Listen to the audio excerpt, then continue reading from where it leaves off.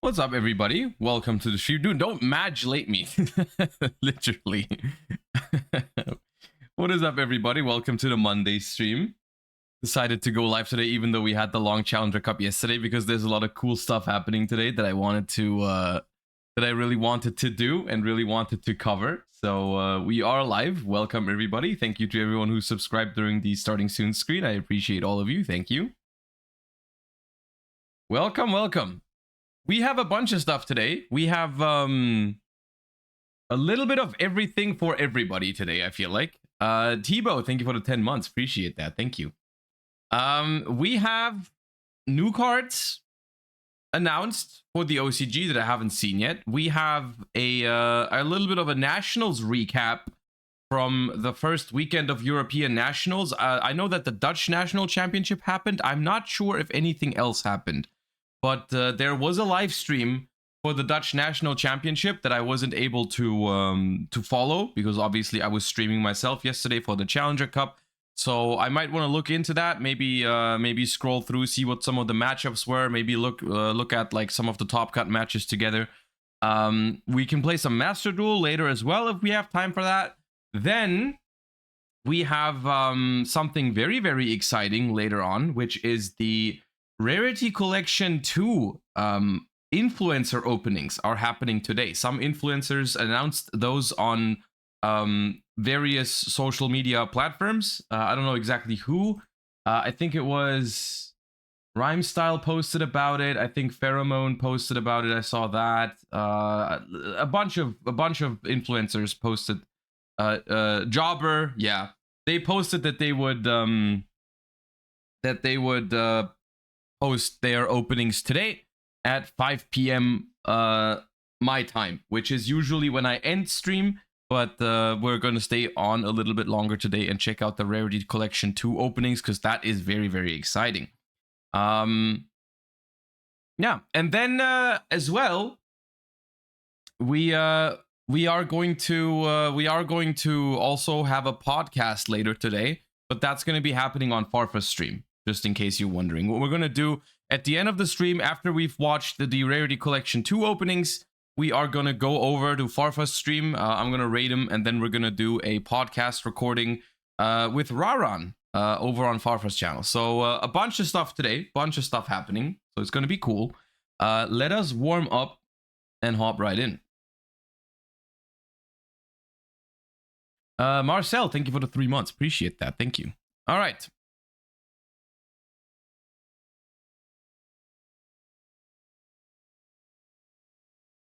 Ice barrier stuff. Oh, is that Ice Dragon's prison? Yep.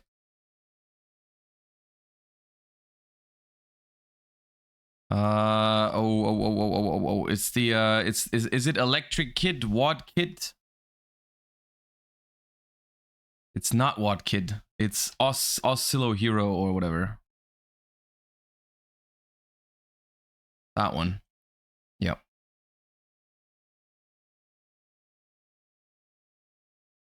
Oh, that's a Flower Cardian. Something with a crane? Pine with crane, please. Okay, thank God.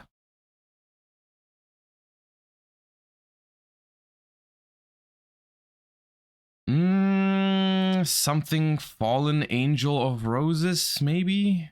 Yep. All right, solid. Who is this? Luster Pendulum. The Real Shrimp, thank you for the 5 months. Appreciate that.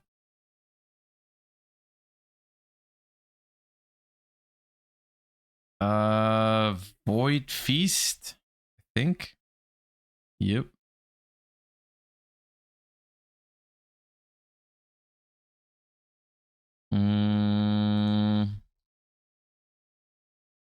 Something Cage. Insect Cage? I thought it was Watt Cage. Insect Cage. It's something Cage. There's not that many cages. Not a cage.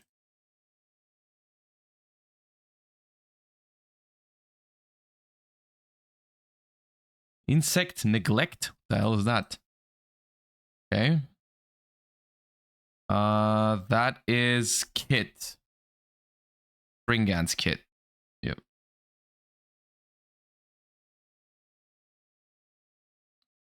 Up, up, up. Ooh, Ice Barrier. Don't know which one though. Gantala, I will trust you. General Gantala, that is the one. Nice.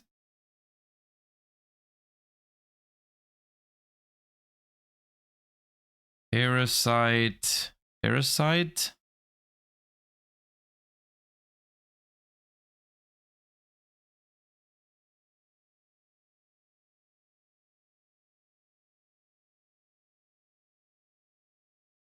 I don't know what that one is. Heraldry Change.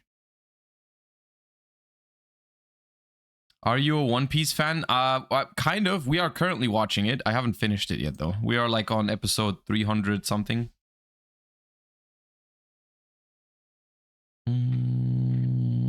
I feel like I've seen this one. Is that a Crystron?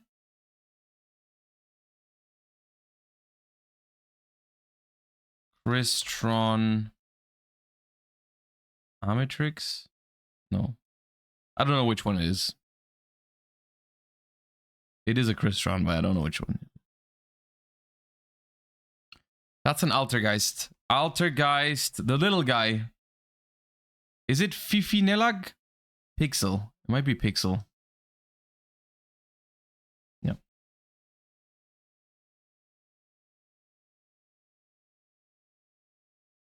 And this one is something root. Red Blossoms? Yeah.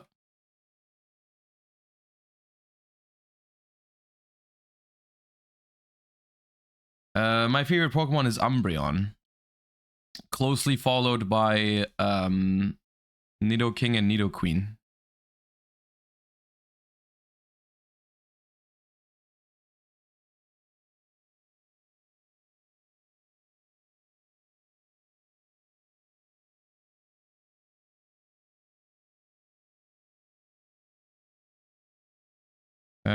Geargia. This is the car. What was the car called? Accelerator.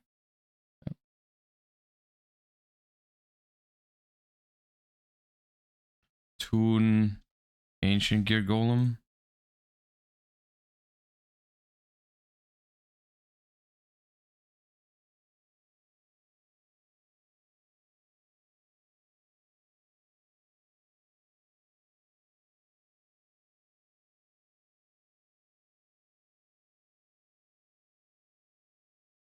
Don't know this one. Might be a Trickstar. I think it is a Trickstar. Trickstar. Black Cat Bat. Okay. Never seen that one before. But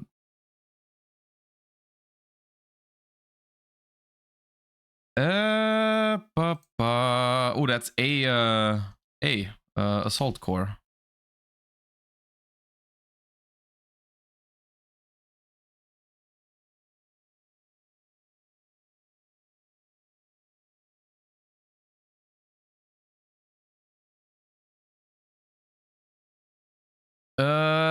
That's a Speedroid.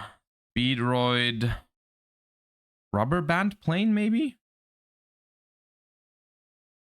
It is something rubber band. Rubber band shooter? Shooter, okay.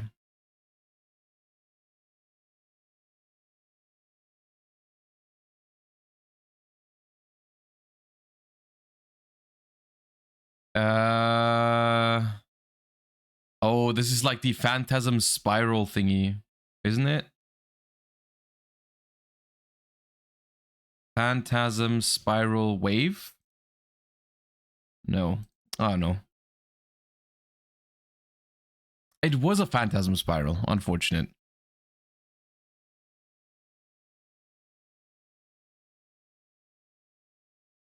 Is that worm stuff? That's worm fusion, right? The worm fusion, worm 0. No? Worm call? Really?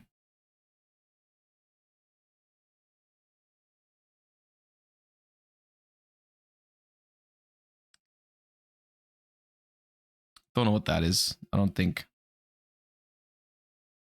Parsec.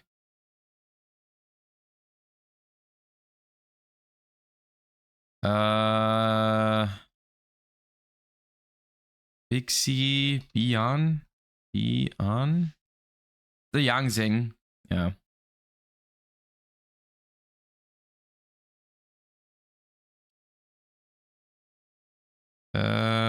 This is Time Star. Stargazer. One of the two. Okay. Pick the wrong one first. It'd be like that. Gunslinger Go. Thank you for the 6 months. Appreciate that. This is Scrap Iron Scarecrow. Oh.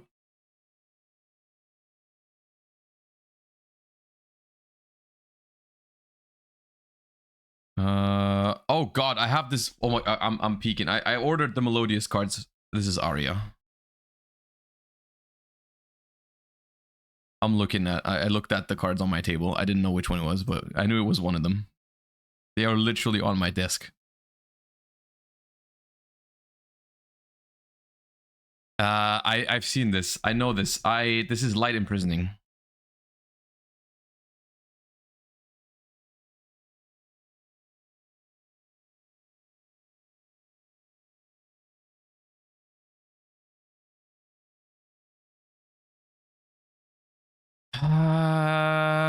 In the sky.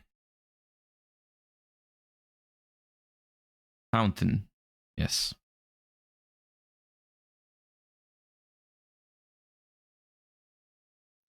Ghost Trick.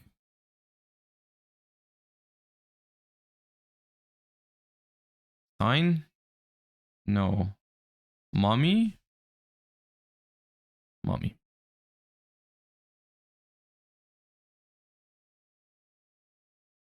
That's Dispatch Parazzi.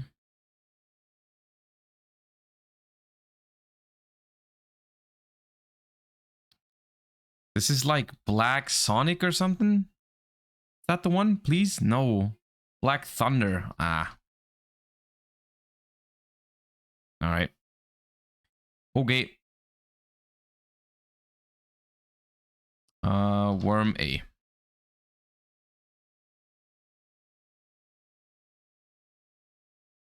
Aluber, thank you for the 8 months. Blazing in Pachi.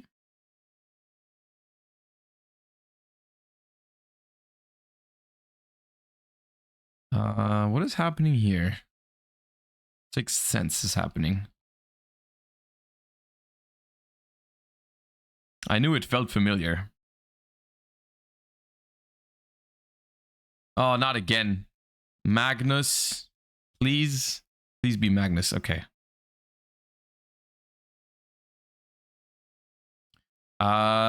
Karakuri Strategist. Nishipachi. Yes.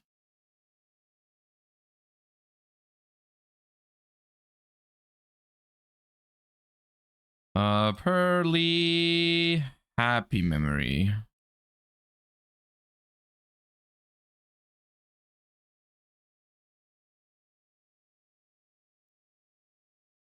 I don't know this one. Something Rose Dragon, but DD Lilith. Really? That does not look like a DD card. Thought that was part of like the Rose Dragon archetype.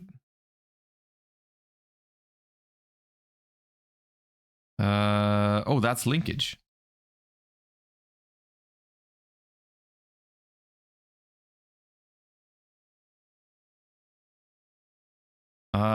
It could be United. No. 6 Shinobi. Okay. I'm not very familiar with the new 6 Samurai stuff. I don't even know if this is even considered new anymore. This looks like For Hire? Or Plunder? No. Just trying to go off the art style. Oh, that's Tri Brigade. Shureg. No, not Shureg. Rugal. Yeah.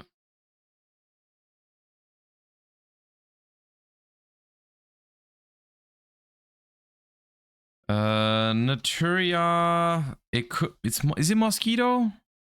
No. Ant jaw? Fruit fly. One of those. Fruit fly.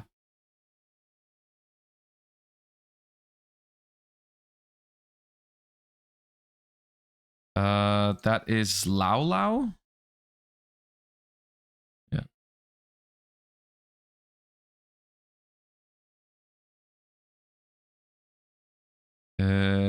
I have no idea what that is. Nope, I don't know. Proof of proofless.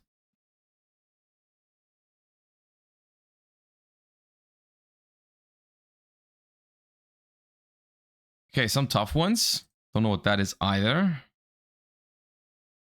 Raid Raptor Nest.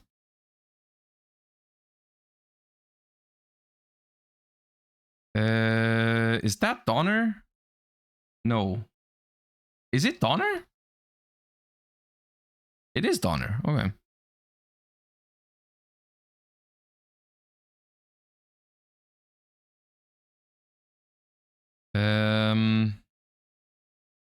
What is this?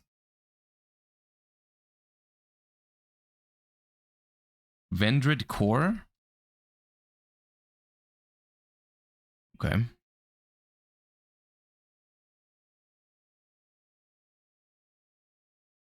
World Legacy, World Chalice, something. World Legacy. Is it World Legacy Guard Dragon? Yeah.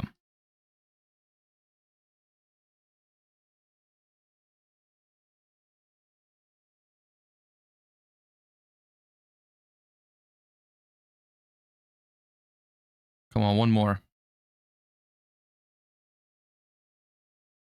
Easy one. 900, dude. 900. When was the last time we got 900? No idea what that is. I think I've seen it. Like some Xyz stuff. Yeah. 102.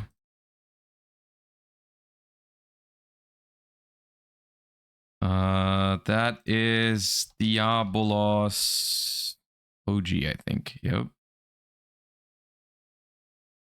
And some Galaxy Eyes. This is just OG Galaxy Eyes Photon Dragon. Dude, 930. We are rigged today. It's actually rigged. It's not just a good round. It was a rigged round. It was a rigged round, dude. Dude, there was exactly 2 people that guessed that put points on this. 2. Exactly 2. Oh, and the believers are eating good today. What a round this was, dude. This could have gotten 1,000 maybe.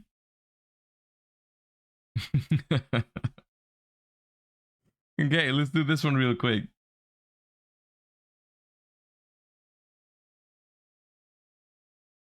Okay, we are looking for an old card, pre-2015. Low attack, high defense. What about a Jujitsu Master? Okay, it's not quite that old. Even more defense points than 1800. It's a level 1 or 2 with like over 1800 defense. What would that be? Level 1 or 2 with this much defense points? It could be a frog. That's a good guess. Yeah, what about a little Ronin Totem?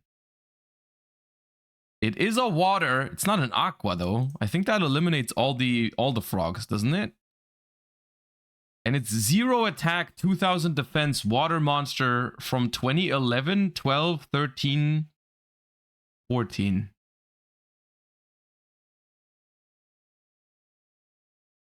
ZB, thank you for the 9 months. Big C? That's probably it. Yep, that's probably it. That was a good guess. I didn't know how much defense points this thing had, but yeah. It was Big Z. Invoker, thank you for the Prime. Welcome back. Appreciate the continuous support for 15 months. All right.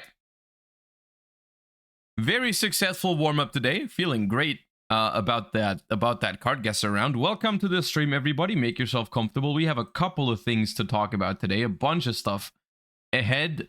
Like I said earlier, we've got some new cards to take a look at. I don't know how exciting they are. I think it's some anime / old stuff support, but I mean, that can still be good. We will take a look at that in just a second. Then we're going to go for a very quick TCG format talk, you know, look at some results from the Dutch Nationals, maybe even take a look at 1 or 2 of the feature matches from the live stream, because I was not able to follow the live stream at all over the weekend because I was busy.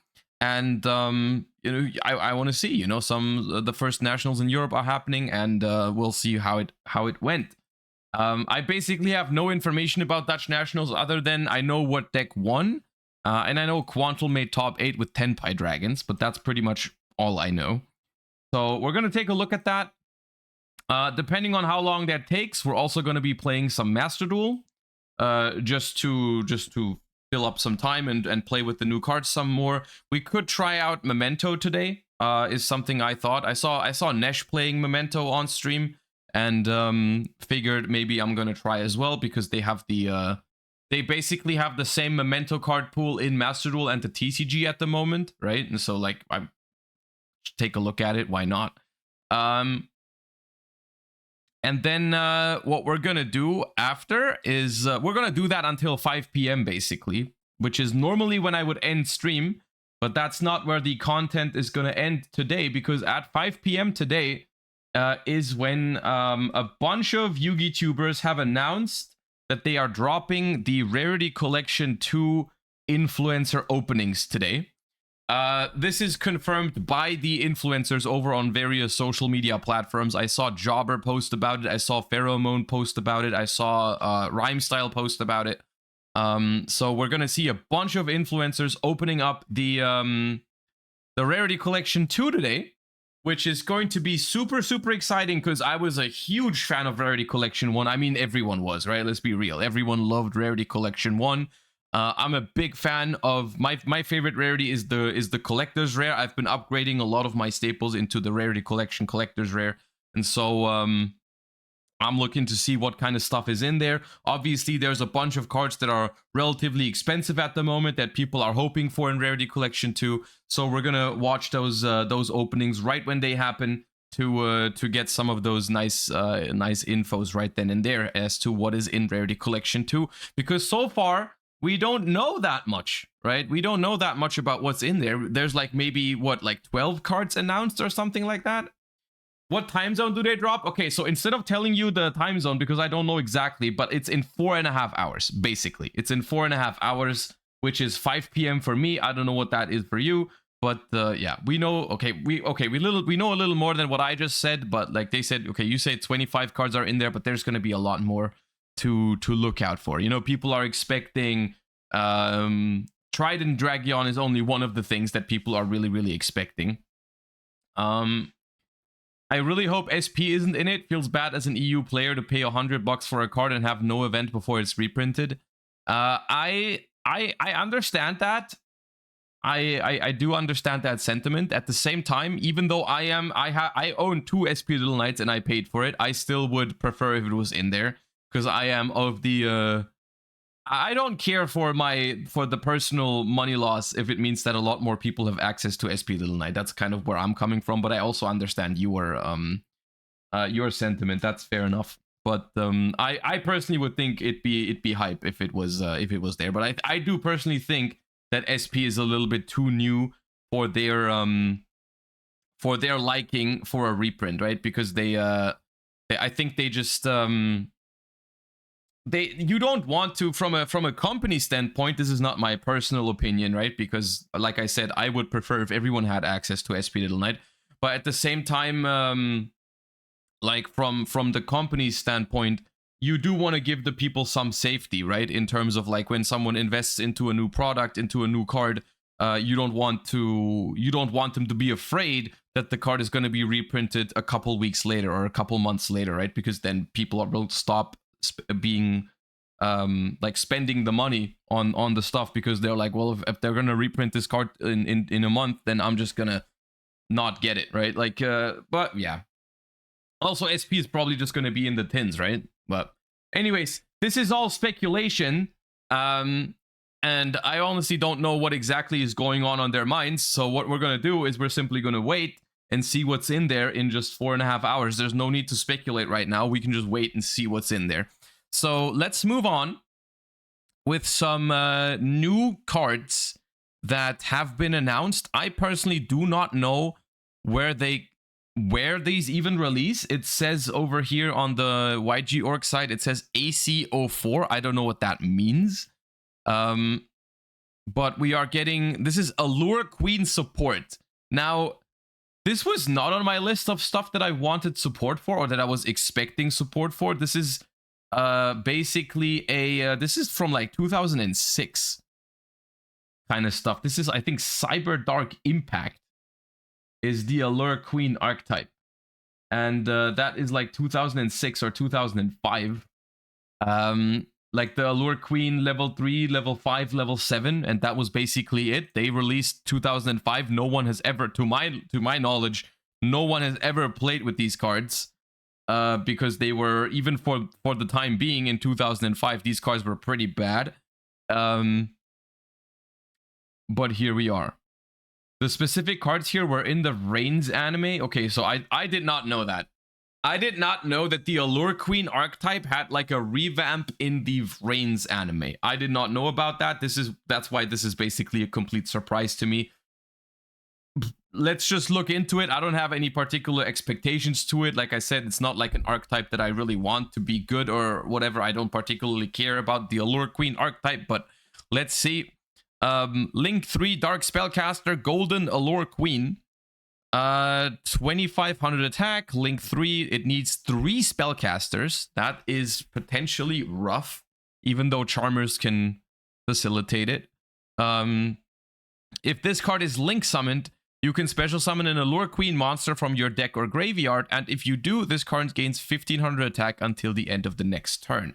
So it goes up to 4k and summons an Allure Queen monster from deck or graveyard. The problem with that is that I see at the bottom here that we are already continuing with spell cards, and normally they go by order of monster spell trap in these reveals, which means that they didn't print a new main deck Allure Queen monster, which means that if you're using this card, you have to use the old Allure Queen monsters in your deck, which I think you would not want to do that, but okay. You can activate the effects that equip a monster to themselves of monsters with Allure Queen in their original names as quick effects. Okay, there's no way around it. I'm gonna have to look at the old Allure Queen cards. I have no choice. Okay, hold up. Allure Queen level 3. Once per turn, during your main phase, you can select a level 3 or lower monster your opponent's side of the field and equip it to this card. If this card would be destroyed by battle, the equipped monster is destroyed instead. During your standby phase, you can equip... Okay, by sending this card to the graveyard while it's equipped due to this effect. Okay, so... that is neat. Or like, rather, like, obviously, that's like not a terrible effect, but also not a great effect because it's not a quick effect. And so that's kind of a neat way to make an old card better by just printing a card that says, hey, this effect that would be better if it was a quick effect is now treated as a quick effect. I assume that this one does the same, but with level 5 or lower. Yeah, okay. So this one is... if this was special summoned, okay, that's even worse. So you can't even summon level 5 and use that effect right away. Right? Because this one, if you go link monster summon level 5, then it doesn't have the effect. But okay, so basically you still have to go into level 3. The thing is, this is all nice until you realize that you have to climb into a Link 3 monster with only spellcasters, that in order to get a quick effect, equip a level 3 or lower monster to it.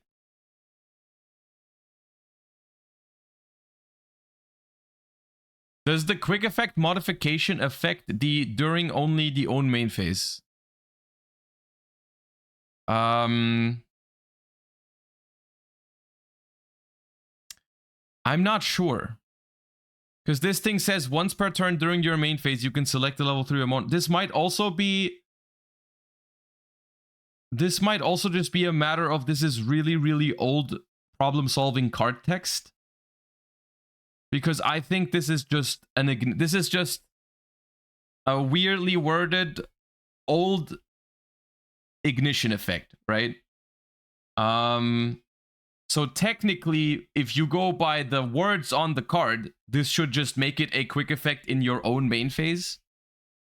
But I think it's more likely that they're just gonna reprint Allure Queen and put the new PSCT on it. I would assume the way this is going to work, this is not confirmed or anything, but if they update the PSCT for this card, I think they would just, this would just say once per turn, you can select the level 3 or lower monster on your opponent's side of the field. Which would be the modern problem-solving card text, which would basically have this, like this during your main phase is technically a, not necessary, right? Because an ignition effect can only be used in the main phase anyways, right? So, yeah. But long story short, even if this works in the most favorable way possible for Allure Queens, this is still not good, right? I'm not going to go all the way into a Link 3 to summon a monster from my deck that can equip a level 3 or lower monster on my opponent's turn as a disruption. That's not good for a Link 3. Like, you can go much better. Once per turn, when your opponent activates a card or effect, quick effect, you can destroy one card on the field. Also, Allure Queen monsters you control cannot be destroyed by card effects for the rest of this turn.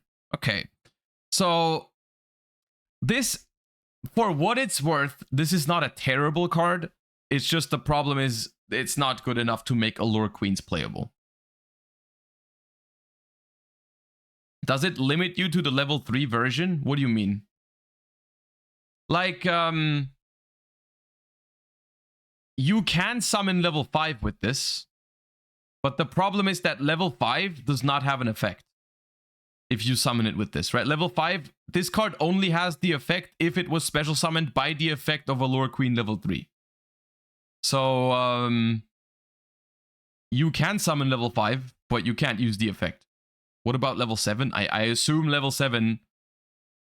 Once per turn during your main phase, if this card was special summoned by the effect of level 5, you can select the monster. Yeah, this can equip any monster, but only if it's been summoned with level 5. So, yeah, you can summon level 5 or 7, but they won't have an effect. They're basically vanillas. Allure Palace. You can only use the third effect of this card's name up to thrice per turn. Okay. Spellcaster monsters you control gain 500. Allure Queen effect monsters you control gain this effect. You can send this card equipped with a card by its own effect to the graveyard. Special summon a spellcaster monster with 1500 or less attack from your hand or deck. You can send one card from your hand to the graveyard, take an Allure Queen monster from your deck, and either add it to your hand or special summon it to your opponent's field.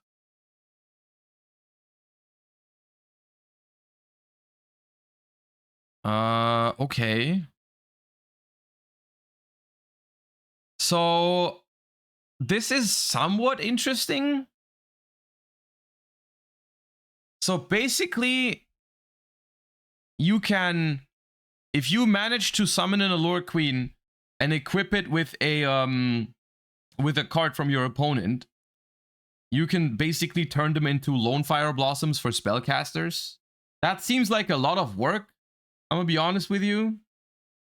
Does this become a quick effect too? No, this does not become a quick effect because this says only the effects that equip a monster become quick effects. So no, this is not a quick effect if you have the Link monster.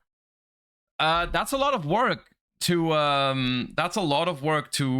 Lone Fire Blossom a spellcaster. I'm gonna be honest with you.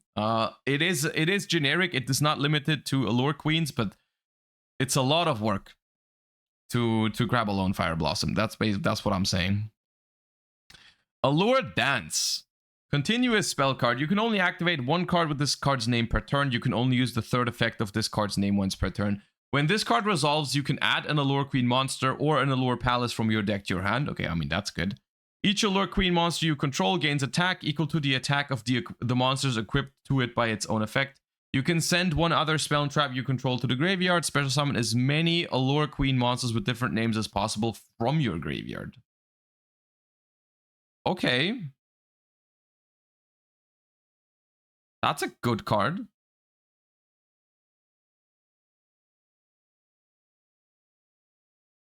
On activation, search, boosts all your Allure Queens, and can revive a bunch of different Allure Queens from your graveyard. Now, overall, let me. This is it, basically. Let me get this straight. I don't think that this is going to be a good deck. The last card is by far the best one, but overall, still, I don't think you're gonna turn this into an actual deck. Maybe there's a world where you can maybe splash this in another spellcaster type deck where you really want to tutor a specific spellcaster from the deck by using these cards. But I don't think that this is going to be meta relevant. But I still like these cards because the way I feel about the Allure Queen cards, the original Allure Queen cards, there are a lot of cards from back in the day that I look back on and I'm like, they never really they put some work into creating this concept of, for example, these 3 separate Allure Queens, level 3, 5, and 7.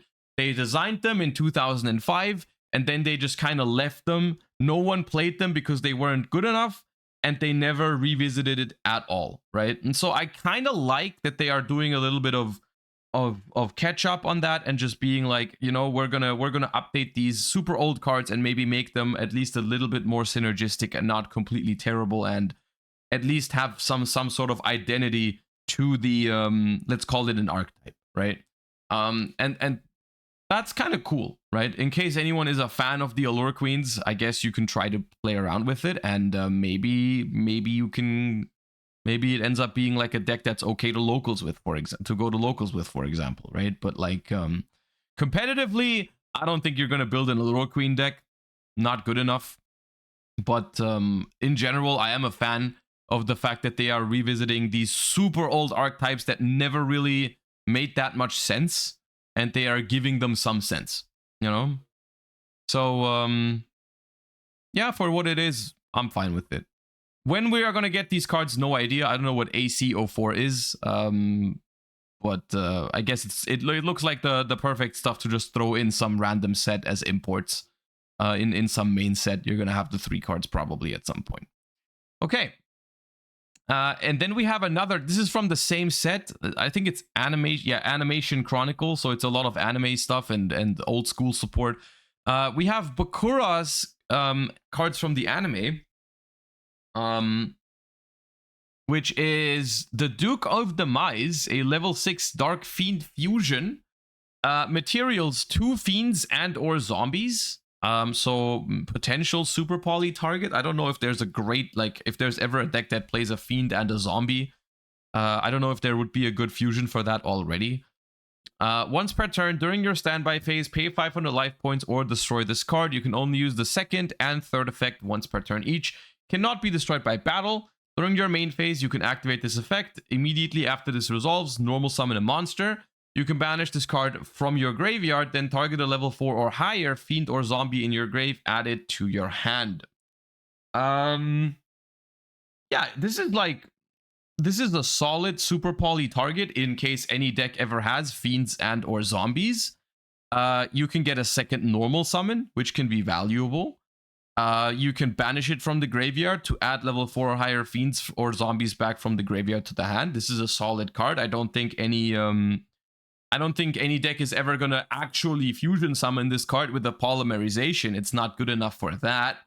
But for super poly purposes, maybe even Dogmatica punishment purposes, right? I could see this card being okay. Zombie World. I mean, the thing is that, like, if I think this card is specifically good when there is a fiend and a zombie in play. But because if there's 2 zombies or 2 fiends, we already have Garura for that, right? So, and most of the time, Garura is probably going to be better and good enough than this one, right? Because if there's 2 fiends, just make Garura. If there's 2 zombies, just make Garura. But if there's a fiend and a zombie, then you can't make Garura. Then this would actually be important, right? Not attribute 2. I mean, technically you're right. Technically they need the same attribute, but especially with fiends and zombies, those kind of cards usually have the same. They're usually darks, right? Like it's gonna be very rare that 2 fiends are on the field at the moment and they're not dark, right? I guess against Unchained, sometimes that could happen with like the Wave King Caesar. There's examples, yes, there's examples, but this one is solid. This one is a solid card for Super Poly, and maybe has some other niche usages because the graveyard effect is also okay. Spirit Illusion, equip spell. Equip only to a level 5 or higher fiend or zombie. You can only use the first effect once per turn. You can activate one of these effects. Fusion summon a fusion from your extra deck using monsters from your hand or field as material. Or special summon a doppelganger token with the same type, attribute, and attack as the equipped monster. When an attack is declared involving the equipped monster and an opponent's monster, you can make that opponent's monster lose attack equal to the equipped monsters. Okay, this card is not good. Fiendsmith Link 2 can fuse into any fiend by shuffling materials from the graveyard. Wait, really? The equip spell is not good. Wait, the Fiendsmith, isn't that insane then?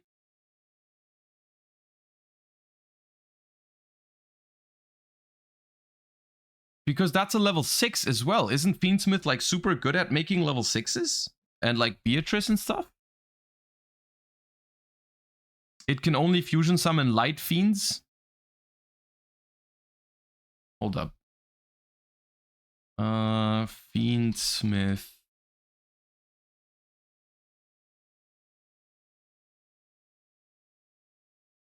It's not light fiend. Okay, someone is chatting and I'm gonna find out who. 2 monsters including a light fiend. During your main phase, you can fusion summon a fiend fusion monster. Yeah, no, it's not limit. I don't know. I find it astonishing how you just put that in the chat as if it was a fact when it's like,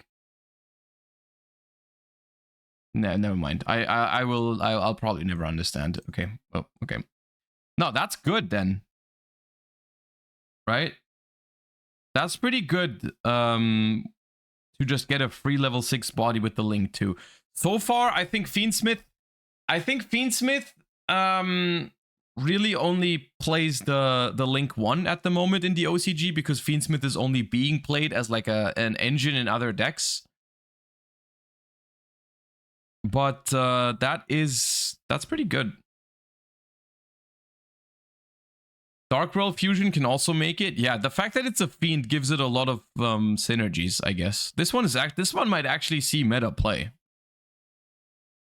And then we have Spirit Shield. Continuous Trap. Once per battle, when an opponent's monster declares an attack. Okay, irrelevant. Once per turn, when your opponent activates a card or effect that would destroy a card. Okay, once per turn during... Okay, this card's bad.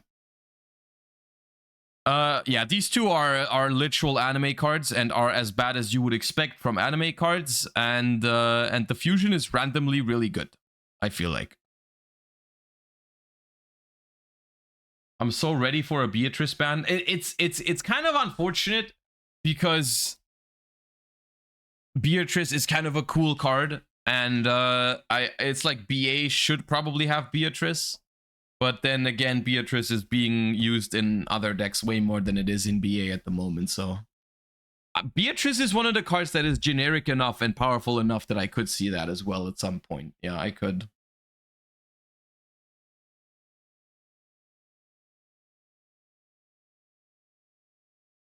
No way? Dude, you say no way when Lavalval Chain is literally worse Beatrice, and it has been banned for like 10 years.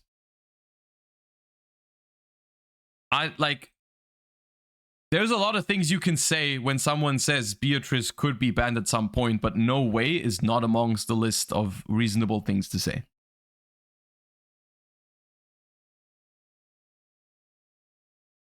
Did you play Memento on Master Duel? I haven't, but I might today if we have time for it. I was thinking about doing that.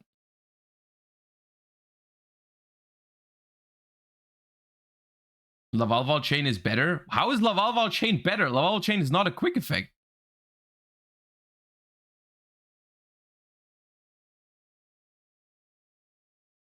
Lavalval chain is good, and it's broken.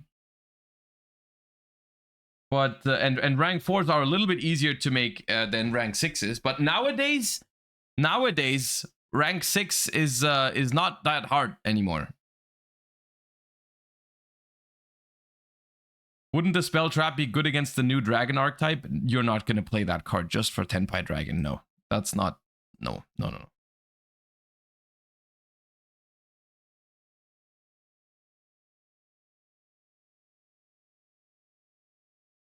Lavalval chain is not hard once per turn. That does not make it better than Beatrice.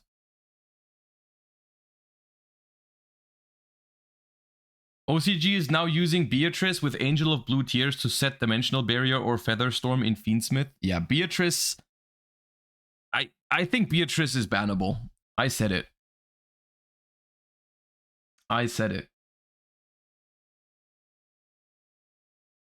Did we see the Clear World support? No. I only checked the first page of YG.org. Oh, there is more Animation Chronicle stuff. Okay, hold up. I missed that.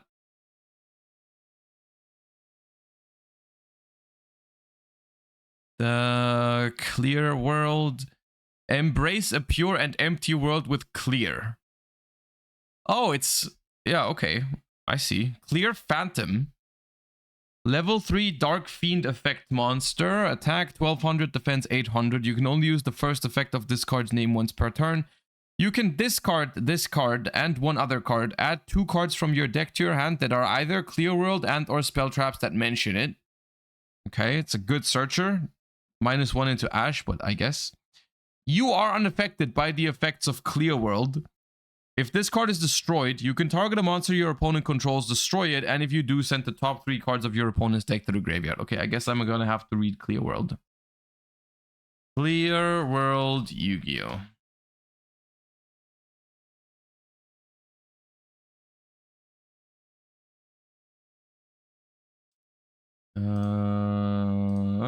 Clear World. That's a lot of effects. During each of your end phases, pay 500 life points or destroy this card. Each player receives effects depending on the monster attributes they control. Light. Play with your hand revealed at all times. Dark. If you control 2 or more monsters, you cannot declare an attack. Earth. During your standby phase... Okay, irrelevant. Water. During your end phase, discard a card. Fire. During your end phase, take 1000 damage. Wind. You must pay 500 life points to activate a spell card. Okay, so that's just a very fancy attempt at making a funny floodgate, I guess.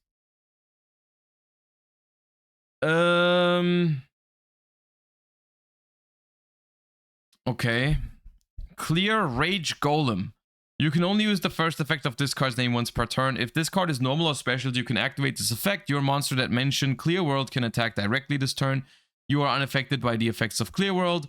When this card inflicts battle damage to your opponent, you can inflict 300 damage to them for each card in their hand. Okay, complete garbage. Clear Cube, level 1 Dark Machine. You are unaffected by Clear World. During your main phase, you can normal summon a monster that mentions Clear World in addition. Okay.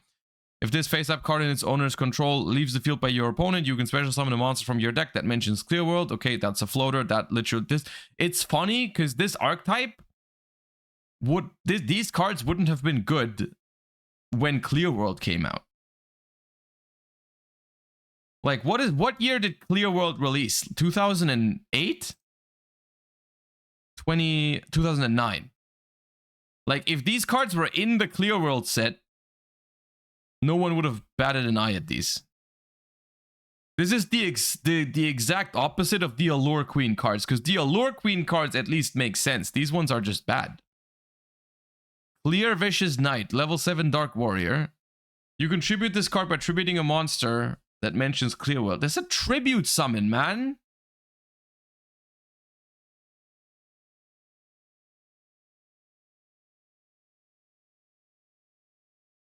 Clear Wall. You can only use one of these effects per turn. If Clear World is on the field, you can add a monster from your deck to your hand that mentions it. Monsters that mention Clear World cannot be destroyed by battle. Also, you take no battle damage from battles involving them. While you control a level 7 or higher monster that mentions Clear World, all the effects of Clear World are applied to your opponent regardless of the attributes they control. Okay, so you need basically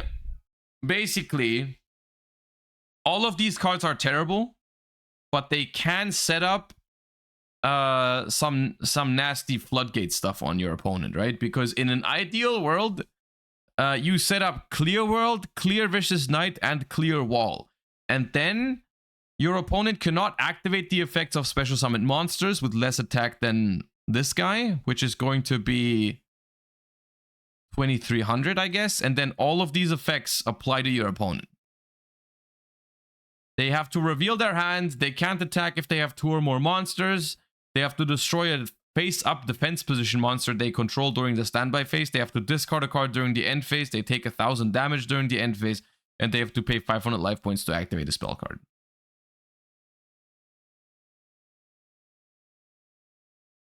Oh, gains attack equal to the highest original attack amount monsters your opponent controls. Okay, so this gets bigger as well.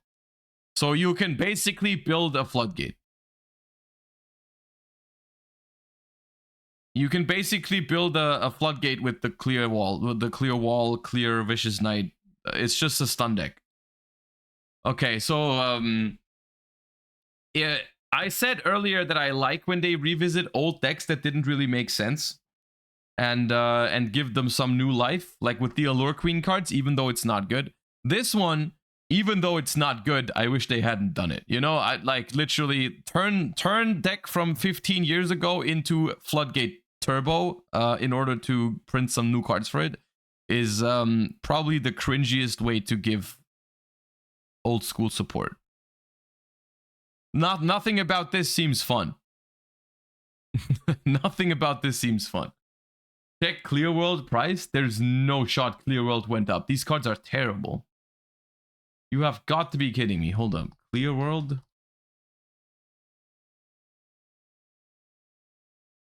That's... no.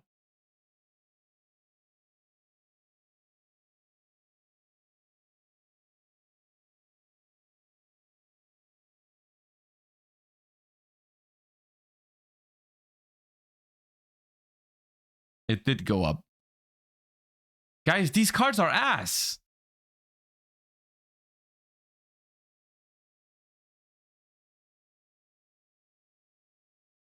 Okay, I guess they realized because it's already dipped. I don't know. Dude, don't buy Clear World. What the hell? This deck is complete garbage. These cards suck. Streamer's just saying that so he can get them all. Yes, I'm gonna go and buy 3 Clear Worlds after the stream so I can floodgate people with a 3-card combo. No shot, dude. No shot. This stuff is terrible. All right. Okay. Rarity Collection reveals are in 4 hours now. 4 more hours until Rarity Collection. All right. So, we have 2 major things before the Rarity Collection that I wanted to do on stream today. Thing number 1 is I want to look at Dutch Nationals. And then after that, once we're done, I don't know how long it takes. It depends how interesting the feature matches were and what kind of deck profiles we have from the top cut of Dutch Nationals, which happened this weekend.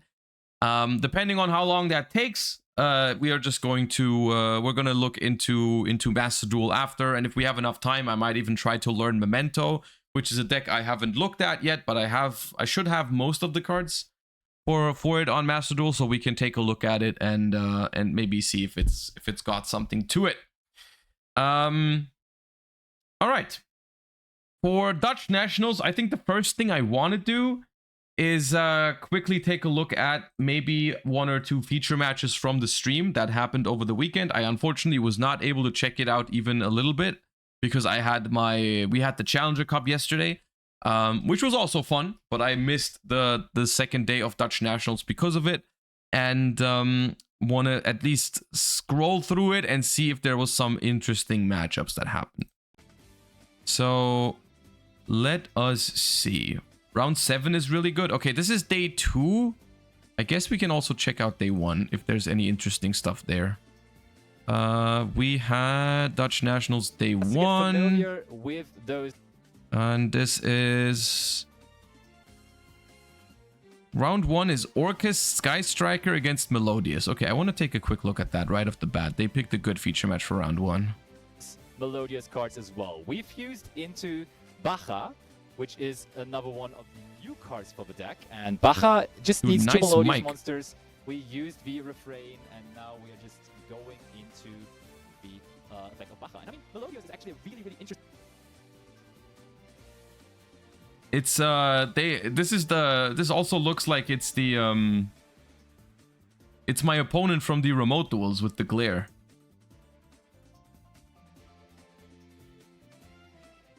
I have a fun challenge for you guys. Which of the cards on the bottom player's field are face up and which ones are face down? Anyone know?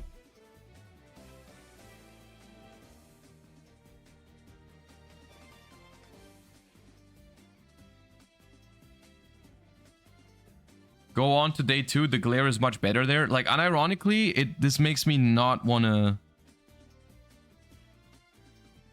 Dude, this looks like proxies. Oh, this is Quantal. Quantal is just killing someone with Tempai Dragons. You love to see it. Edge. Sick. Okay. So you said, I at least want to check out the matchup that you guys said was interesting. This should be round 4, and it's Valmonica against Horus Snake Eye. Okay. And the glare seems to be fine here, so I'm down to check it out.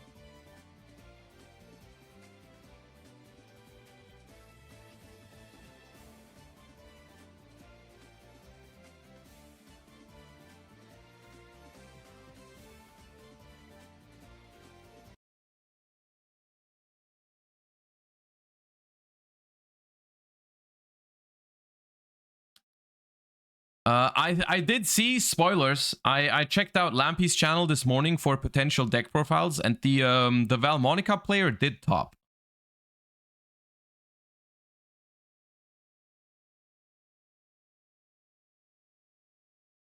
So that's interesting. That was very interesting to see. No, he did not top. I could wait. What? There was a top deck profile on Lampy's channel, wasn't it? Here, top 30. Oh, top 32. It was top 16, wasn't it? Oh, okay. I misinterpreted the video title. Okay, I thought it was top 32. All right, okay. They got close then. Okay, they got close. Fair enough.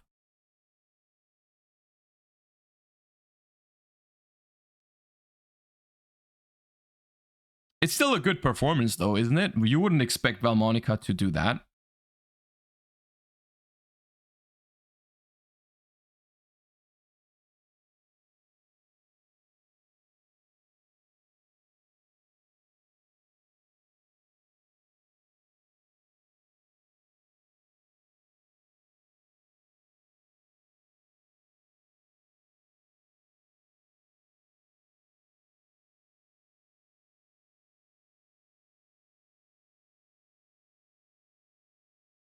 Horus Snake Eye, on the other hand, is also interesting, isn't it? Like, why? Like, I don't know if I've ever seen Horus and Snake Eye in the same deck. I mean, to be fair, you can probably put Snake Eyes into anything and it's gonna make it better, realistically. Okay. Promethean Princess. Dude, the glare is actually annoying. At least it's just the extra monster zone, it seems like, in this one.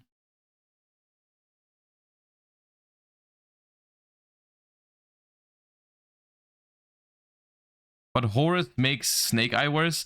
That is often the case. It's like You throw Snake Eye into some other deck and it makes it the best version of that deck, but it doesn't make it the best version of Snake Eye. It's kind of what's happening with Fire King, unironically. It's like Snake Eye's Fire King is the best version of Fire King, but Snake Eye's Fire King is not the best version of Snake Eyes, right? And that is probably the same case here. Maybe it's the best version of Horus, but it's definitely not the best version of Snake Eye.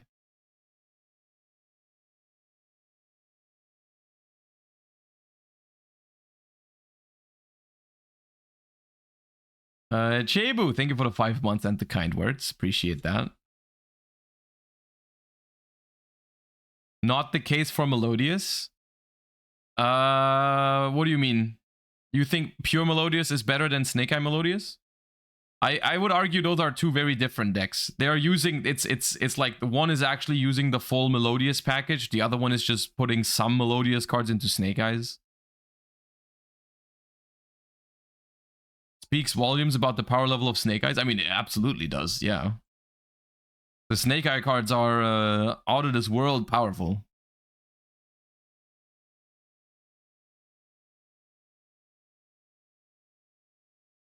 So through Ash, we end on Imseti, IP Masquerena, Appaloosa, Regulus in the Spell and Trap Zone. How did he get there? Flamberge, probably?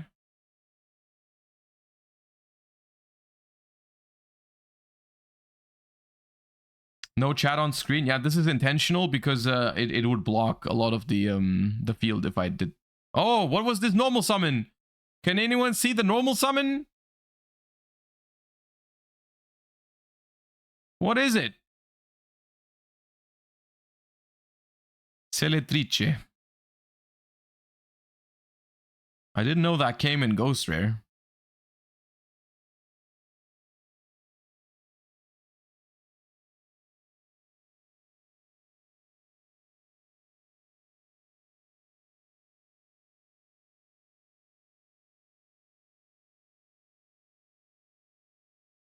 So we're activating Delta. Apply one of these effects unless you have a Melmonica card in your Pendulum Zone. Your opponent chooses the effect. So it's either gain 500, then place a card from your hand on the bottom, then draw 2. Or take 500 damage, then you can add a Valmonica spell trap. I think they let him draw. We use the effect to scale the angel. Then we negate that with the Apo. Now we talents to draw 2. And then we scoop it up. Insane, dude. Board Breaker Valmonica.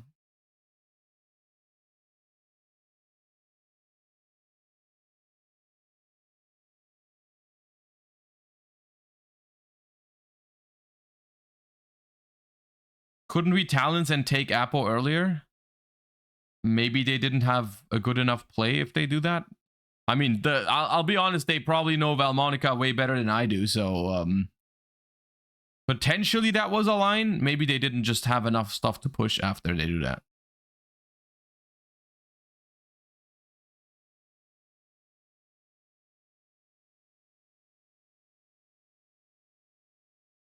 Probably drew talents with the spell. Well, I mean, yes, but they could have still used it before anything else, right?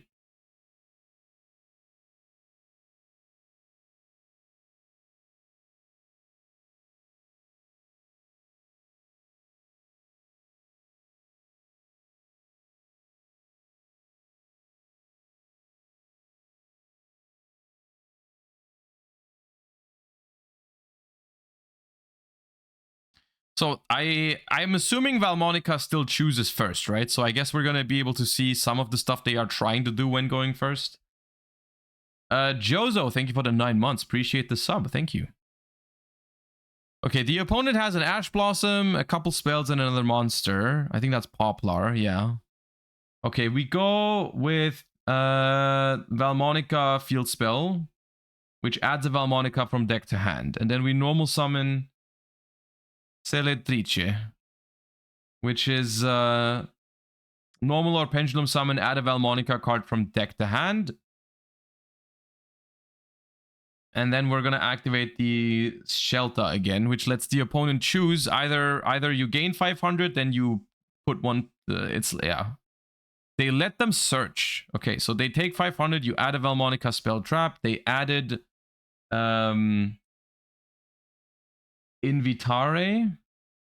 and they called by the Ash Blossom. Okay. Ooh, this is like face off. Right? This is like Draco face off. It's like if you control a non-pendulum Valmonica, take 2 Valmonica pendulums, add one of them to hand, add the other one to the extra deck. So we get scales, we start getting counters. We activate this Harmonia. Places a counter.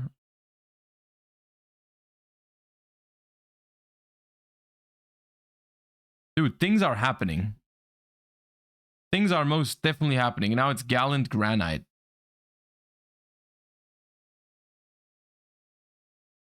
To search Nibiru. Are dice as counters allowed? Yes. So the thrust. Okay, thrust for what? Imperm? Or do we have a dedicated? Oh no, there's a Valmonica trap, right? Which one is that? Followed Rhythm. Apply one of these effects. You must control the Valmonica monster card to activate and resolve this effect. If you control the Valmonica Link monster, you can apply both. Gain 500, then destroy a spell trap. Take 500, then you can return a monster. Okay, destroy a spell and bounce a monster. Okay, that's pretty good.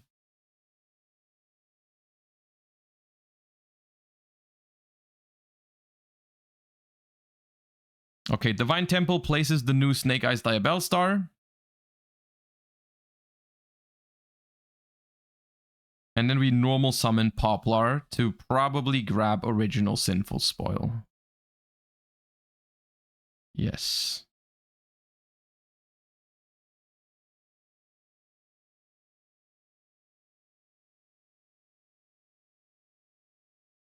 The link is Zebu Fera. Yeah, let me read that real quick. It needs one effect monster. Also, that's why we just make like Gallant Granite to search Nibiru, then we turn it into the Valmonica. Cannot be link summoned unless you have 3 or more resonance counters on fiend monster cards in your pendulum zone.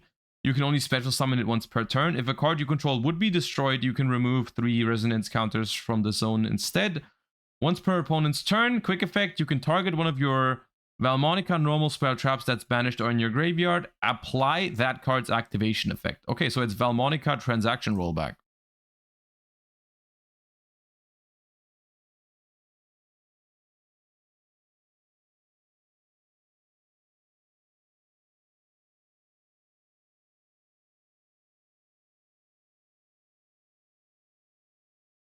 Zebu Fera is not hard once per turn, so with IP you can use the effect twice. It's so funny. Can you IP Masquerena with no other monsters into this? Yeah, right. That's one of those things that feels illegal but isn't, right? Like walking into a store and not buying anything and just leaving. Like making this with just IP and no other monsters on the field, that feels illegal, but I think it's legal.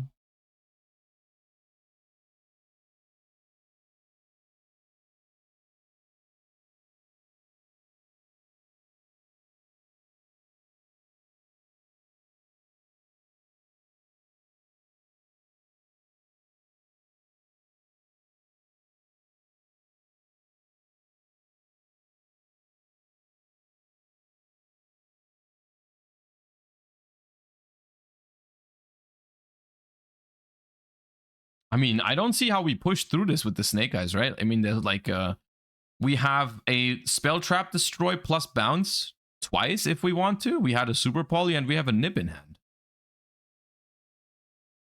Snake Eye Diabellstar is good here. It extends. Then we summon Diabellstar. That original, but we have already used that.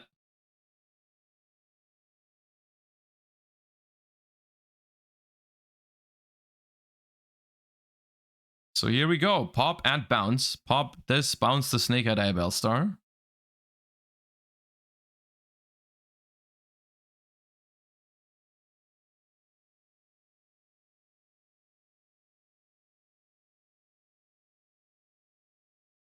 They still have King Sarcophagus though. This is where, I mean, you can still pop that, right? You can copy the thing. Yeah, effect to copy. Pop, pop. Scoop it up. Okay, that was nice. That was neat.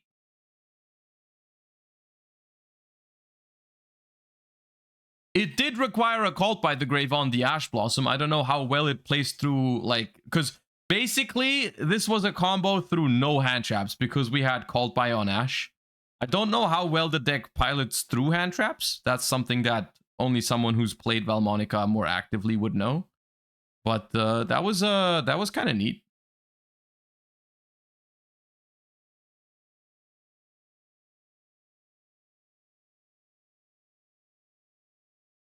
So dice works for counters. Okay, so I don't know where this. I guess I know where it comes from, but you can use dice in Yu-Gi-Oh to mark counters on cards. The only thing you can not use dice for is for things that are not counters, right? If you have like the reason why they tell you, for example, not to put dice on Appaloosa is because Appaloosa doesn't have counters. Right? You are in if you want to go strictly by the rules, you are misrepresenting something if you put a dice on Appaloosa because Appaloosa doesn't have any counters, right? I know that a lot of people do that, and honestly, in a not so serious environment like a locals or whatever or something, I think it's completely fine to do that. If both players don't mind or whatever, or if the store doesn't mind, or if the judge doesn't mind. But technically, you should be only using dice for actual counters, right? They did this in this match. Yeah, I think Robert summoned an Appaloosa and then put a dice next to it, not on top of it. I don't know if that was fine then, but a lot of the time people just do it because it's the easiest way to do it, and a lot of judges don't care because everyone knows what's meant with it. So technically, it's not a problem. If you want to go very strictly by the rule book, you are only supposed to use dice for actual counters, right? So something like Celine, which is counters, that card gets actual physical counters, right? So that's something you are supposed to put counters on, as well as the Valmonica cards, which are counters, right? Something like Appaloosa or Light and Darkness Dragon or whatever are not counters.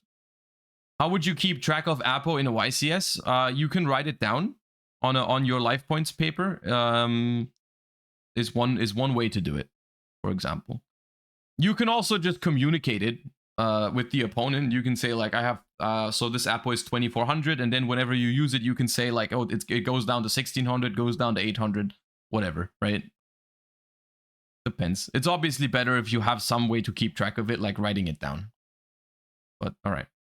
Anyways, we're playing through a Droll and Lockbird here with the Horus Snake Eye deck, and we are still putting up some stuff, obviously. It's still going to be IP Masquerena, Flamberge, and probably Amblo Whale or Raging Phoenix, depending on what they do. But they have some, they have access to the Horus cards as well. I don't know what these do. At the moment, they can't bring them back. Have to link off the Promethean first. Go into a Hita. Bring back Imseti. Hita and Imseti make what? Celine? Imseti's a spellcaster, right? Celine brings back the Imseti once again, so we can make Apple plus Flamberge, I guess.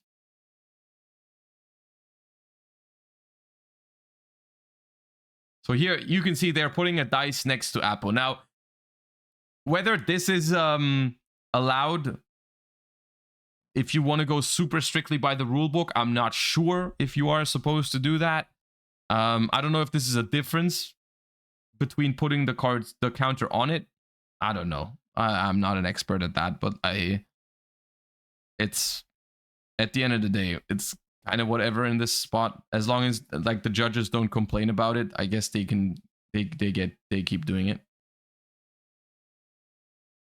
All right, so Appaloosa, Happy, Flamberge, and IP Masquerena. I can't see how many cards in hand they have.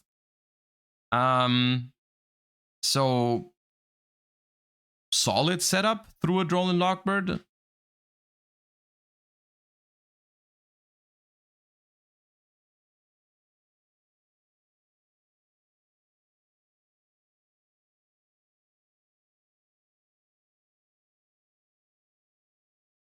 Did you see the feature with Pure Illusion Chimera? I haven't seen any of the features yet. But I kind of want to move to day 2 after this feature, because people said the glare is a lot better in day 2. And I'm kind of annoyed by the glare sometimes. In this one, it's okay right now, but...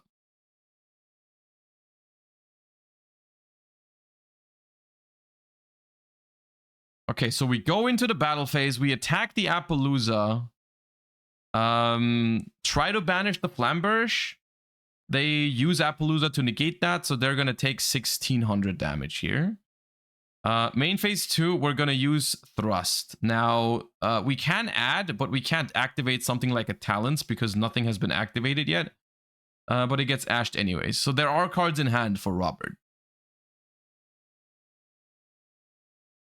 Okay, well, but we have outed the Appo with the Fenrir. That's nice.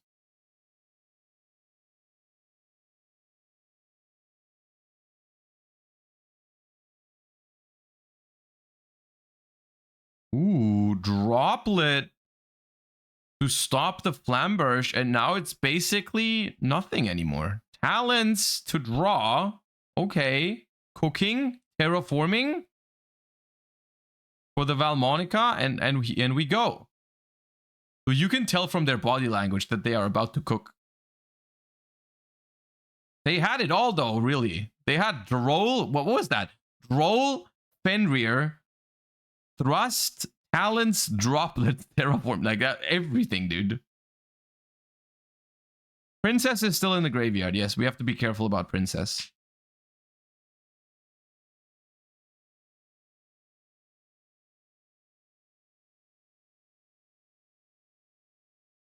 Actual Giga Chat hand, yeah. Horace Spark, thank you for the Prime. Appreciate using the free Prime on the channel. Helps a lot. Thank you. Okay, we are assembling counters.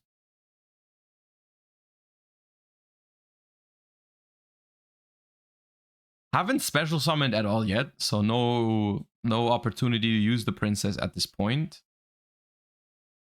Ooh, and we're somehow... Okay, I don't know how this happened, but we took the Flamberge, so Princess is now offline. The field spell? The field spell... If a card in your Pendulum Zone has the 3rd counter placed on it, you can... Oh! It's actually Snatch Steal as soon as you place the 3rd counter. Okay, that was neat. Dweller to turn off the Flamberge Float and the Promethean Princess. Okay, cooking.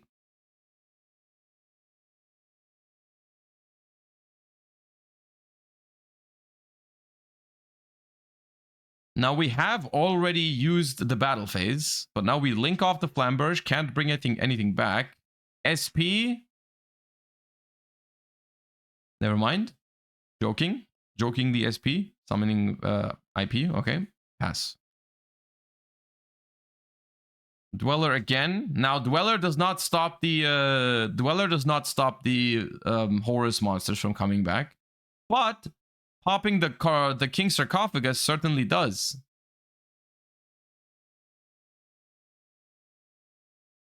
Dude, was this dude cooking or what?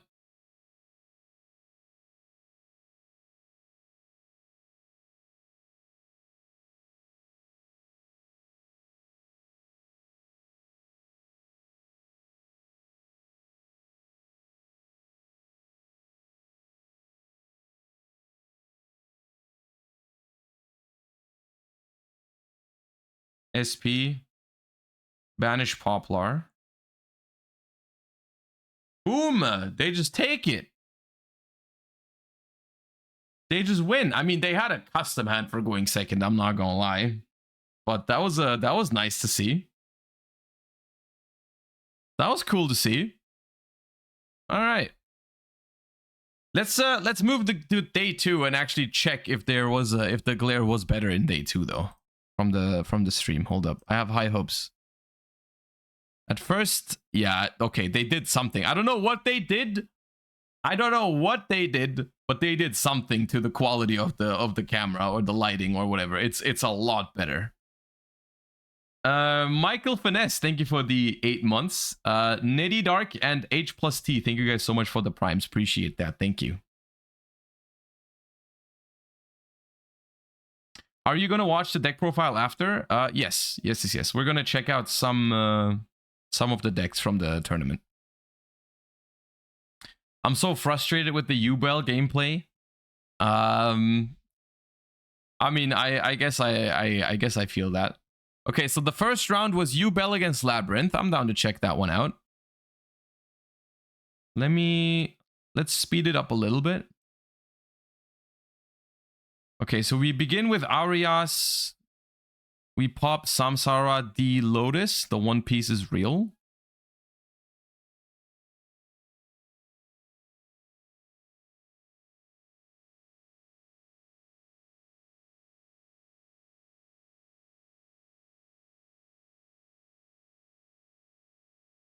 Game 3 is so bad. I mean, guys, in general, if there is something the Yu-Gi-Oh community needs to get better at, is cutting people some slack in feature matches.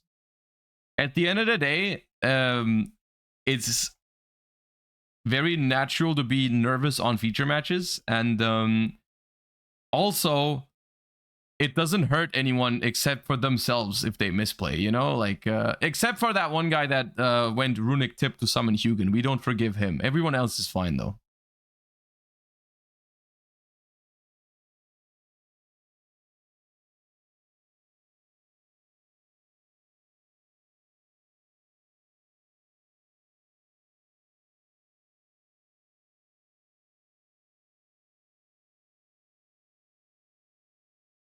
Snurgs, thank you for the 4 months. Appreciate that.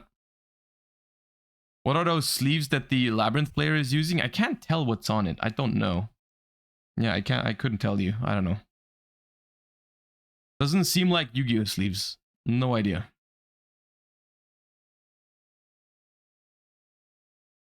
Just Dragon Shield art sleeves? Okay.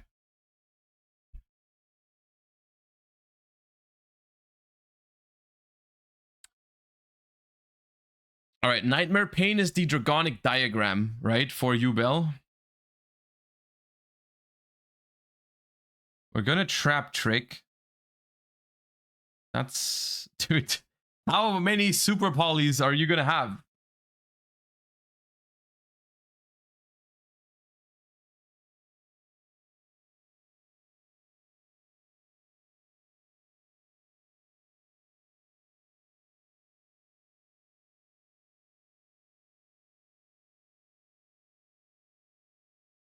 I don't know why you Bell players feel forced to run Super Poly. I mean, you're not forced to run Super Poly, but the card seems very, very strong in this deck because as soon as you get a U-Bell onto the field, you can Super Poly everything.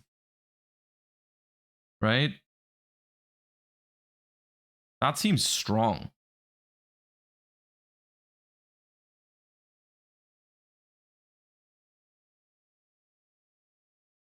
You are incentivized, I guess is the word. I mean, yeah, but like, it's not a bad thing to be incentivized to run a card that's very good in your deck, right? It's like, you know, they can search it too. I think they have something that searches it. I'm pretty sure I remember something in the deck searching Super Poly. Yeah, I don't know exactly what it was.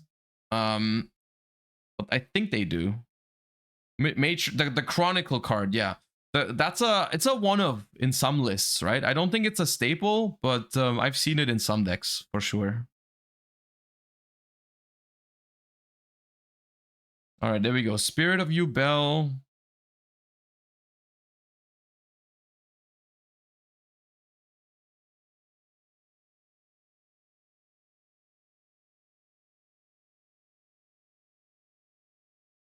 Will you be going to the French regional? What is the French regional? Do you mean French nationals? If the answer to that's no. I'm playing German nationals next month. German nationals is in exactly 1 month. Is when my national championship is happening, and you cannot play more than one national championship. Okay, we have played into Nibiru though. Super polyed one too many times. But the Labyrinth still seems like they are very low on cards. Ooh, but they do get the nice furniture discard Nibiru play here. I love to see it.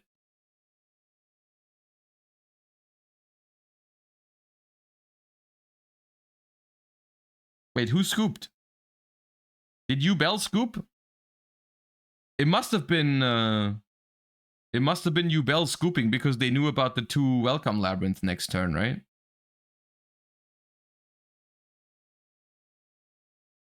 Really? You can only register for 1 nationals in Europe? Yes. You don't have to go to your country's nationals. Like, let's say you're German and you can't you're busy on the weekend of German nationals. You can go to a different one. Like, you can go to Dutch nationals or whatever, right? Well, not anymore because those already happened, but you're not forced to go to German nationals, but you can only play 1. Can I go to the side events if I already played a different one? Yes. You can still go to German nationals and enter the venue and play public events and do all kinds of other fun stuff, but you can't play the main event in multiple national championships per year.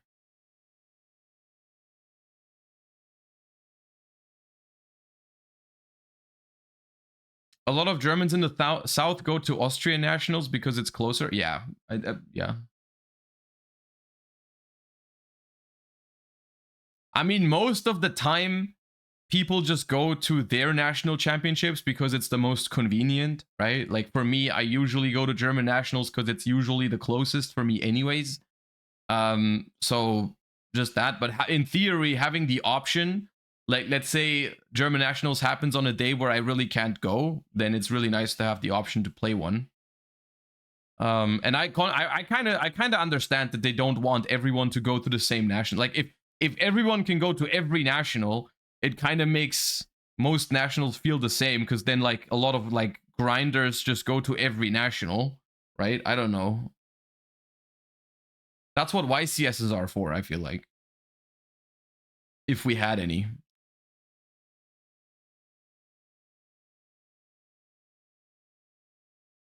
Not speaking the language in another country is also a bit awkward. It can be. But, I mean, that's the same with, like, YCSs, and that's still a good experience, right? So I wouldn't think that that is the I wouldn't think that that's the biggest problem.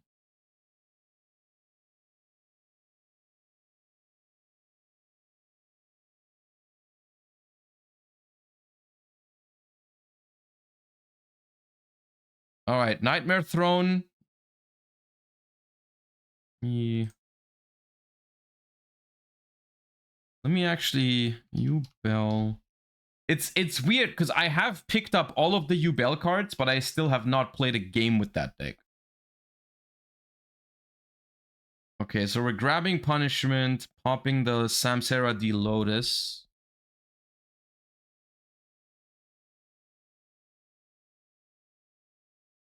Playing into Talons. Is this Bell or Bell Unchained? Well, in the thing, I only have the info that it's given, and it says Bell, so it's not looking great so far.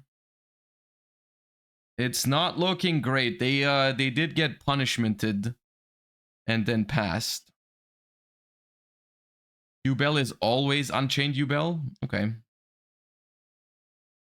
Oh, not the greatest lab opener. Dark Beckoning Beast. That's a really good card in Bell.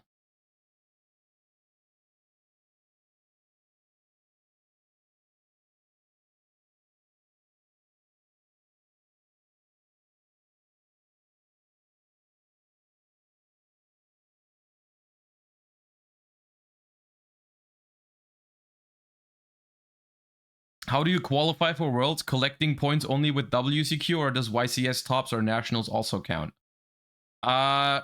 Currently, for TCG Worlds in Europe, the way it works is you collect points for the entire season at regional events, national championships, and YCSs. And then the top 16 in point earners will play a playoff at the European Championship for some spots at Worlds. Usually 3. I'm not sure if they have announced the exact numbers, but To answer your question, yes, YCSs count and nationals also count towards the World Championship points.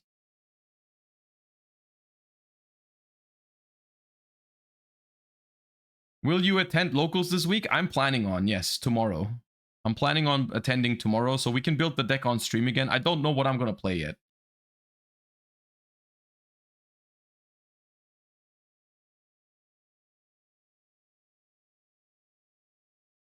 If I now start grinding for Master Duel Worlds, can I still get enough points? Well, Master Duel Worlds works differently. Master Duel Worlds also has a point system, but that is a team point thingy throughout all of the Duelist Cups. I think if you start now, that's a little bit too late because most of the Duelist Cups already happened, right? But you can still qualify for Master Duel Worlds in the final qualifier thingy. I think they announced that today. We can take a look at that together when I go into Master Duel later. I think they announced the final the World's Qualifier Duelist Cup thingy. They announced it today, I think. So you still have a chance. You don't have to collect any points. You just have to do well in that one tournament for Master Duel.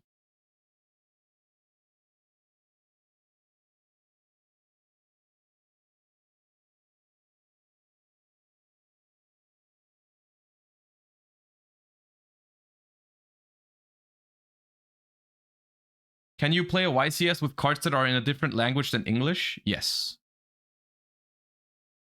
You can play all of the TCG languages. 10 by striker. Appreciate the 2 months. What are your options for locals? I don't know. Pretty much most things. I don't know. I'll think about it later today. And then we'll build it on stream tomorrow, I think.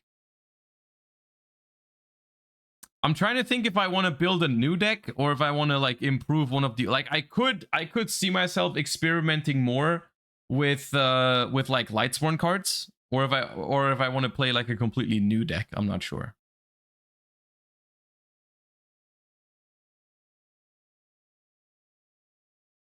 Could try out Yubel for locals if you have the cards.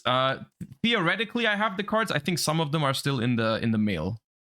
I don't think all of them are here yet, but theoretically, I could see myself playing Yubel at locals, yeah, at some point.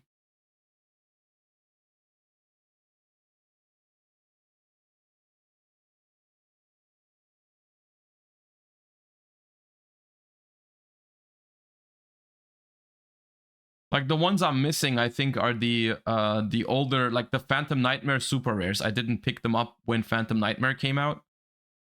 So I had to order them. I think I have the Legacy of Destruction ones.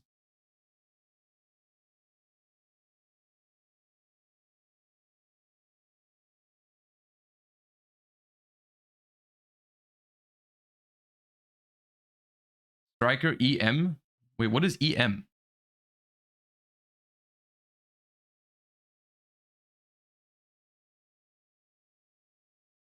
Oh, Earth Machine. Yeah, that's not happening.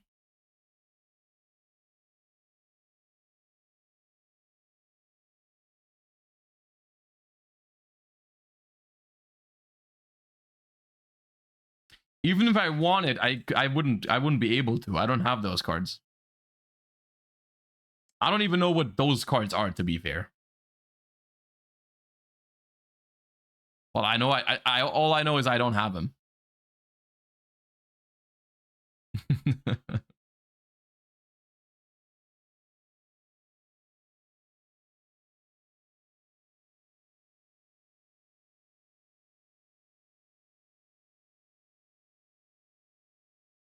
It's not looking great for Labyrinth. They just have 2 welcome labs.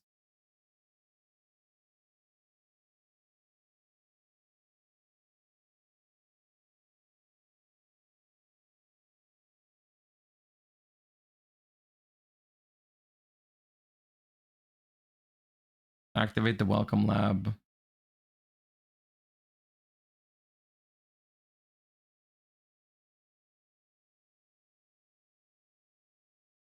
This is a VOD. This happened last weekend. This is the Dutch National Championships, which was the first European national to happen this season. I think we have... Do we have nationals somewhere every weekend now? until the end of national season. I think so, right? You could try out Melodious. I could. The only problem with trying out Melodious is that the only Melodious cards that I have, well, I have all of them except for first movement solo, because I couldn't bring myself to pay $100 for a playset of that. So I have like the Melodious engine to play in other decks. Theoretically, I could do that, but I don't have first movement solo to play pure Melodious.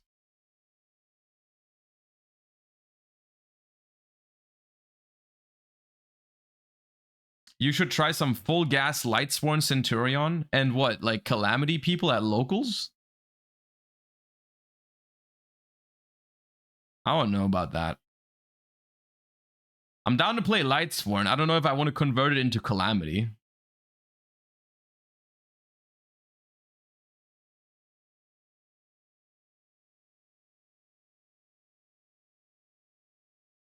Paleo tier is fun. I saw that it won another regional. I think it was the same player that we watched a Paleo tier deck profile from like a couple weeks ago. They won another regional last weekend, which is pretty cool to see.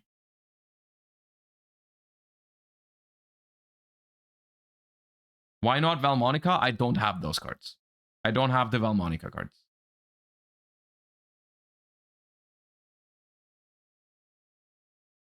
Will you play Centurion at locals when Calamity is banned? I mean, technically, I could just play it without Calamity. Theoretically, that would be possible. You tried Salamangreat yet with Code of Soul? No. Could do that. I don't know. I don't think I have Code of Souls, but I should probably be able to find those. I don't know if I want to play Salamangreat though. We'll see. I'll think of something. I'll bring like 2 or 3 options to stream tomorrow. I'll sort out some of the cards beforehand so I don't have to go looking on stream, and then we'll build a deck tomorrow. It's going to be fun. I don't know what I'm going to play yet, but I'll look through my stuff and see what kind of cores I have and see what I want to try and see. We'll build it on stream tomorrow. I'll let you know what it is. Can I find the lists for yesterday's Challenger Cup anywhere? Well, the thing with Challenger Cups is you don't have to submit a deck list. Oh, there you go. There's Unchained cards. You don't have to submit a deck list for a Challenger Cup. So the only thing you can do is you can ask. You can join the Discord and ask the players if they want to share their deck list. I'm sure they will be happy to, but I don't have them. Do you have the Horus cards? I do have the Horus cards, yes. I could play something with Horus if I wanted to.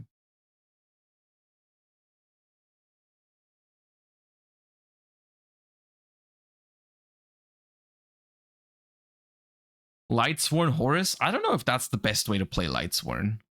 Like, I genuinely would be interested in trying to see what Lightsworn cards, like what actually is the best way to use the Lightsworn cards, because I think they are good. Why is Imseti $50? Because it's one of the best secrets from Age of Overlord after like SP Little Knight. And people love the Horus cards. Like, Imseti and Horus in general are just like fan favorite archetypes. They're like on the perfect balance between fun engines and actually competitively viable, right? So it's like just natural that it's not part of the best deck, but it's like people like them a lot.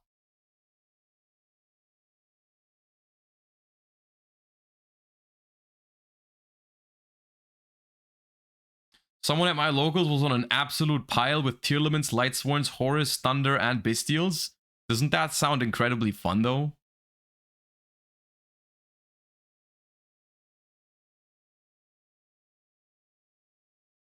I like how we're just chatting about all kinds of archetypes except the stuff that's on screen. The problem that I have, like I said earlier, I genuinely don't know enough about Yubel to actually commentate what's going on.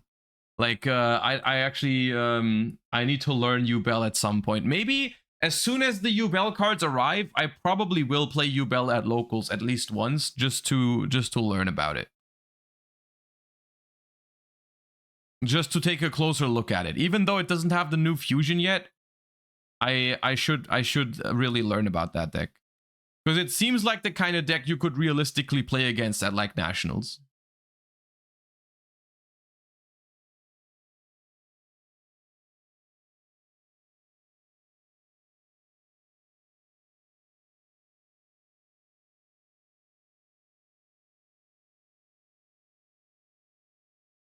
What about playing it on stream? I mean, if it was in Master Duel, we could play it as well. As far as remote duels go, I don't know if I would enjoy learning a deck from scratch in a remote duel. That seems very stressful. But we could like when we build the deck for locals, we can like learn it, I guess. That like theoretically, not practically.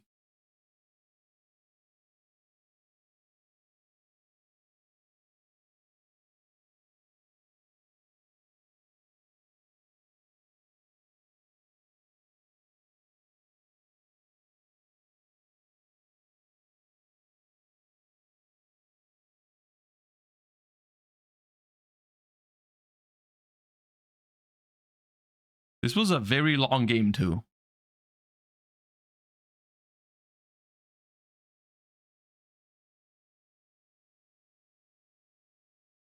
What is a good strong deck to invest in Master Duel in your opinion?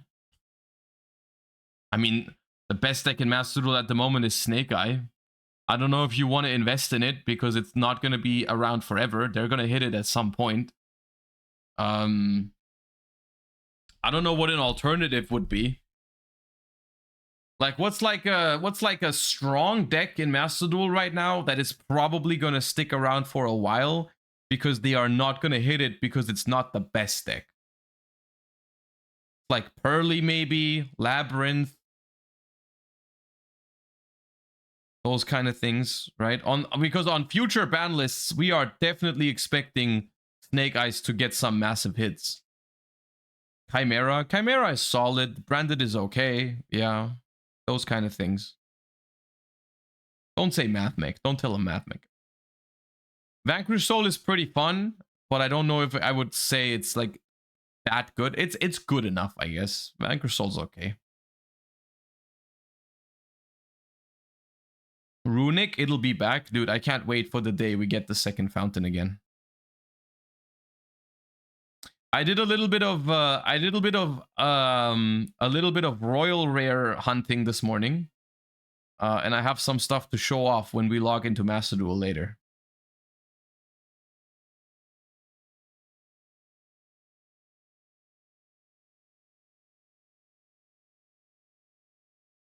Whale, I didn't spend any money. I just noticed I had a bunch of super rare crafting points laying around. I have never tried to craft a royal ultra rare, guys. Never. I've only gone for super rare so far. And I would advise you to never try to craft a royal ultra rare. That's crazy behavior. Super rares, I found myself in the position a couple times where I just had a bunch of super rare crafting points that I didn't need. So I've tried it sometimes. It's still a waste, but it doesn't feel as bad when you do super rares. But ultras is mad. How much did Jesse spend on a royal on 2 royal snows? Wasn't it like 2K or something?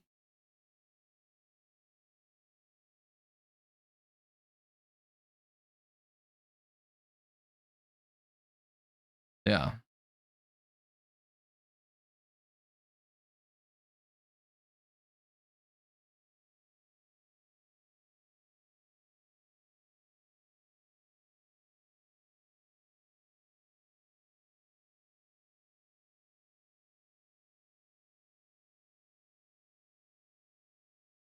I've spent at least 50 crafts on Royal Pearl Rhino so far.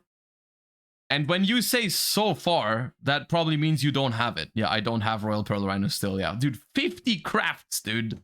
50.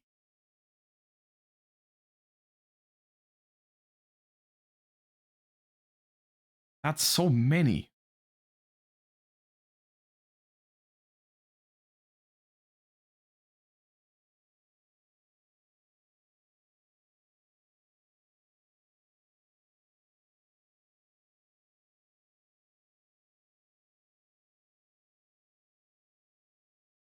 I actually spent 0 UR points for a Royal Kikkalos. Yeah, that's impressive. Especially considering Kikkalos is a super rare.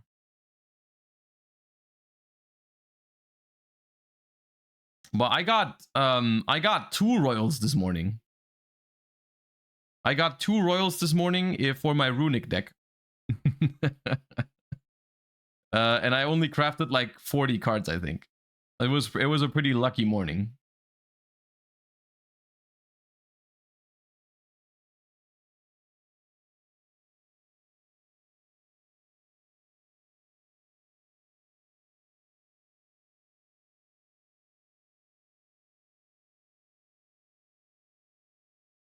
I spent 3k crafting points on happiness only to not get her. That's the opposite of happiness.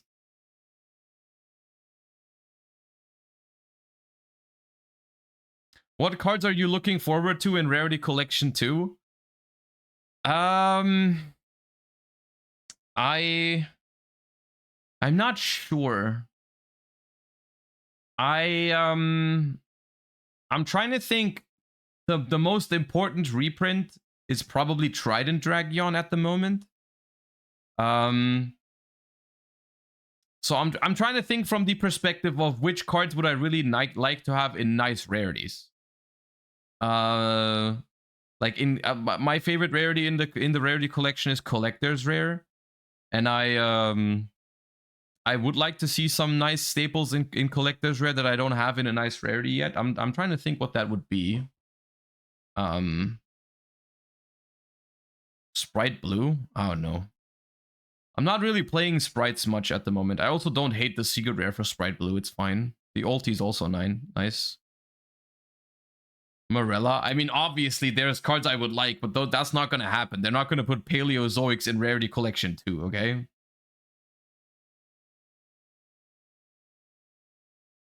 Charmers? Charmers could be nice. Charmers could be nice. I mean, they already confirmed IP Masquerena. I think IP Masquerena in alt art is going to be nice as like a collector's rare. Technically, the same is true for Appaloosa, even though Appaloosa... I personally still think Appaloosa is going to get banned at some point, but for now, I guess it's a nice reprint. Phantasme, I'm looking forward to. Phantasme is already confirmed that it's in there. Phantasme is going to look insane. I'm going to pick up Collector's Rare Phantasmes. I'm going to be so happy.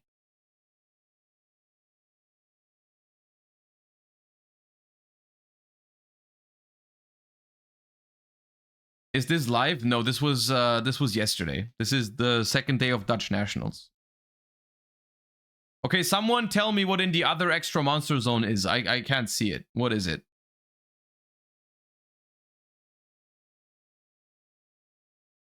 I didn't pay attention.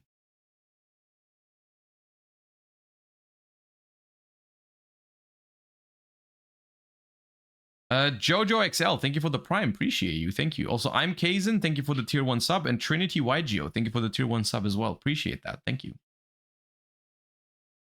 Oh, it's Air Neos. That's why. Okay, I see. Oh, the cam was frozen. Oh, God. I didn't even realize. I was yapping and I was thinking, dude, nothing is happening. Why? And okay, now we only get to see one side of the field. Okay, fair enough.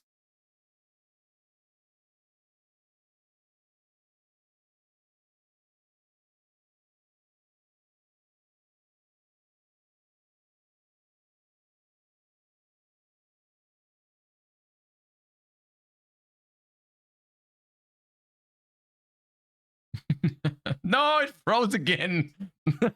Disaster. No. Dude, they meant well. They tried to fix the angle and then it froze again. Oh no. Oh no. Oh, movement.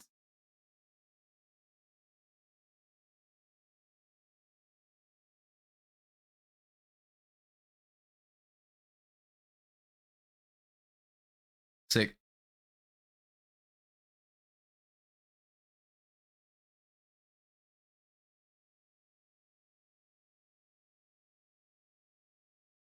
Dude, how is this game still going? Admittedly, I haven't been paying that much attention because we've been yapping about different stuff, which is also fine. It's also enjoyable. But I kind of missed what was going on. Partially because I'm not a Yubel expert.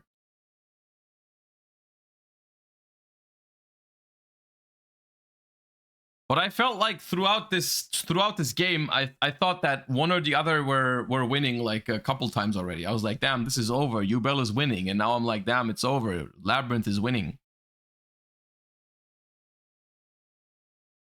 The Labyrinth player came back after the Yubel player failed to find the OTK. Okay, I see. Ooh, Solemn Judgment for 250.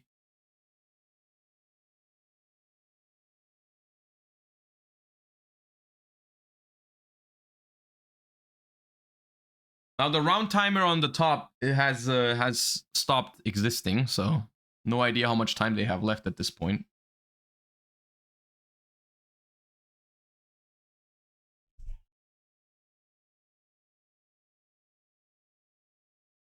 Hold up.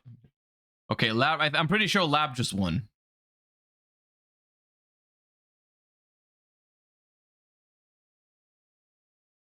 I have to agree with the Super Poly take earlier in the chat. It feels lackluster against the meta. It requires that your opponents let you go to Yubel first and do nothing about it. The card that searches it is also not that good.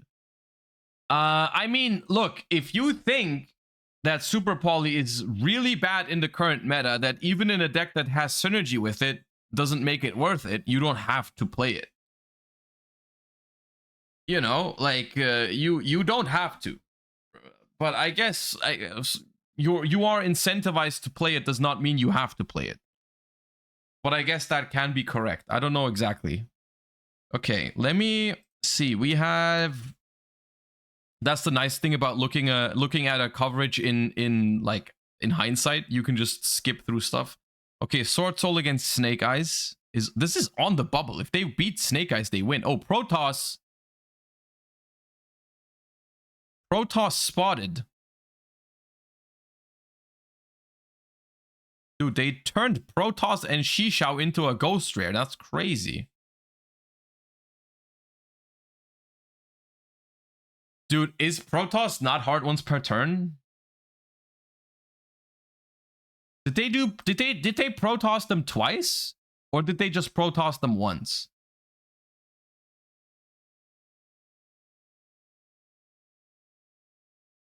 Because they went Shaman to revive Protoss just to be able to call fire, which makes sense.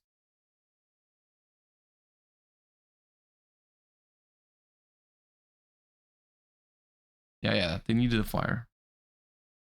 And they're up against Snake Eye. Nice Snake Eye deck, dude. Nice Snake Eye deck. Let's go to next game. Yeah. The Sword Soul cards put in a lot of work there. The Sword Soul cards put in a lot of work. I like the way they rolled a higher number than the opponent on the dice roll and then summoned Protoss and called fire. That was great.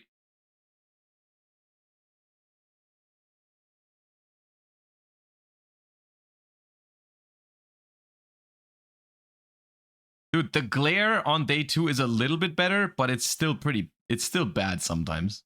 It depends on where they put the cards.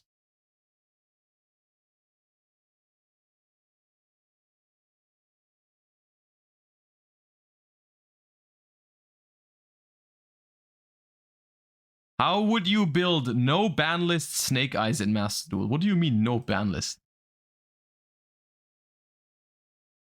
Are you playing in like a tournament that doesn't use a ban list at all? Basically unlimited format, and you're trying to play Snake Eyes in that? Yes.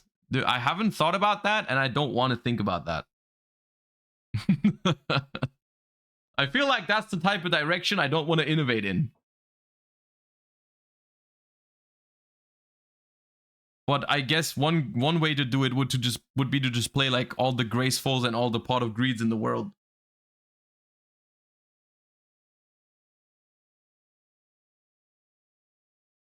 They should make self-illuminating cards to avoid that. They did that with maximum gold. No one liked them.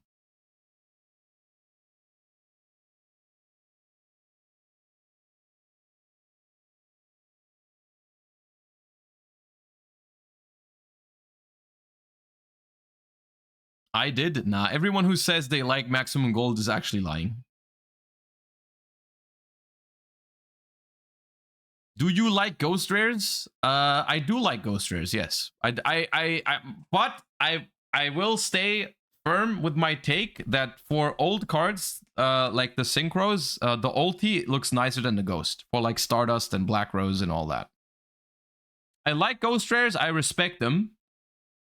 But I like ultis more.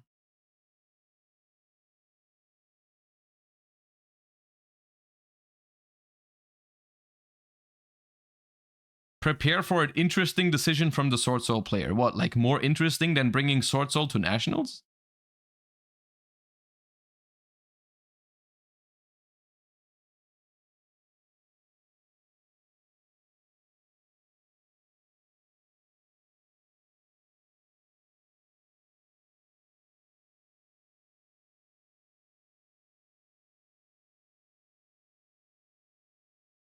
Special Ecclesia. Okay, not so interesting so far. Normal Moyi.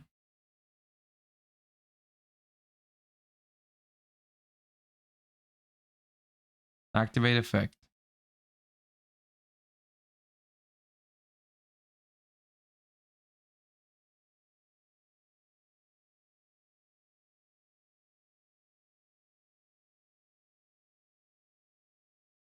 Imperm on Moyi.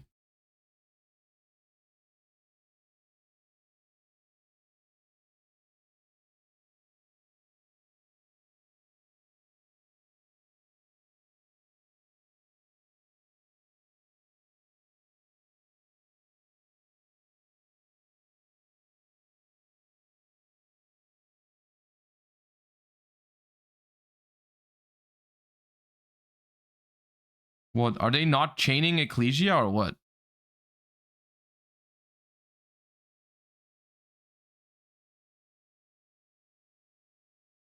No, they are chaining Ecclesia.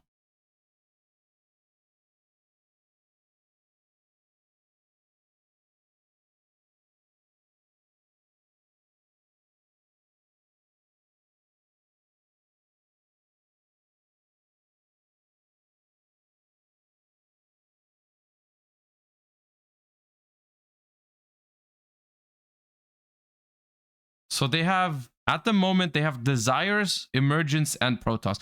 So far, I don't know if has the questionable decision already happened? Is it literally just the fact that they didn't try to go battle phase with the Ecclesia? Is that all? No. Okay.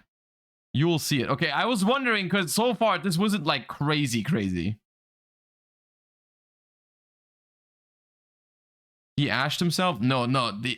The Ecclesia was negated by Appaloosa. And then they ashed the thingy. Oh, are they gonna discard Protoss with Longyan? They're gonna discard. No shot. And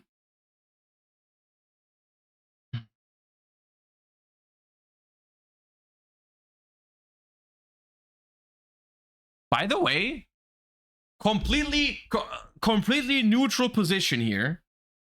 From a perspective, from my perspective as a viewer, aren't they just completely annihilating this this Snake Eye player right now? Don't they? Isn't the only thing they have to do summon Protoss, attack over Apo and SP, and call fire? Aren't they just winning?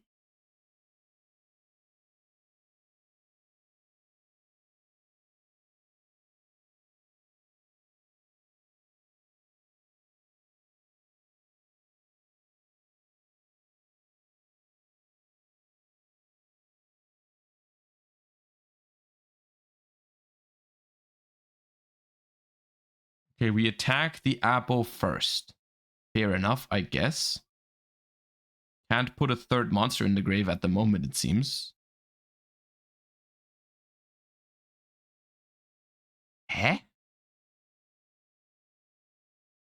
Dude, okay.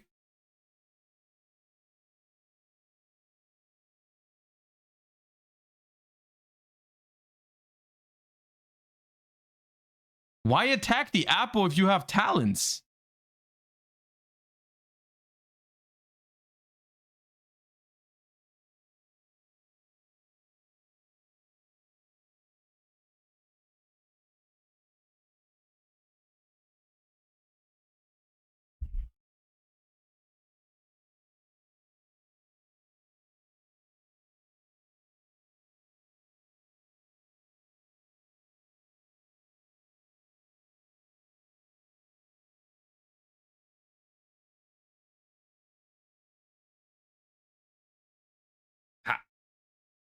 We're just cooking, right?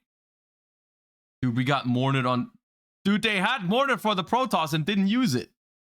Or like they didn't save it for the Protoss. Why would you Mornet a Shengying?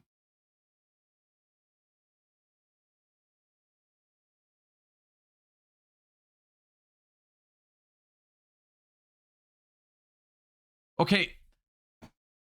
But...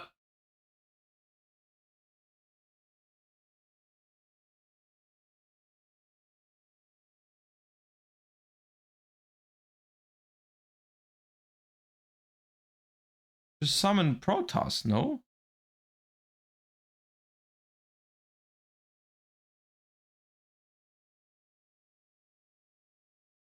Protoss can banish from field, yeah.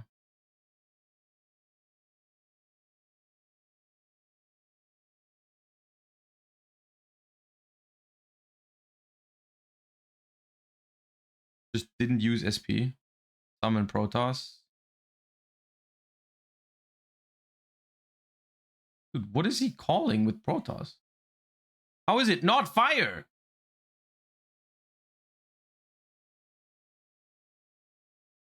What did they call with... What happened?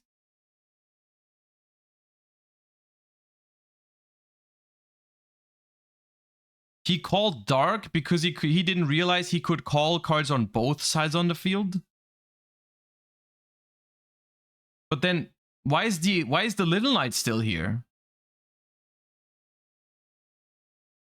Like, wouldn't the Little Knight die?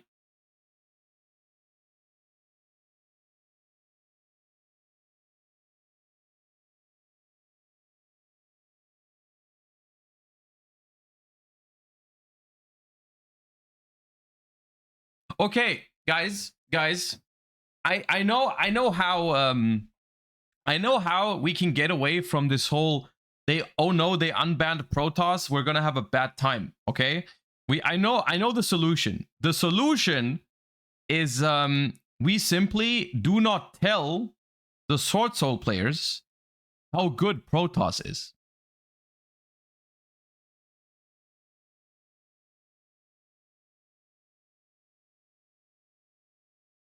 We just don't tell him.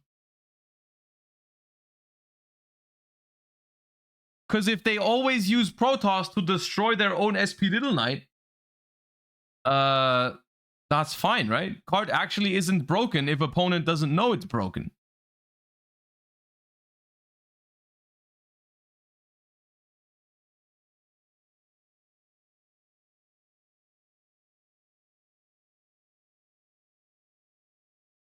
Simple as that.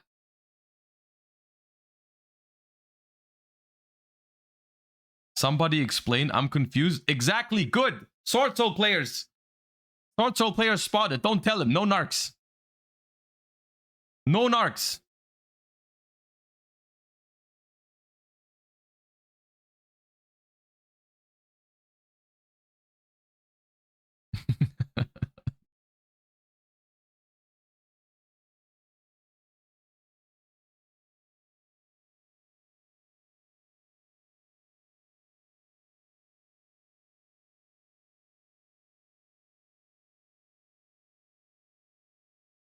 No, there's a narc in chat.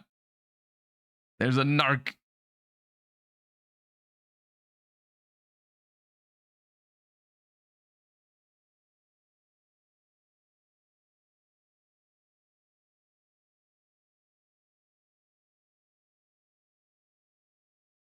All right, so I guess Sword Soul is going first now.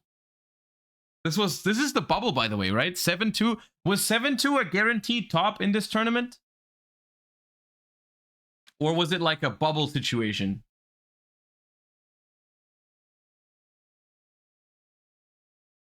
Half? Okay. Bubble situation. Okay. Did the winner of this match top? You can tell me that without telling me who won. Did the winner of this match top? Yes. Okay.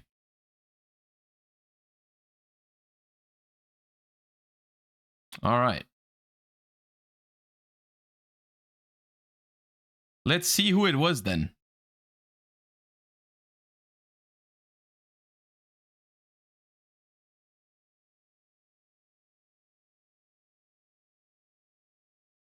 I see Ash Blossom.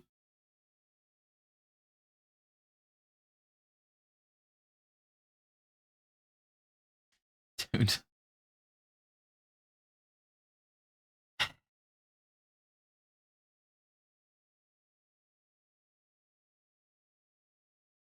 You're gonna make me decrease the volume again for text to speech. Dude, did they just not Ash Desires? And Emergence?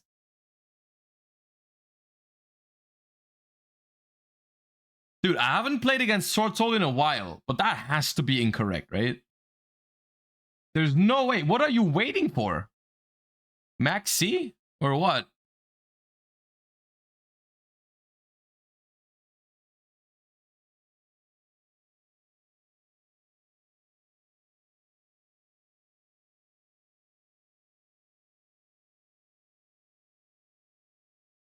Dude, if I have Ash against Sword Soul, I'm very happy if they have Desires, because normally it's very hard to find a really good Ash. Oh, they revealed Protoss. I think I know who's going into top 16. No! The Protoss. Was it Protoss? Or I think they revealed Protoss, right?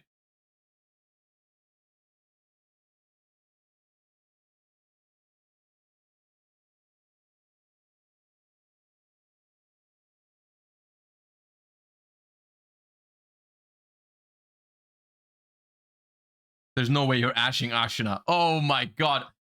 Only because it has Ash in the name does not mean you have to Ash it.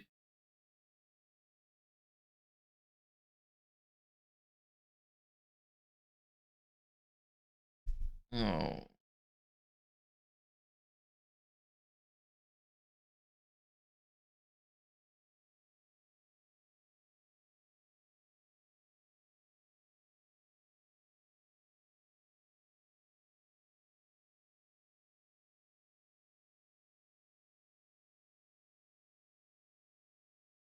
Dude, I wonder what would have happened if we Ash Desires, because I don't know what was in their hand at that time.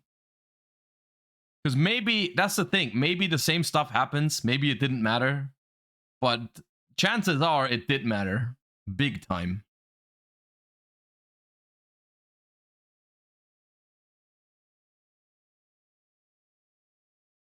Wait, oh, they must have not revealed Protoss. I thought I saw Protoss earlier. Did I imagine things? Where's Protoss?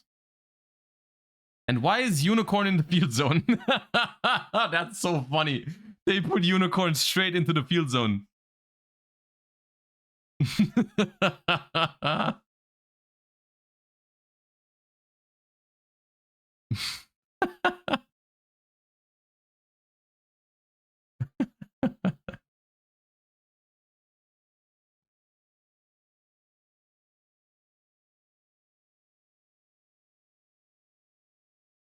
Okay, Snake Eye might actually win.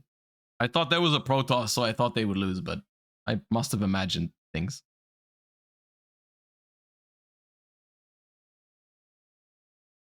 Okay, I would have she-shout that, but all right.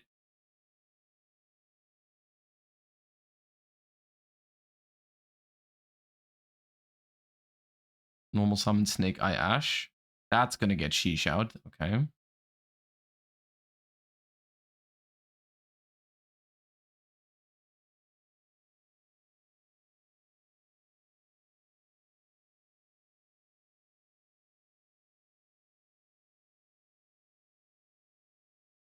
Ah. Dude, this Sword Soul player is just blessed.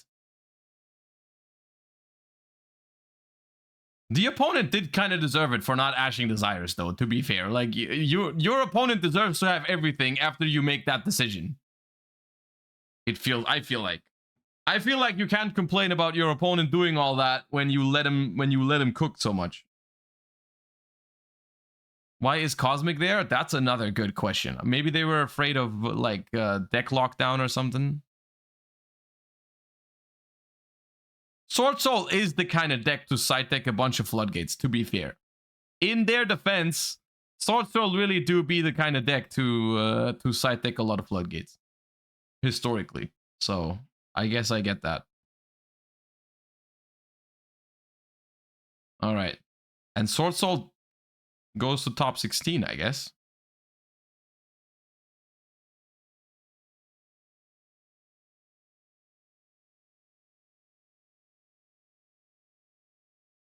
It's unlikely, but would you side out Ash against Sword Soul? It depends on what's in your side deck. I think if you have good stuff in your side deck against Sword Soul, and you don't have anything else to take out, I think siding out Ash is okay. Ash is not that good against Sword Soul.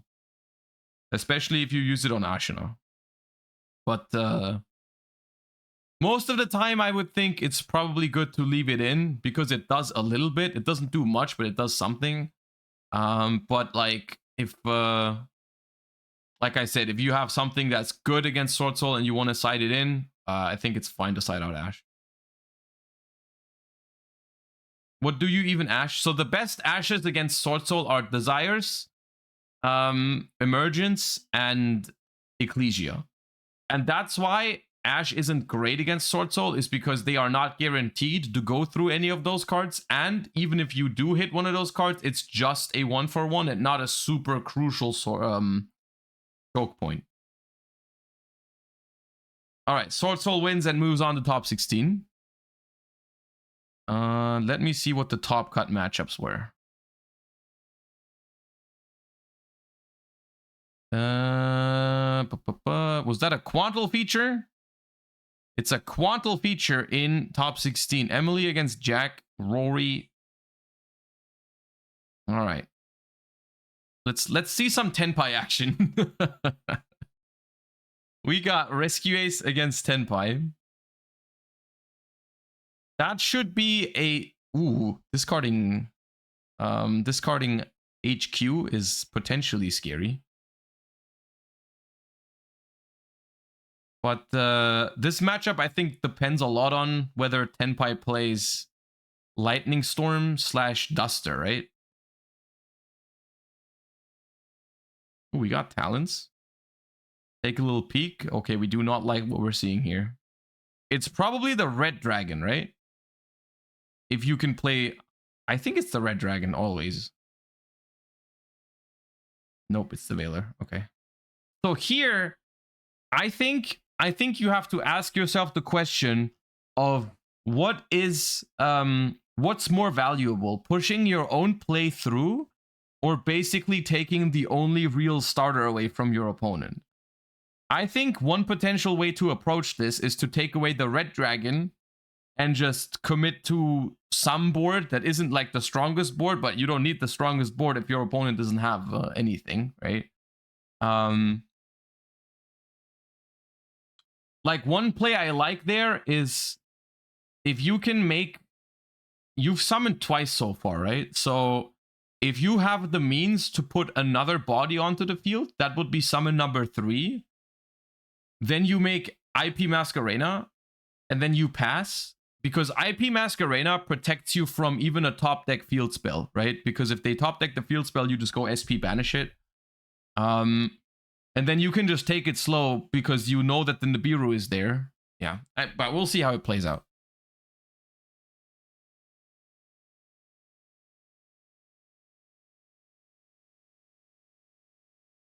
What is that?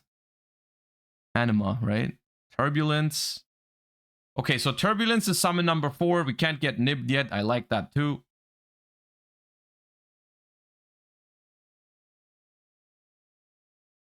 I was extremely exhausted at this point. I mean, it's understandable. I don't think it's wrong, by the way. I'm just saying it's something worth considering.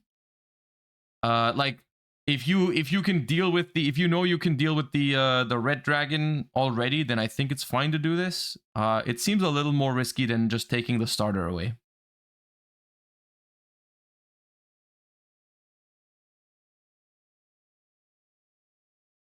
I guess you can just make SP here.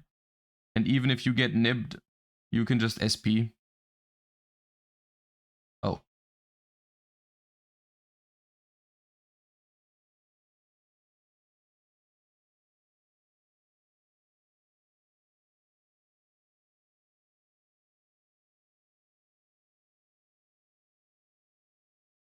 Okay, we get nibbed.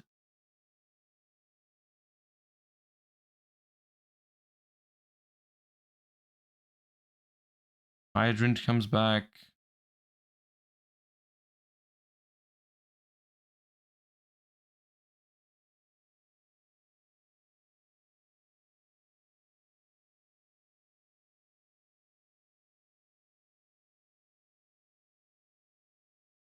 It feels more shaky to me because something like a feather duster off the top, it's just a one-off, but that seems like it makes the match closer than it needs to be. If they just don't have a starter to follow anything up, I don't know. But it's still fine. This is a fine position. It's a winning position. I have not seen it. I swear I haven't seen it. I have not seen it. It's not pre-watched. I swear. I promise I have not watched it. I haven't.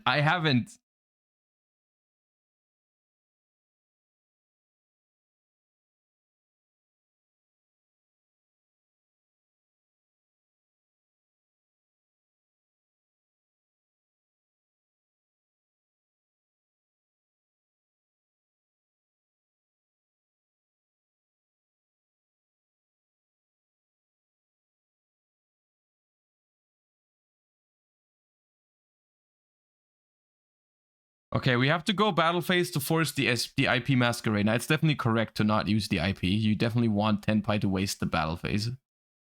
And now we're gonna see what Tenpai can do in main phase 2.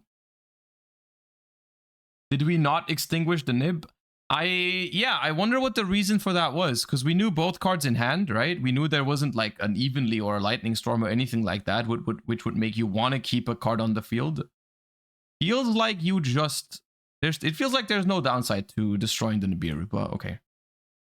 It's just a forget angle, maybe. It's kind of a big deal, right? Because we lost our Masquerena for that reason, right?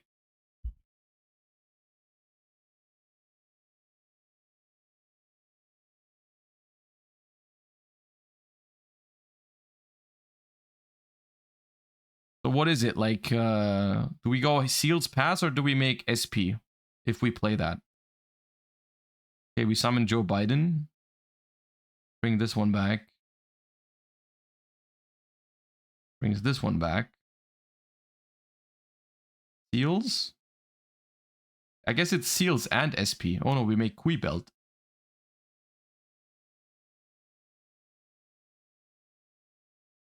Kui Belt plus Seals. Do we not play SP? I haven't seen his profile yet.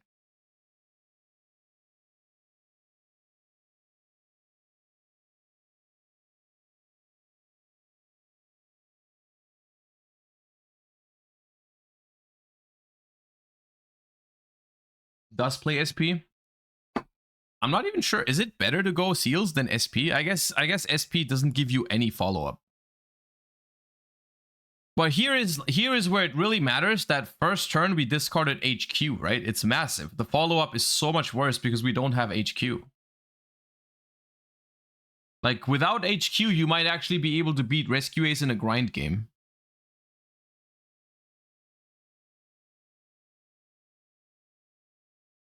Biden locks you into dragons. Yeah, but we could have made it before instead of making that, right? But you're right. I think it's probably better to do this to make to create follow up.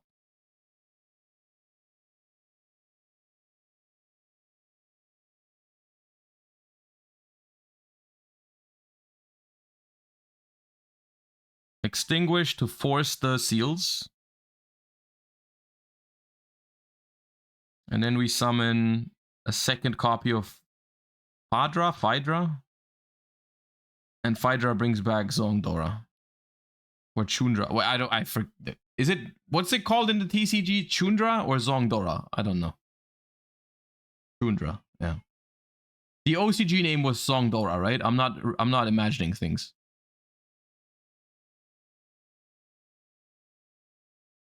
Yeah, okay. So it's Phaedra, and Chundra. It's officially white, red, and green. Okay, my bad. So green summons red.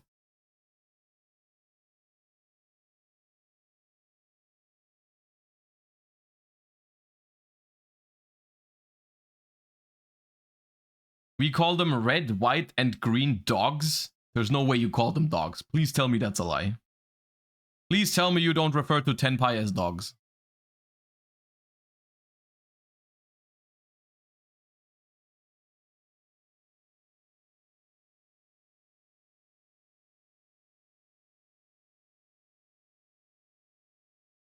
They are dogs? What?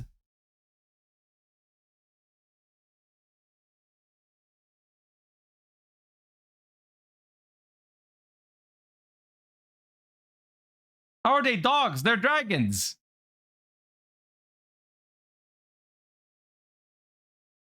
I did look at the artwork. Okay, I got baited. I got baited by Vlad. Unfortunate.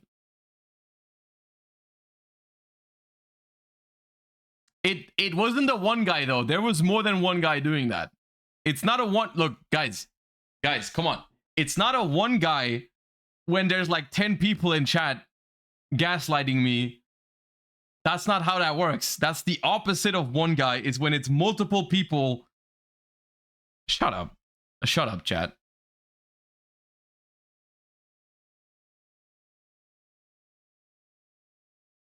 They lock you into docks as well. Yeah, I love that. They put fair restrictions on Tenpais because they lock you into dogs for the rest of the turn. That's fair.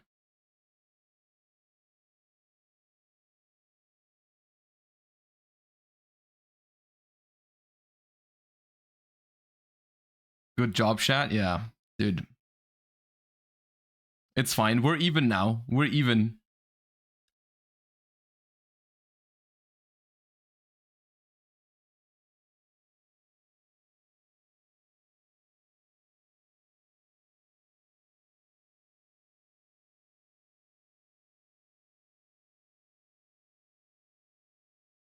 All right, so despite the Feather Duster top deck, that wasn't enough.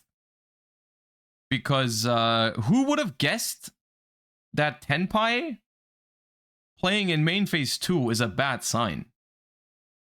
I could never have guessed that.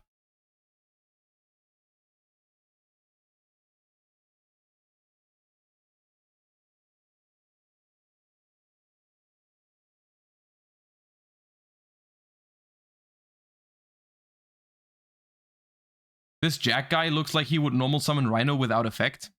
And what makes you think that? What do you mean by that? Elaborate.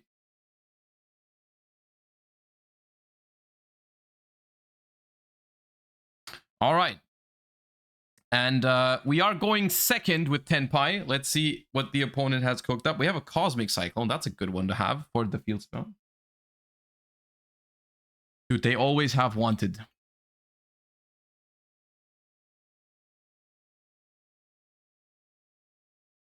Lightzart, thank you for the Prime. And Lichtlam, thank you for the Prime. 15 months is a very long time to support the channel with your Prime. Appreciate that. All right. Wanted, and we go dive. Oh, we pitched the Cosmic, though. Are we really pitching the Cosmic Cyclone? Okay, we got double Veilered. How is Cosmic Cyclone the worst card in your hand? Is it really?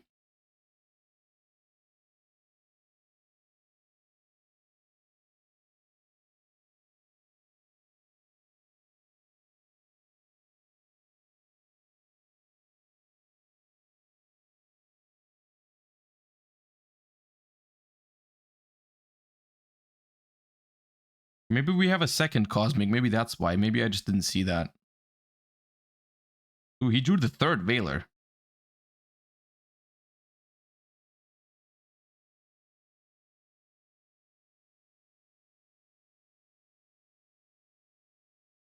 All right, Prosperity for 6. I still haven't made my peace with the fact that this deck can play Prosperity. I know about that, like I understand it, but I haven't come to terms with it. I don't know if it's just me, but yeah.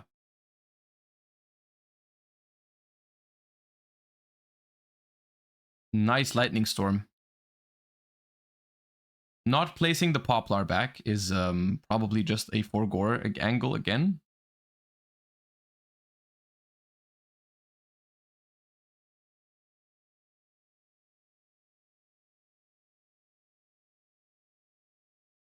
Playing around talents, maybe. Maybe. Could be. Is any of them... None of them are big enough to actually out SP, right? Without Synchro Summoning.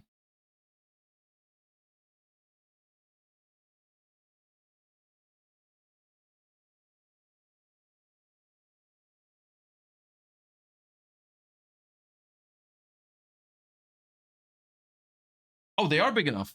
Oh, the SP just died. Okay. Seals pass. So are we winning that? Oh, we scoop. Okay.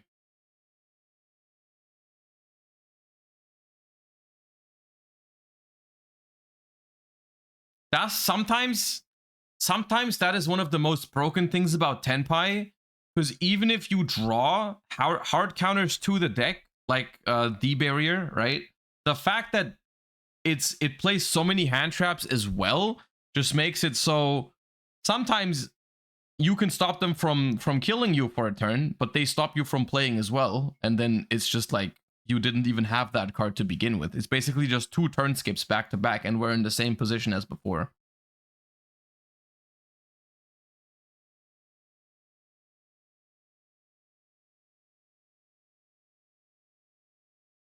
My hand there was Talons Regulus, or was Talons the card for turn after we got Veiler twice the turn before? Yeah, that's unfortunate.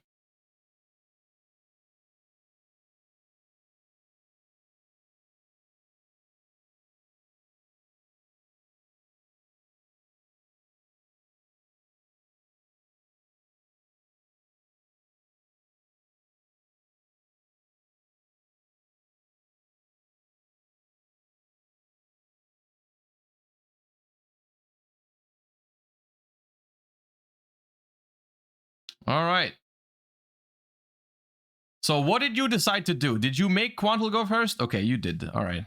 Terraforming or Wraithsoth. Oh, wait, is that new technology? Is that technology for when people make you start, but cards that are also good going second?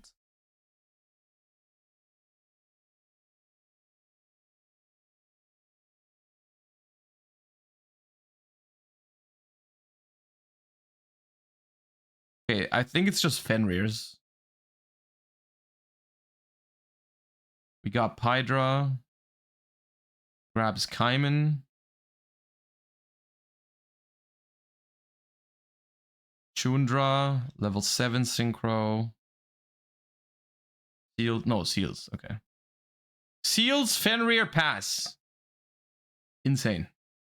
Set 1, set 2, set 3. Okay, that's actually annoying. Now you're actually being annoying.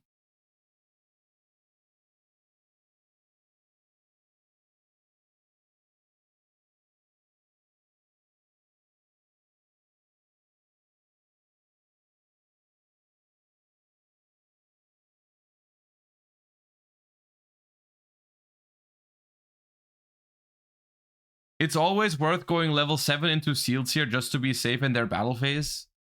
I guess what you can just go into Bident and revive and then make seals. Just in case they attack 3 times, you can bring it back, right?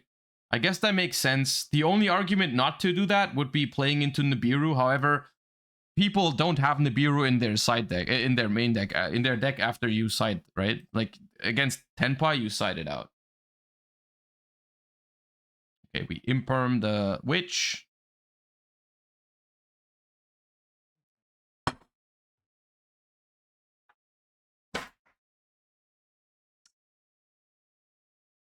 It's crazy how annoying. This is basically Tenpai going first is basically just seals non-engine control. It's so annoying. And it's like sometimes not bad.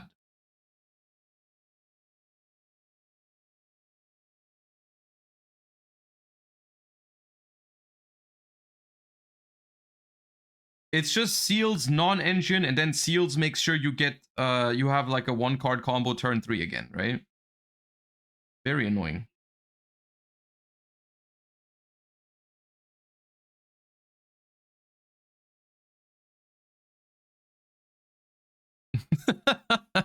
What is that? Just a demo. Thank you for the 21.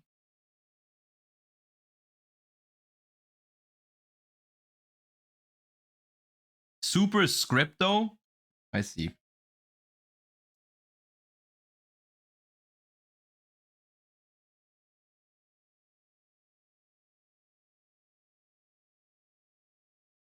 All right. Yeah, it's just like, it's just hard to play through all of that. We have emergency as well. At least we didn't get floodgated yet.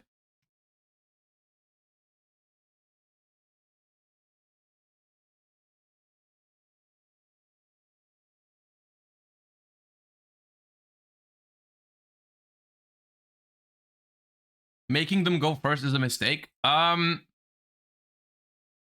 I wouldn't say making Tenpai go first is a mistake. However, I think that just automatically assuming that you want to make them go first every time is also not correct.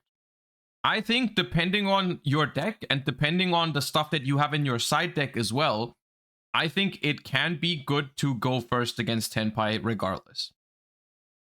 I think a lot of people are automatically like piloting into just, I'm going to let that deck start.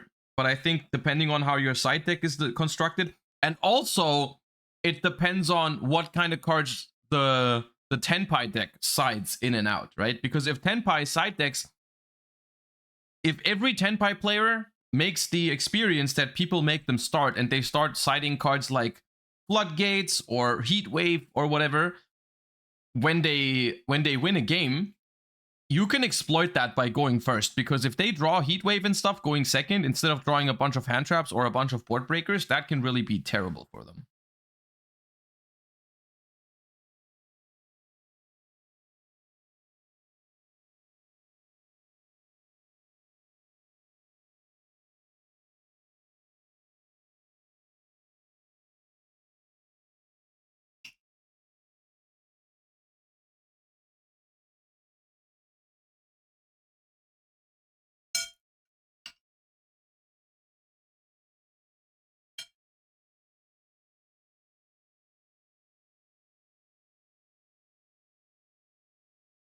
What people haven't realized is when you let Tenpai go first, you should side in your going first card still, because it's like going first but with extra steps.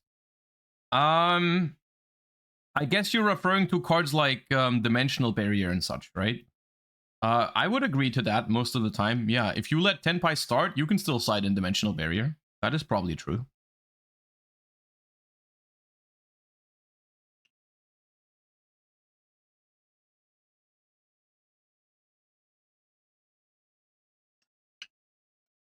What I don't know is if that's something that people haven't realized yet. I think that seems like a more simple thing to realize.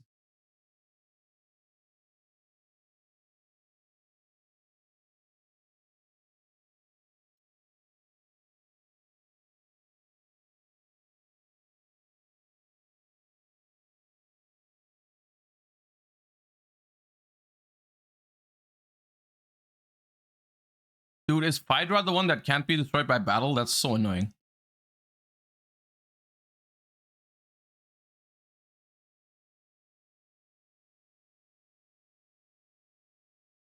M in space, thank you for the prime. Appreciate that. And congrats on making top 16. Don't beat yourself up too much about some of the mistakes in this match. I think it's overall still solid.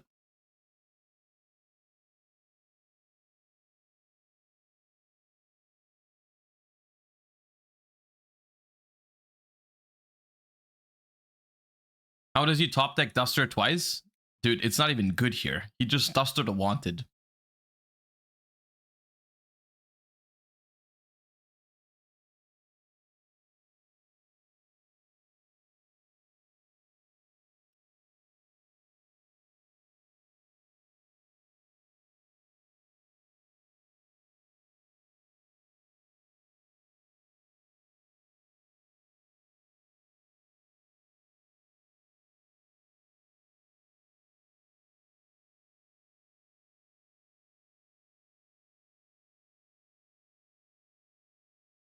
All right, and I think we scoop it up because we see the writing on the wall. Was that game? Through the Zelantis?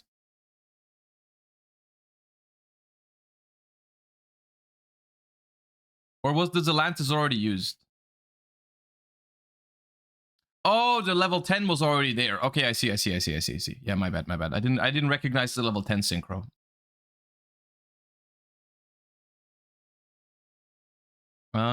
Okay, so that was top 16.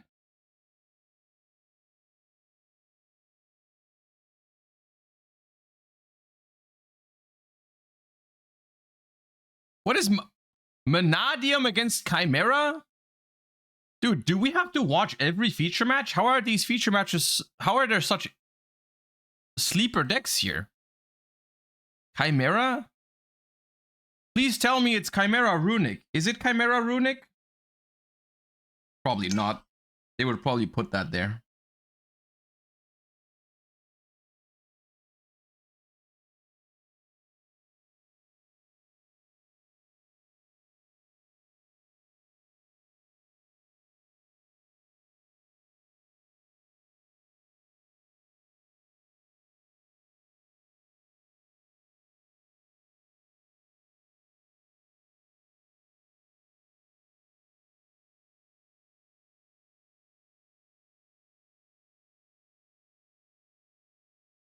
So this is the Baphomet guy, right?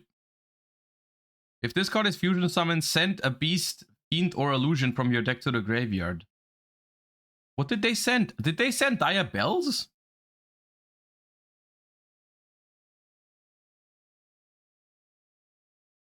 That's just anti-spell, isn't it?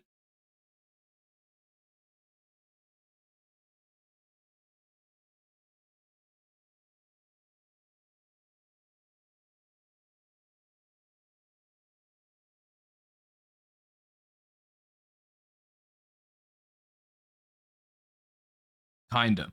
Yeah. Ooh, Lars.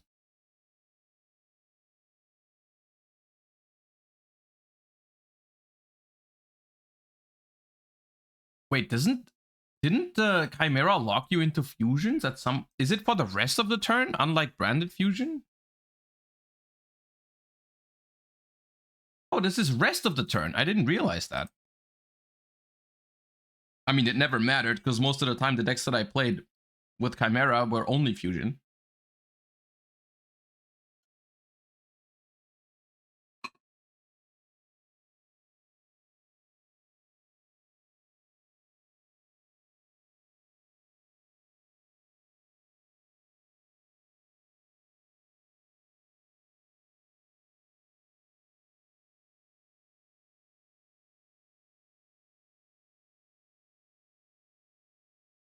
Okay, so we set up Lars.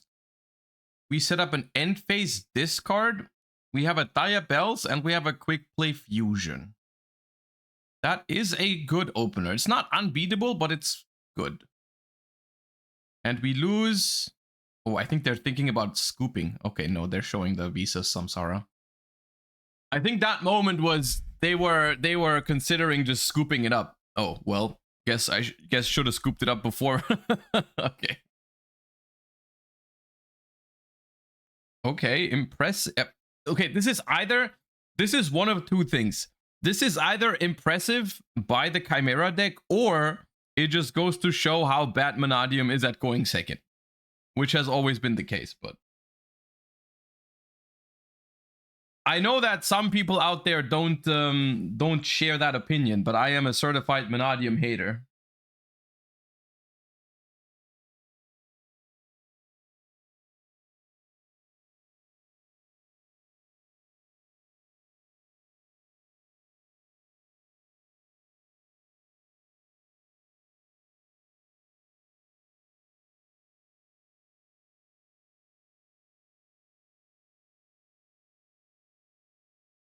What is their end board without Baron?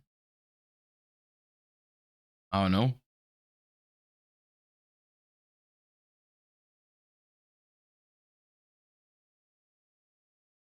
Tilted Toast, thank you for the 2 months. I'm the Chimera player, by the way. Sadly, can't watch the stream with audio right now. I guess. Okay, well, I mean, whatever I'm saying now, you won't hear it, but well done.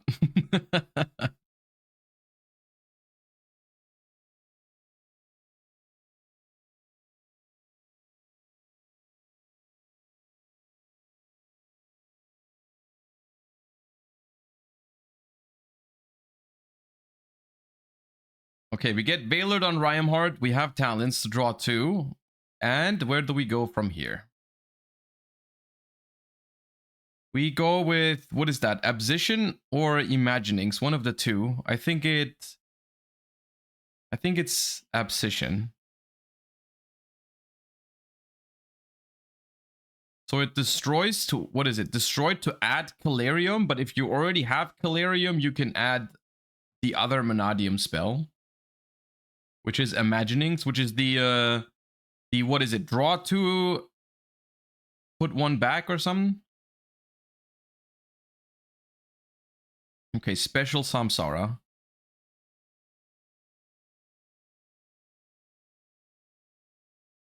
Go for Bobblehead. Bobblehead grabs Reichphobia.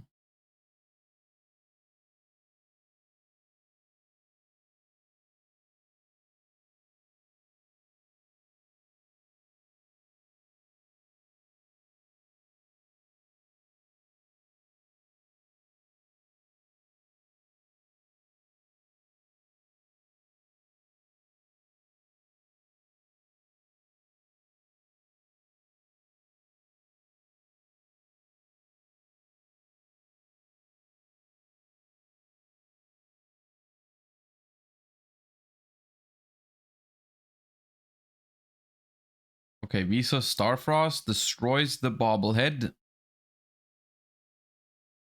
Returns. Oh, you can do that? I guess, yeah, you can. This keeps surprising me whenever it comes up. I've seen this at least 3 times in my life. The fact that, like, Lightheart is not once per turn and all that. But every time it happens, it throws me off. Because I'm just like, why does that work? It's basically, it's the same thing as the Valmonica IP Masquerena interaction that we talked about earlier.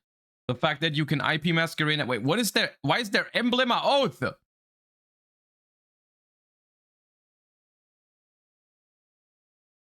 Dude, I was about to complain about the glare until I realized they actually set the card. Okay, there we go. Where was I? I lost my train of thought. The Centurion jump scared me, but I guess that answers the end board question because we're Calamity locking. Going Lightheart into Lightheart just feels illegal, even though it isn't.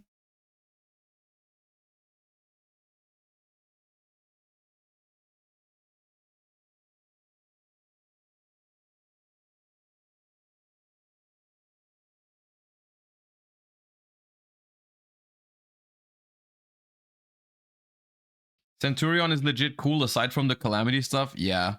But they will never beat the Calamity allegations until Calamity is banned. Until that day, it's gonna be a Calamity deck.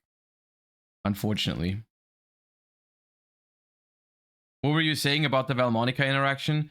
I learned earlier today, we watched the Valmonica feature match, and I learned that you can go IP Masquerena, link 1 effect on the opponent's turn only with the IP Masquerena into the Valmonica link monster. Which to me just feels illegal, but it's not.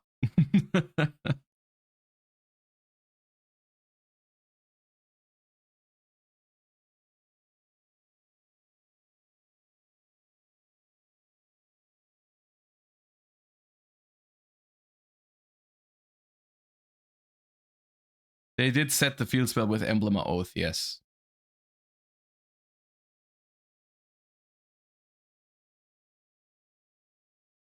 We go for Auxilla.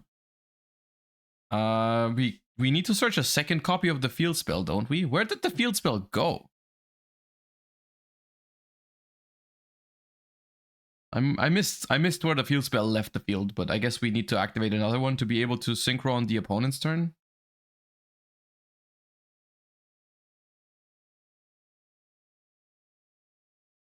Why are 2 of the most unethical floodgates called Calamity? I don't know, go figure. That's Synchro Rumble?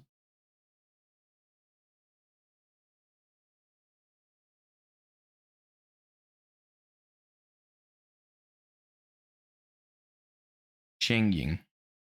Okay, so where's there's the field spell. Set end phase to the premiere. Yeah, okay. So yeah, we got. Okay. Well, technically, guys, we didn't summon Calamity. Thoughts? Technically, even if they banned Calamity, you could make the same end board.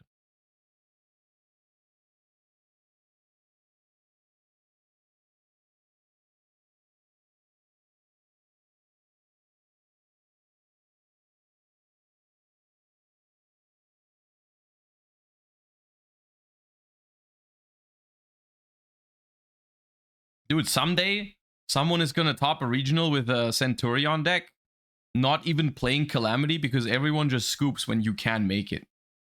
So you save the extra deck slot for some utility stuff. And you're playing against it and you're like, damn, how do they fit all of that into their extra deck? Well, the truth is everyone scoops before Calamity hits the field. So...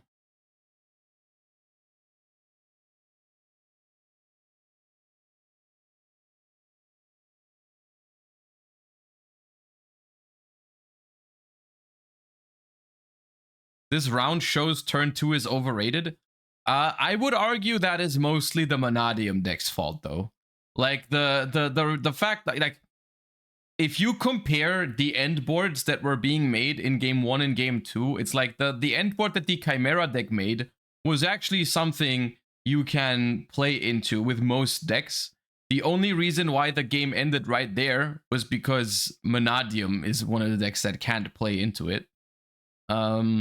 But yeah.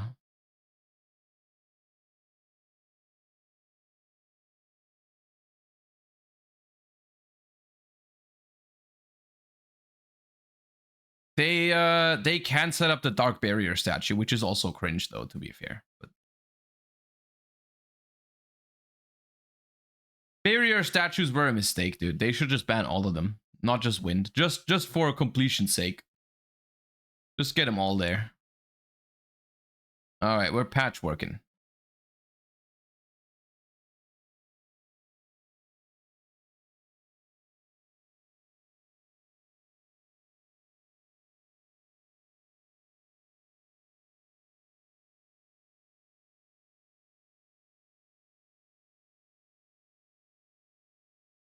Mirror Sword Knight not interrupted. That's very powerful whenever that goes through. Maybe they are saving Veil. I mean, Valor or Imperm, you would have to wait anyways, so it doesn't say much yet.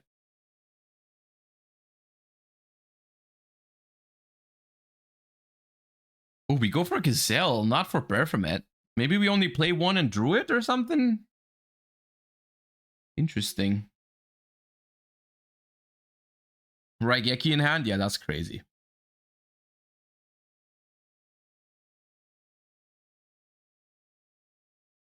Oh, right. Yeah, maybe they want to go into Xyz still. Fair enough. Fair enough. Ooh, Nightmare Apprentice. Here we go. That's a level 6. Yeah, that explains it. That explains why we don't want to lock into Fusion yet, because the Chimera is a level 6 and the Nightmare Apprentice is a level 6. That's pretty nice. So what illusion are we searching? Just the... Okay, just the Snick. This Lexaman, thank you for the 2 months.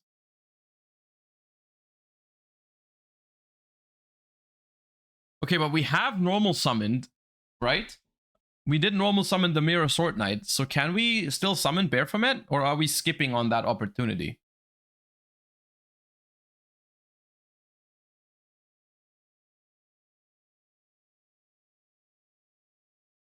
Okay, Chimera Fusion. That also a level 6? It is. Wait, what's Nightmare Apprentice second effect?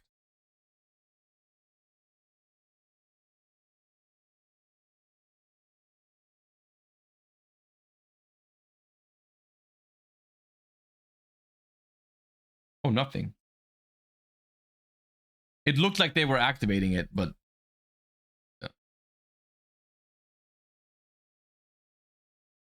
How do you stop Chimera? I have a lot of trouble against that deck.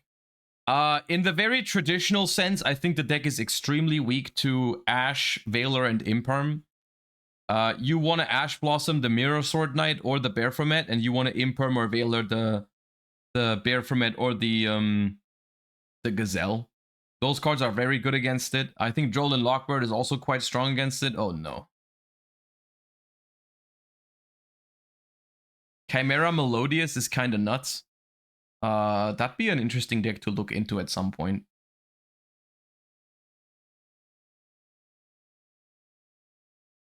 Can't Raigeki now? Well, you can Raigeki. Diabells is not as good of a card as people are making it out to be, because Diabells says you have to set spell cards before activating them, but it doesn't say you have to leave them set there for an entire turn like Anti-Spell does, right? Like your opponent sets it and they can still activate it. The only problem with Diabells is that, like, it says, like, you can, once per turn when your opponent sets, I think you can destroy one of the cards. So it's like this mind game where do you set your best card first and then they pop it, right? Because it says your opponent must set spell traps before activating them. If a spell trap becomes set on the field while this card is in the monster zone, you can target a card you control and a card your opponent controls, destroy them. So, like, when your opponent sets, you can pop one of the cards that they set. So, like, the way they can use Raigeki... Oh, it's very good with Guardian Chimera, though. It does stop a lot of quick play spells and traps, like Evenly, Imperm, yeah, Wanted, that is true. Because quick plays, if you set them, you can't just activate them, but it doesn't stop normal spell cards. It's still a good card, in that sense.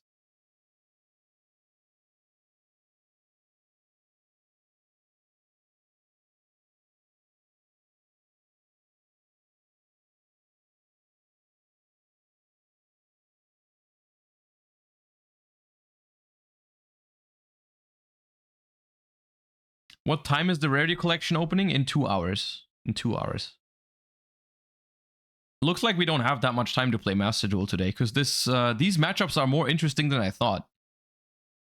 Because what I was expecting, I haven't looked into this at all. I was thinking, like, okay, we're going to see a bunch of Snake Eyes, so we're just going to go through some interesting matches, but it's like a lot of other decks today.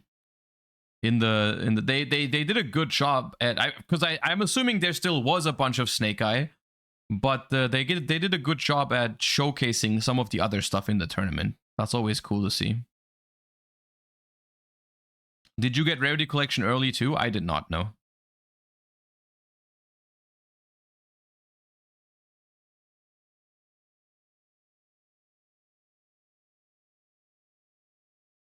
Surprisingly low representation, only 25% in top 16.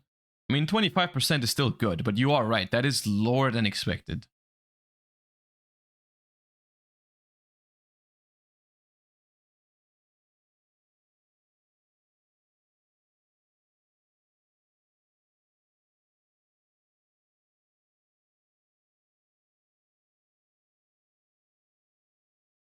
Shut up, Emre.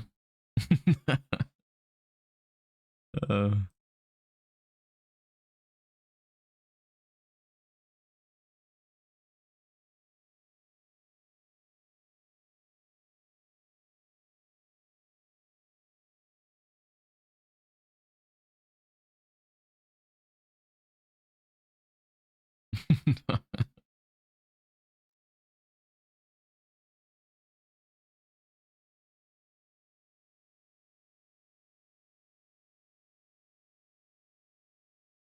Here's the top 16 breakdown. Okay, I'll look at it after the game. I mean, it's looking like we're after the game is literally in 10 seconds, but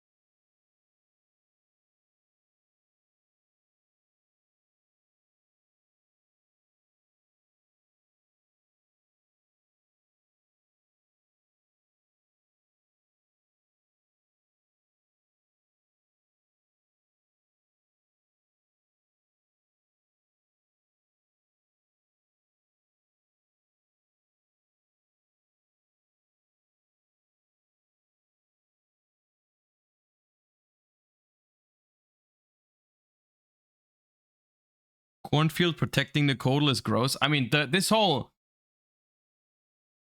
Look, a lot of the times I find it very cool when super old cards see play in modern Yu-Gi-Oh! But when it's specifically Floodgates, it's usually not very fun. Because it's... I mean, Floodgates in general I don't like, but it's like... Especially old Floodgates are very, very often outdated. Like, they haven't aged very well. But, yeah. How does Chimera deal with Tryhard? I'm not sure if they play Tryhard at the moment. They aged very well in a horrible way. Yeah, you know what I mean. Like, that they are like Anti-Spell, for example, was a card that when it was designed, it was actually completely fine. No one cared about Anti-Spell back then. But the way the game has evolved is made Anti-Spell way too powerful. And so in that sense, it hasn't aged well. Or it has aged extremely well, depending on which way you look at it, I suppose.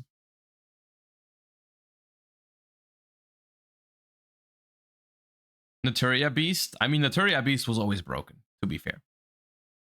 Naturia Beast is not the best example for that, because Naturia Beast was always incredibly powerful.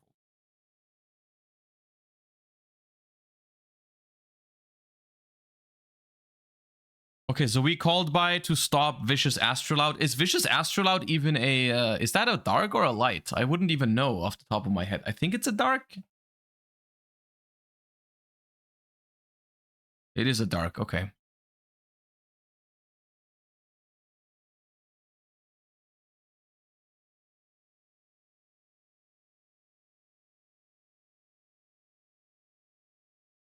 Dark Barrier statue gotta be the worst one, man. I mean, what do you mean? Like, in theory, like, Dark Barrier statue is the worst one because it allows your opponent to still play. Most decks have dark monsters because dark is the best type, the best attribute in Yu-Gi-Oh! Right? But so in that sense, it's the worst one. But this goes to show that even the worst barrier statue is still pretty strong. All right, and Chimera takes it and moves on to top 4. Impressive, honestly. Even though even if we're relying on Diabells and the Dark Barrier statue, moving on to top 4 with Chimera is still impressive. Still impressive stuff. Okay, let's take a quick break from the feature matches before we hop into top 4 and finals and check out the top 16 breakdown from Dutch National. So it was for Snake Eye, as we already talked about, which is obviously still the most dominant deck, but not by that much, because we have 4 Snake Eye, 3 Tenpai, 2 Branded, 1 Snake Eye Fire King, 1 Manadium, and 1 Rescue Ace. So I guess in total it was 6 fire decks. We have 1 Horus, 1 Chimera, 1 Tier, and 1 Sword Soul. Okay. I would say the biggest outlier is probably the Sword Soul deck. That's like the one that all of these, the Sword Soul and Manadium were decks I wasn't expecting. Everything else I can see how it topped. Sword Soul and Manadium, I'm not sure exactly. I mean, Sword Soul, I guess we saw the answers in the feature matches already. Sword Soul has Protoss and Manadium has Calamity. So, yeah. No Voiceless Voice is kind of interesting, yeah. You would expect to see Voiceless Voice. My one potential theory about Voiceless Voice that I have is that in theory, Voiceless Voice is very strong, but I think Voiceless Voice is only okay at a lot of things, even the stuff that isn't just inside the game, because Voiceless Voice isn't really a budget deck. Voiceless Voice isn't really top tier. Voiceless Voice isn't really that fun. It's only okay in all those departments, right? Like in terms of its price, it's only okay. Like bang for your buck, right? It's only like in terms of how fun it is, it's also just all right, you know? It's like it's kind of cool, you know? It's fine. It's not the most fun deck I've ever played, but it's all right. So I just don't think it's like the best at anything, right? It's not the most fun, it's not the cheapest, it's not the most competitive. It's just like all right in all those regards, right? So it might be a little underrepresented for those reasons, but that's just a theory. All right, top 4. Top 4 is a Snake Eye mirror match. And finals. Let's watch finals. Snake Eye versus Branded. Okay.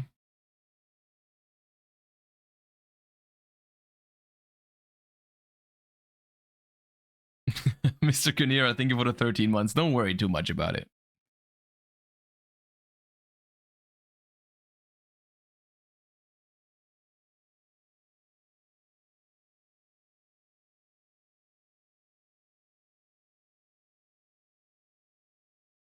Don't watch the finals? Nah, I'll watch the finals for completion's sake. Top 4 though? I didn't play fans. Oh, you mean top 4. Okay, yeah, don't worry too much about it.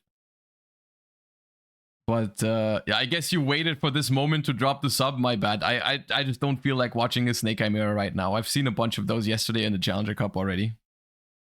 But congrats on making top 4.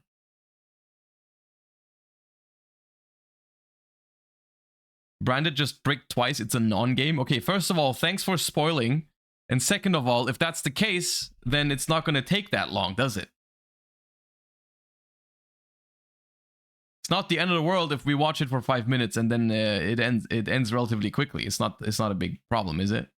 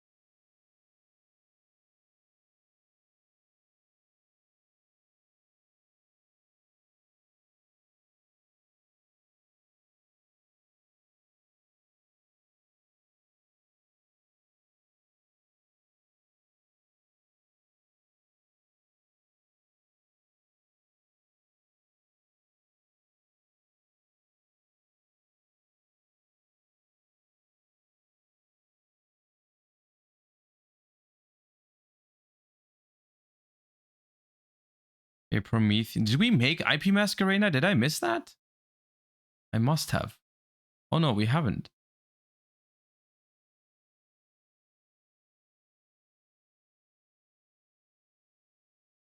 Made Hita? Yeah, this was... Isn't there supposed to be an IP Masquerena somewhere in the mix?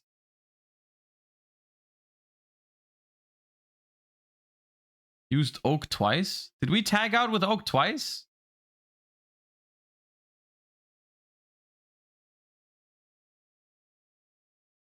I didn't pay enough attention.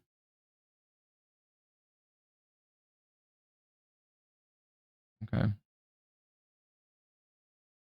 Nice combo line.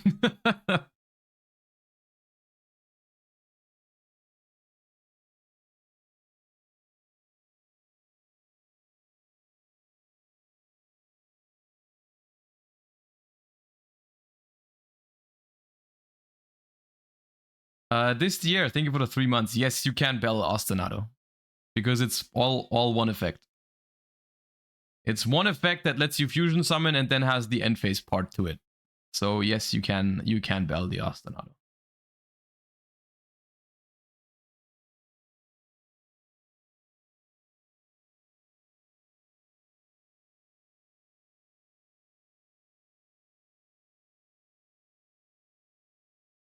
When is Rarity Collection 2? In less than 2 hours.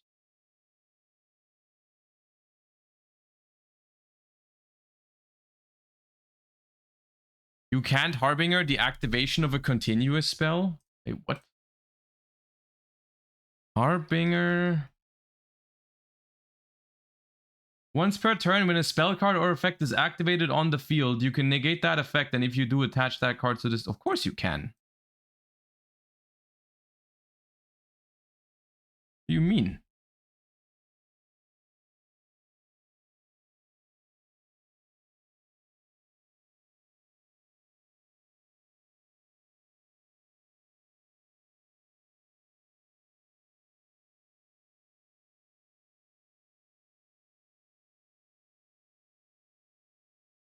All right, so Branded, we didn't really get to see much from their hand, but it definitely wasn't a good one.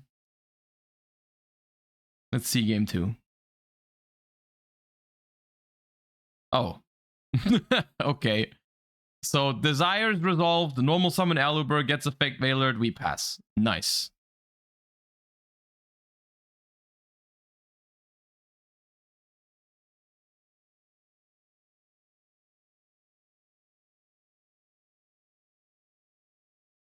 Can you teach us the Melodious Engine combo?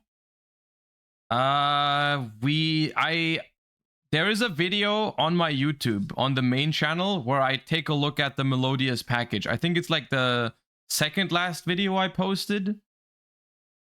I think we go through like the Melodious Engine and what you do with it in Snake Eyes in that video.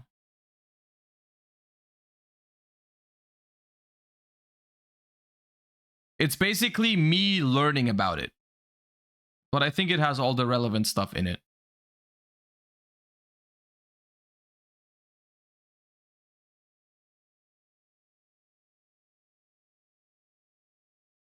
Okay, yeah, you guys, obviously you were right. It was not much of a game. However, at the same time, I wish you would have just not told me that and I could have just watched it and it was like, it would have been over in 5 minutes anyways. So, well, okay, I guess we knew it was coming anyways, but I wanted to watch the finals for completion's sake.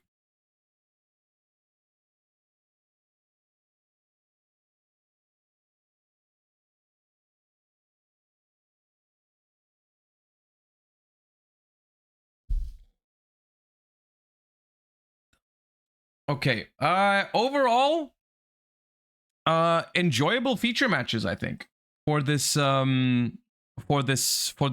The finals, obviously, a little resident sleeper with two bricks from the branded player, but it happens sometimes.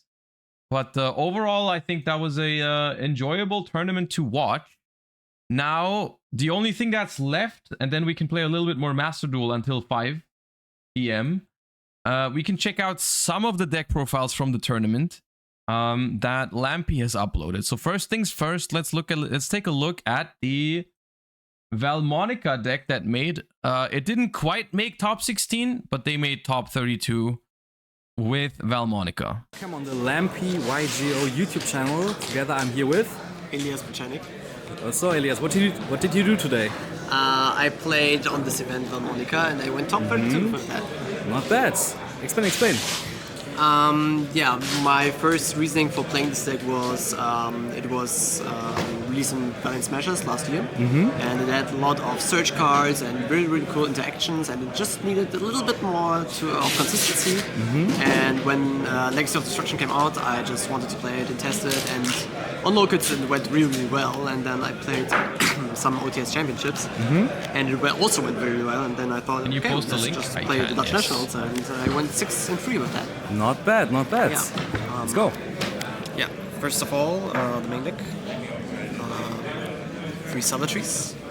The main deck monster. On summon, it searches any Valmonica card. It can't be attacked by any other monster if you control another monster. And if it's sent to the graveyard, while This is Legacy of Destruction, right? This is new.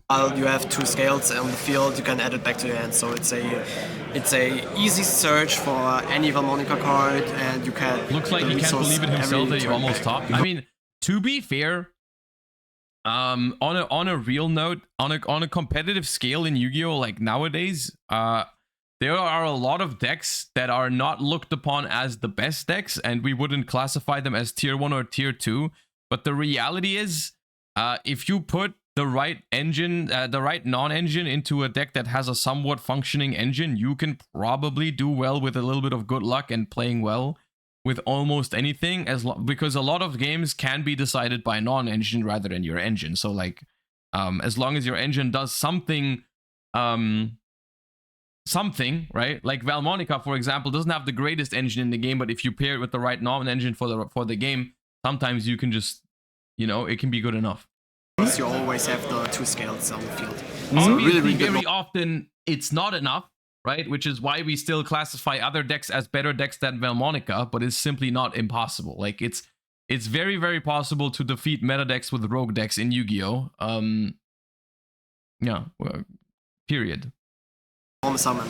Luke Tyler, thank you for the raid. Appreciate that. Thank you. Then Hope for you the had a good stream. scales, I play 3 Demono and 2 Angelo.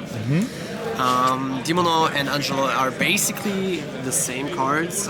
They both can reveal itself in the hand, discard 1, and then place it into the spell trap zone as spendable monsters. And they Is get counters. 300 a lot for a national event? So Dutch nationals is like kind of in the middle in terms of size for European nationals. Like there's like 4 relatively big ones. Like Italian, French, UK, and German nationals are the biggest ones. I think French and German are around 2,000 or more players. Not usually. I don't know. Like currently, you would expect those to get like 2,000. I think UK and Italy are around like 1,000, and then the other ones are like somewhere in the hundreds. But Dutch is like maybe. Is it the 5th biggest? It might be the 5th biggest after Germany, France, UK, and Italy, maybe. It's based on taking damage or healing by effect, and they have a few bonus effects. And Italy last year was 1,800. Yeah, Italy is also I think over 1K. I think UK was the smallest out of the 4. As a monster, they even copy spell traps in your graveyard for the damage or for the heal effect. So they're Austria has like 370 registrations. Okay, so Austria is probably 5th, and then Dutch is like 6th. easy extenders and the main engine for the counters. So you can get into your big link monsters. I play only 2 Angelo because it's a little bit. I'm sorry about that. No problem. Ich hab was im Hals. Yeah. Where?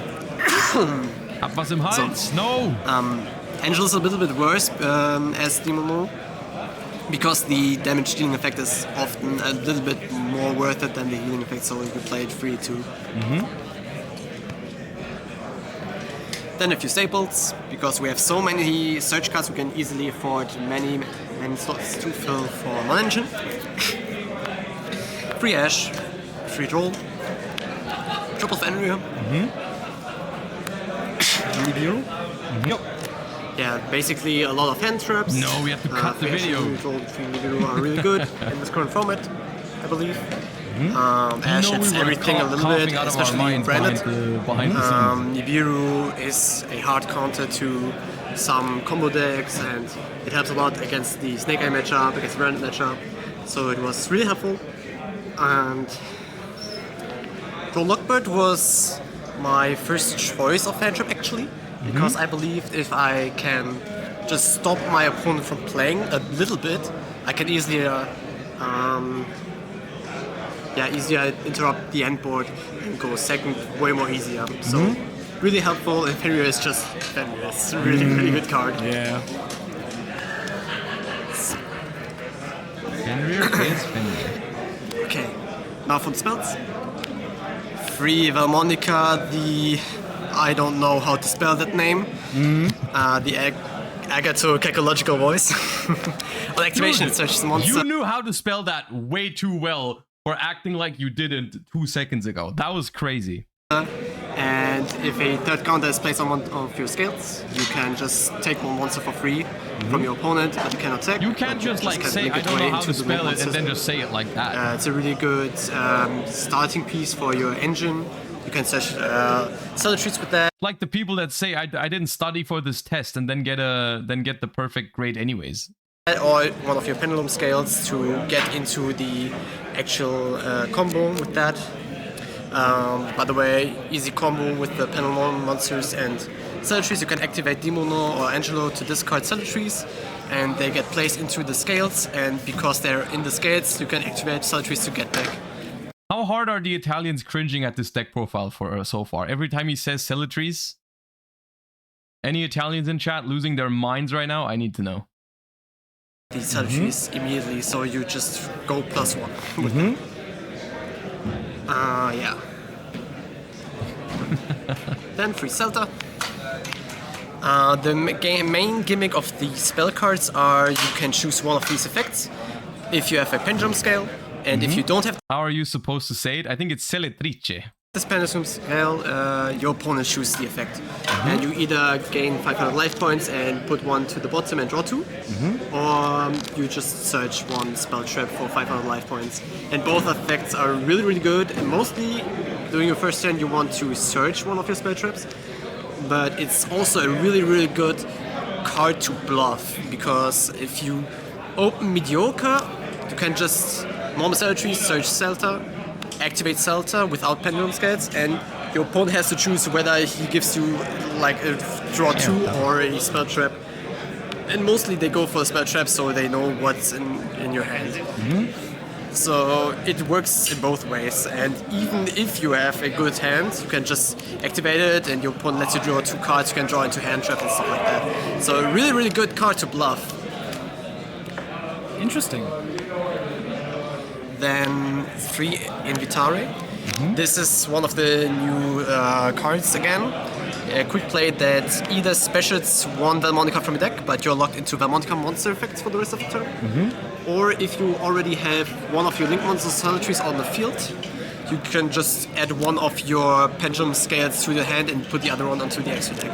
This is a huge setup card for this deck and helps This a is a lot good card, with setting up the scales and get your engine going. You can, when you activate this card in your Celatries, you search for... As bad as hearing you pronounce Moral Tack? What's wrong with Moral Tack? Angelo, put Demono Is it Moraltach? onto the extra deck, then you can set up the scales, pendulum out, Demono to copy another spell trap from graveyard, and then you have basically like everything. And it's even a quick play, so you can just play a round roll for a little bit more. That's also really, really good. Interesting. Yeah. The Tach is silent, so it's moral. Then 2 Disharmonia. Another card new from Legacy of Destruction. You can place one counter for free onto one of your scales, and then either take 500 damage and add one from the graveyard, or gain 500 and add one banished card from the deck to from bench pile to your hand. And either way, it always gives you 2 counters, and that's really, really nice because you don't have to. So no matter if this deck is actually good or not, it does seem like the Legacy of Destruction support kind of hit the spot, right? Because we're playing all of those cards at multiples. That's a good thing. activate as Even if many. the deck ends up being just a rogue deck, it's still, in my book, that makes the support solid because we're using it all in the deck. Like it's all like it at least it makes the deck function, right? And and you want to play all of those cards, right? So it's Harmonic solid support. cards in your first turn as before, so you can just go with normal summon Harmonica into Celta, into Naturi to settle the scales, and then copy this to search this ammonia, and then with this you already have 3 counters on Demono to go into your link monsters. Wow, okay. So this helps a lot. Attention duelists. If you didn't collect your participation prizes for the main event yet, please do so within the 15 next minutes at the prize wall. You have 15 minutes time to collect your participation prizes at the prize wall if you didn't do so yet.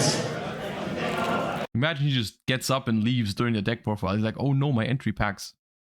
Okay. Then one Versari. Versari either excavates the top card from your deck until you Josh, does the fact you Bell is the German archetype bother you? No, I didn't even know that. hit a Harmonica card and add it to your hand, or you just mill one Harmonica card from the deck to the graveyard. And either way, it helps a little bit playing around certain hand traps, and if you get interrupted, you can just follow up with that one, especially the graveyard effect. You can either send Celatries to get it back to your hand when you have both scales, or you can just send one of your spell traps you want and add it back with this ammonia, or copy it with the pendulum monsters or stuff like that. So it's a very nice card to have if you get interrupted, but you don't want to see it all the time. So you can just search it if you want. If Japanese. Oh, right. The Japanese names have German words in it. I remember that. Yeah. I didn't think much of it though. I don't really care, to be honest. you need to. And then we have 3 Pot of Prosperity to get into our engine easier, and for Go Second to dig for more Go Second cards like Fenrir or certain side deck cards I will show you later. You have just to be a little bit careful Testos with Jerome, that, thank you for the because prime. And if Yami you Saradek, thank you for the 13 activate this one, you can't activate the draw effect. And if your opponent gets to choose, then he easily can just say, okay, you gain 500 life points, and then place 1 card to the bottom and draw 2. I was about to say this is a cool interaction because this forces your opponent to give you the other effect, but because it's a optional draw, they can still say, okay, you use the first effect, and then you can't draw. That's kind of shit. Because it's an optional draw, they can still force you into the first effect. Yeah. And this is not possible on the pot, so you just lose another card from your hand. So you have to be PGR, thank you for the 17. but most of the time it doesn't really matter. To be fair. Okay. But it just came up once that I have to play around that. I see. And 2 talents and 1 called by for the hand traps. There's so many hand traps floating around. Ashes, Nibiru's, Vela, everything basically, and it helps a lot to have some defensive cards in your main deck. The Cold by Grave came clutch in the featured match, and against Branded, because I just banished their gimmick puppet. Ah, I see. And 1 terraforming to search a field spell. Self-explanatory. Yep. And for the traps, I play both the Followed Rhythm and the Chosen Melody. The traps gimmicks is you can only activate them if you have the Scales or one Harmonica monster, but if you have the Link monster, you can use both of these effects. This seems like a fun deck to bring to locals once, just to understand what's going on. I don't have the cards, but maybe I'll check and see if I can try it at a locals at some point. Gains life points and pops 1 spell trap for free, non-targeting, or bounces 1 monsters for 500 damage, also non-targeting. And this one prevents for Seems 500 like a complicated deck. I'm not sure if it does, but at the same time, I do kind of like. I know it's not something that everyone can do, but I guess if you're just testing with friends or whatever, you could also like use proxies or whatever. But like, I really like trying decks, even if I don't plan on playing them at like big tournaments. Just like playing them myself once or twice is really, really helpful, I think, for when you ever play against them in the future. Knowing how this deck plays and all that is really, really helpful, right? The Valmonica Ultras are expensive. Yeah, I'd have to check. If it's already expensive, then I probably wouldn't want to pick it up, but I'll see. Point gain, that your opponent can target your monster. It's super amazingly fun and also dies to a single imperm on Celetrice. You sound like... It sounds like you wanted to sell me on the deck, and then you went the complete opposite direction really, really fast. Cards, so your scales and your monsters with card effects. Or for 500 damage, you can just negate one monster on the field, non-targeting. And the non-targeting pocket is actually really, really strong. It outs so many more monsters and so many more follow-ups, because you can just, when the opponent has an IP Mass Screener, you can just choose a melody. Even if they link it away for an SP Little Light, you can just negate the SP Little Light, or critical points like Albion, the Sanctifier Dragon, and Branded. Stuff like that. That's really, really helpful. And this one is also very, very strong, and my first choice when I search the traps, because mostly I end on a monster negate nonetheless without the trap. So bouncing monsters, non-targeting plus destroying the spell traps is really, really good, especially against many, many different decks. Fun fact, against Tempire is this card really, really good, even in the main phase, because you can, since this effect is in sequence, you first destroy a spell trap, so you destroy the field spell, and since the field spell is not on the field anymore, you can just bounce the monster back. So I see. Yeah. It helps a lot that you just first destroy a spell trap and then bounce the monster. Yes, it's really strong. Yeah. That's for the main deck, 41 cards, correct ratio. Okay. For the extract ratio. 3-step of error. The gimmick of the link monsters is you just need one effect monster for 2500 attack and for strong effects, but you need 3 counters on the respective pendulum scale. So if you want the Fiend link monster, you need 3 on the Fiend. And if you want the Fairy one, you need 3 on the Fairy one. This one is the better one, because it's the interruption of this deck. It can, in the opponent's turn, copy any normal spell trap that is banished on your graveyard. Anyway, you can copy the bounce and pop effect of the followed rhythm. You can get another monster effect. Did they give the Valmonica Link monsters collector's rares? It feels weird to me that like the quote-unquote boss monsters, extra deck monsters, whatever you want to call them, are just super rares. Or just go for the follow-up and search another spell trap. Anything you want. You can, even in your opponent's turn, just draw 2 cards and dig for more hand traps. I see. This is really, really strong. And if any card is getting destroyed by battle or card effect, you just remove 3 counters from the field, and that's not once per turn. You can do it as many times as you want. If you have 9 counters, you can just prevent 3 destruction effects. It's really, really strong. I can only recommend it playing multiple times, because you need it for the first turn, and you can even summon it in your opponent's turn too, and it's not once per turn, hard once per turn. It's just soft once per turn. You can only summon it once per turn. So if you have 2 of them, you can just copy 2 effects. It's really, really good. Duralume had 1 copy.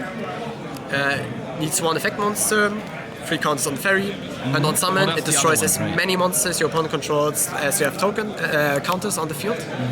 So basically it's a Raigeki on legs, and it can remove 3 counters from the field to attack 3 times with 2/5. It's the OTK card of this deck, and every time I getting into turn 3 and I have 3 counters on my Angelo, I just go for it, destroy his field and attack for game. So good. And in combination with certain other cards like IP Miscreant. It really does make it sound like no matter if the deck, I said this before, but no matter if the deck's actually good or not, because I'm not sure it's actually like a good deck. Like it's functioning, but it does sound like it's a cohesive strategy now. Because I was thinking about Valmonica in the past, that it just doesn't seem like it has a cohesive strategy, and now it seems like at least it does have that. Whether that strategy is good enough or not is another question that remains to be seen, but at least it has one. You know, you can even summon it in your opponent's turn for the Raigeki effect.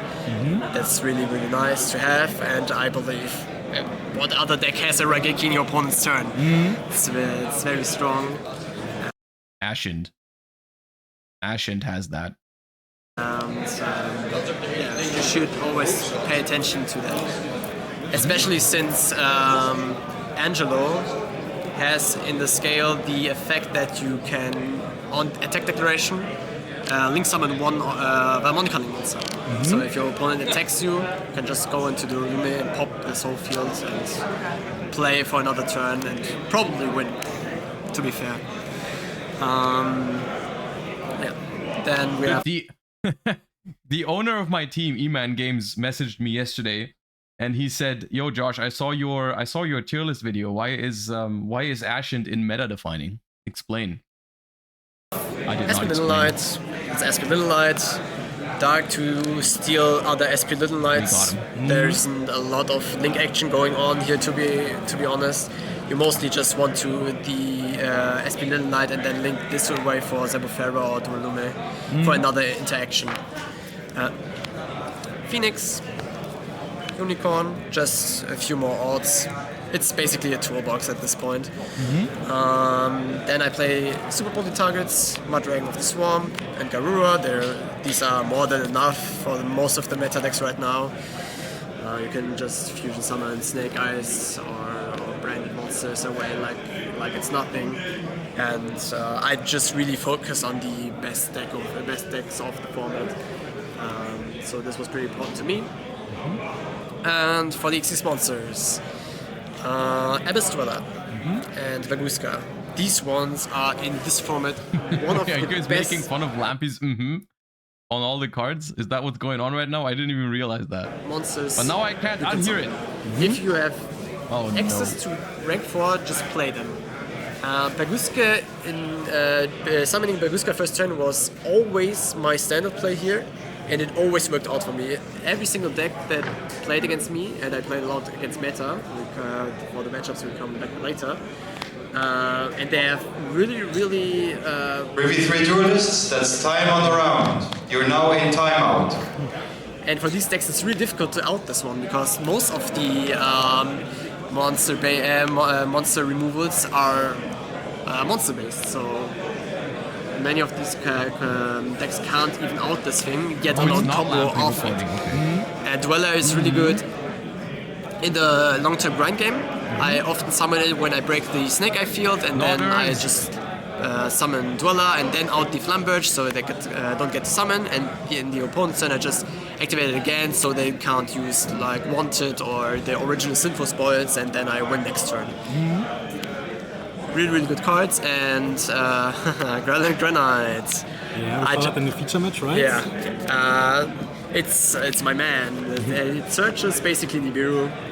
He's only there for searching Nibiru, and if he did his job, you can just link it away for Zebufera, and you have one more interaction going on.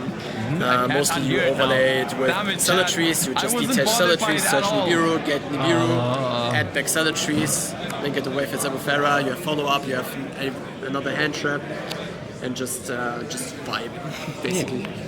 Really, really good card. And last but not least, Typhon for the worst times in our lives. My man, Sky Crisis got me every single time. So, side deck. You have free Super Poly, as mentioned. Good against Senpai, good against Snake Eyes, and going first. And good against Branded, so you don't get puppet locked. Overall, nice to have. Free Thrust to search out a lot of my side deck cards or combo pieces in your deck.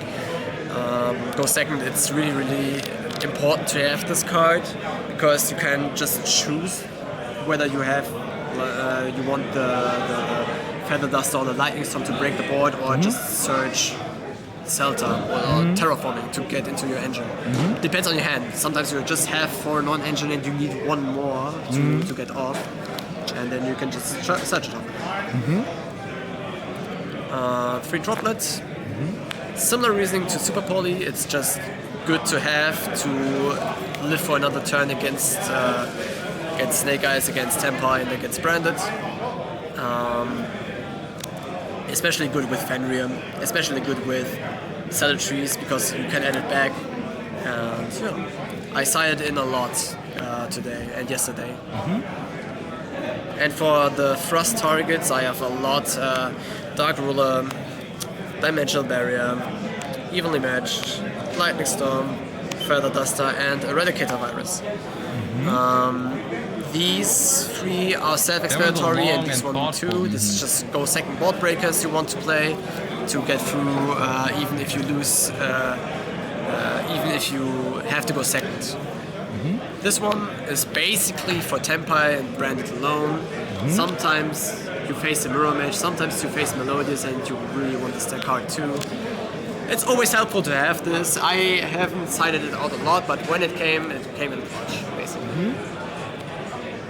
And the Eradicate Epidemic Virus, the reasoning behind this is Duralume is a 2500 attack Dark Monster, and you can summon it off one effect monster, and you just kill certain decks by just removing all their spells, or in Labyrinth's case, all their traps. It's pretty strong to have. I wish though I have swapped it out with Full Force Virus. Full Force Virus would have been a little bit more better because you don't have always access to Duralume. And Full Force Virus tribute requirement is also fulfilled by Demono because she has two. Okay. I'll stop you right here because everyone in chat is just repeating every single anyways. So, okay. It was an enjoyable deck profile, actually. I liked the... on this deck, I was actually okay with a more detailed breakdown with a longer deck profile because it was my first time actually seeing the deck perform at an event. It was a good one. Actually, it actually makes me want to try Valmonica at some point. If I can get my hands on the cards, I'll see. I don't think it's gonna be like a super strong deck in the game, but like good enough to try and mess around with, I feel like. So that was interesting to see. Congrats on the almost top cut performance. Okay. This is the Monadium deck. It is relatively short, so I guess we'll take a look at it. Welcome back to another... You guys know I'm not the biggest Monadium fan, but I want to showcase the more curious stuff that performed at this profile tournament. on the channel from Dutch National Championship. We have Nick, and what did you make here at this tournament? I went top 8 with Monadium, playing a Centurion engine with it. Yeah, that's pretty spicy, not gonna lie. So top 8 it is. I would say let's get into the action. Let's see the cards. Yeah, let's go. Start with how many cards in total? and Enzo thinking for the 43 prime as in well. total. Okay. I started with Monadiums. I started 3 Remart, 3 Mick, pretty standard. That's all I can say. I played 2 Rykard. I didn't need a third one, and 2 felt fine and You see what's bothering me now is I'm very tense because on every card I'm expecting the approval of the person recording, and the fact that we are not approving of every single card, I'm kind of confused. That do we not like it? What's going on here? consistent enough. Then of course I played 2 Visas, same thing, I only needed 2. And I played the 3 Visa Samsara. At first I didn't really like the card, but after Baron ban and with Nibiru being a bit stronger against me, I really liked it as an extender, and in certain situations it felt just good to have him as well. Yeah, fair enough. Oh, fair enough. Okay. Then for the last monsters in my deck, I played 1 Primera, 1 Trudea, 1 Gargoyle. They just allowed me to go into Calamity with the play I wanted to make with the Centurions. I only needed 1 of each because... So I have talked about this in the past when Auxilla released. This now makes Centurion a splashable engine, which is technically a good thing. The bad news is you only splash them if you want to summon Calamity. That's the bad part about it. But theoretically, because Auxilla is a generic level 12 synchro that can search Centurion cards, it makes Centurion splashable in every deck that can make level 12 synchros. Yeah. Those two are the ones that make the Calamity and such, and this one is needed in situations where I need that one little extender without my normal summon, so this helped me also in general. Yeah, and you can like access this engine through your extra deck now, right? So Yeah. that's kind of good. Because of the new Synchro 12, the Auxilla, Yeah. I can just search the field spell, which sets up the play for me, which I wanted to do. Yeah, cool. So for the spells, I played the 3 Calarium, pretty standard. 2 Ragphobia, also standard. You can search both of them during your first turn, so it's nice to have as follow-up. I played 1 Paired Rhino because sometimes I needed to search a Visos, but I already used one of those or needed to search the actual monsters from the archetype. So that's why I decided to play those 6 field spells. Is Naturia Centurion a thing? Not that I know of. No, not sure. Then I played 3 Emblema Oaths, 2 Stand-Up Centurion. This is mainly meant as a consistency for my plays if I get interrupted, like Ash, Bell, Veiler. I got interrupted a lot of times. I can just go for this and then... That's an interesting approach. Because we're using a very small Centurion monster lineup, because all of the Centurion monsters, if you draw them, they are normal summons. But the spell cards can actually function as extenders to your Monadium combos. That's decent. I don't hate that idea.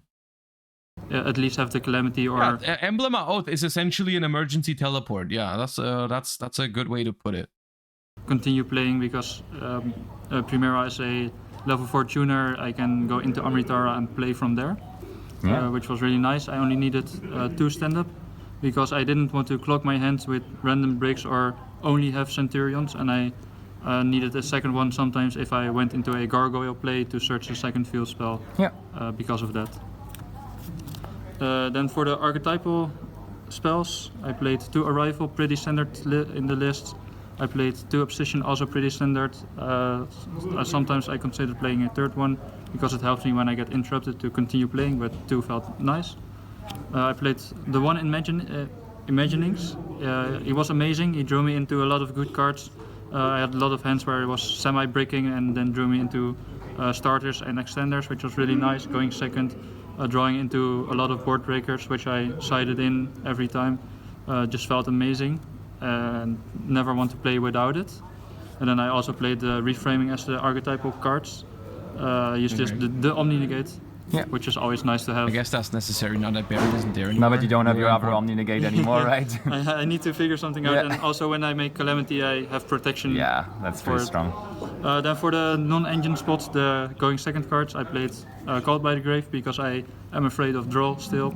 And it's free against other hand traps. So it was How often did you get rolled this weekend? Was it a popular card? Trolled twice, I think, but it was when going second into a board, just like... Okay. It's not the worst time to play a deck that's weak into Droll, because Droll is being played, but Droll is definitely not the best hand trap into Snake Eyes, which is the most popular deck. So I think Droll is kind of on the decline at the moment, which is fair. I'm not saying the people that are not playing Droll are not correct, but it is important to notice these sort of trends, because when everyone is playing Droll, then you probably wouldn't want to play a deck that loses to it. Couldn't win anyway, so sure. Right now, I think it's played 3 fine. Droplets because Droplet is a good card. I can just send my whole hand, normal summon Remart, and OTK from there. And I played 3 Talents, same thing. If I get hand trapped or something, I can just look at their hand, snipe something out, and continue playing because I have so many extenders or ways to bait those hand traps. So felt nice overall. Totally. And I had some one-off spells, the Terra Rota, for consistency purpose mainly, and I decided to play the Synchro Rumble because in certain combos, and I don't have a real one-card combo anymore because... So this is a free search from Crimson Dragon, right? Because a lot of, like, Crimson Dragon has 2 effects, and one of them is on summon it searches this card, right? But most people have just not been doing that. They would just only play it for the second effect. Because of the Brown Ben, I needed to search this with the Crimson Dragon to continue playing, to go into the Calamity better or easier and such like that. Yeah, pretty nice. Let's go over to the extra deck first. Yep. For the extra deck, I played 2 Lightheart, pretty standard.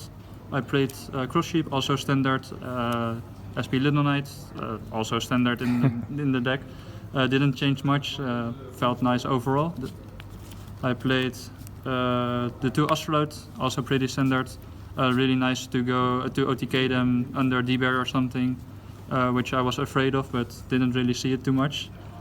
Then for the synchros, I played Amritara with Trisukta, pretty standard. I played Axel synchro to go into Despater sometimes, or just to revive something to continue playing. With the Despater, of course, I played as my 2 level 10s. I played Changying and Chaos Angel. Now, whenever I would have summoned the Brone, now it becomes a Chaos Angel, more as a protection rather than to negate something. Yeah. It's crazy how Menadium, out of all things, has to go the extra mile to make the combo even more broken and summon Calamity, only because they banned Baron.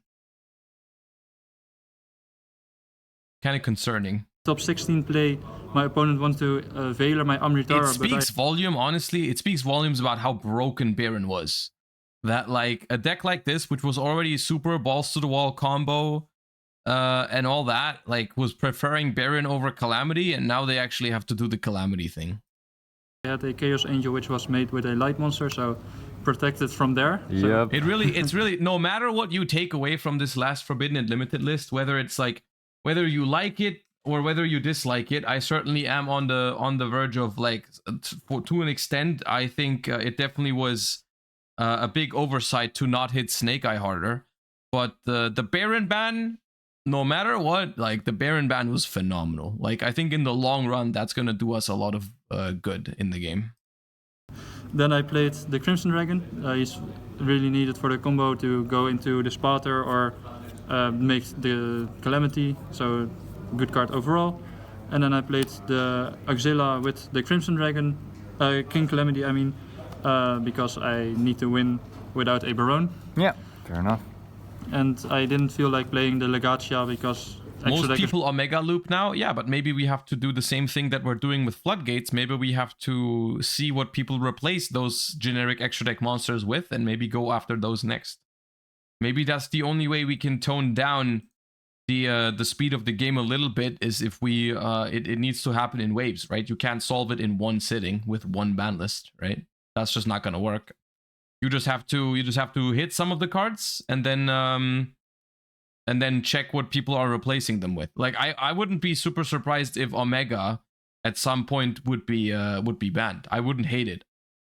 It's really tight now. I also wanted to play more Link monsters, but yeah, Auxilia's mainly just needed for the combo. Speaking of more extra deck monsters, or more Link monsters rather, your side deck is going to be really interesting, because I saw your side deck when I had you on features, so let's go over to that side deck, because there are some interesting technologies in there, let me tell you that.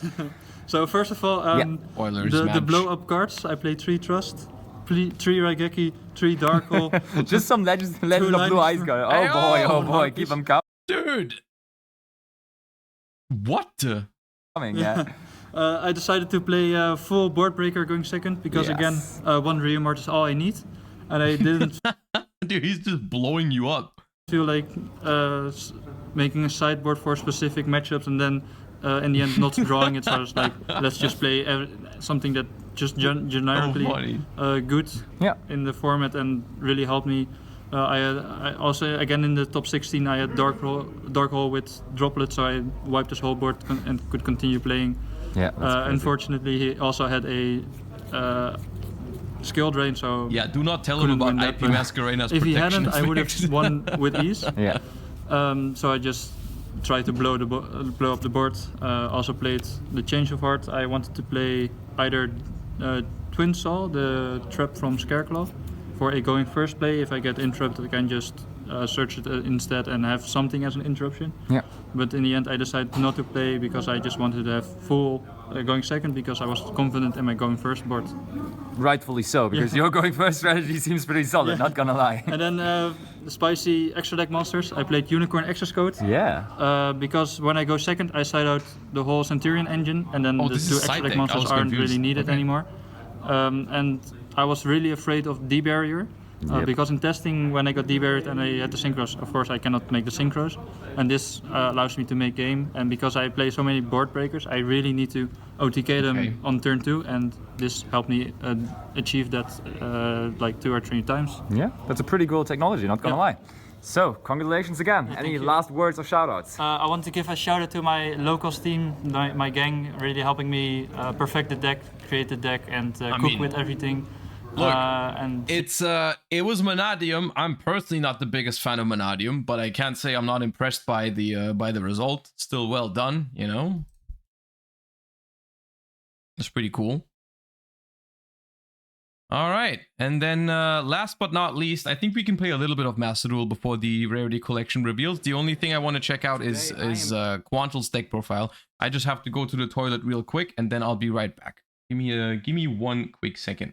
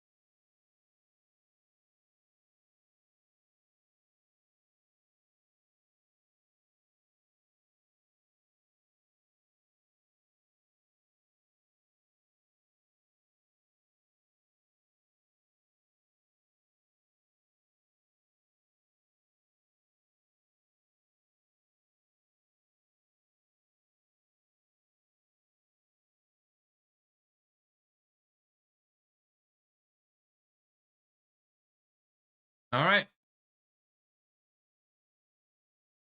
Okay. The man on the screen looks like he would right-click on a normal summon of Rhinoheart. Truer words have never been spoken. All right, let's check out Quantal's Tenpai list.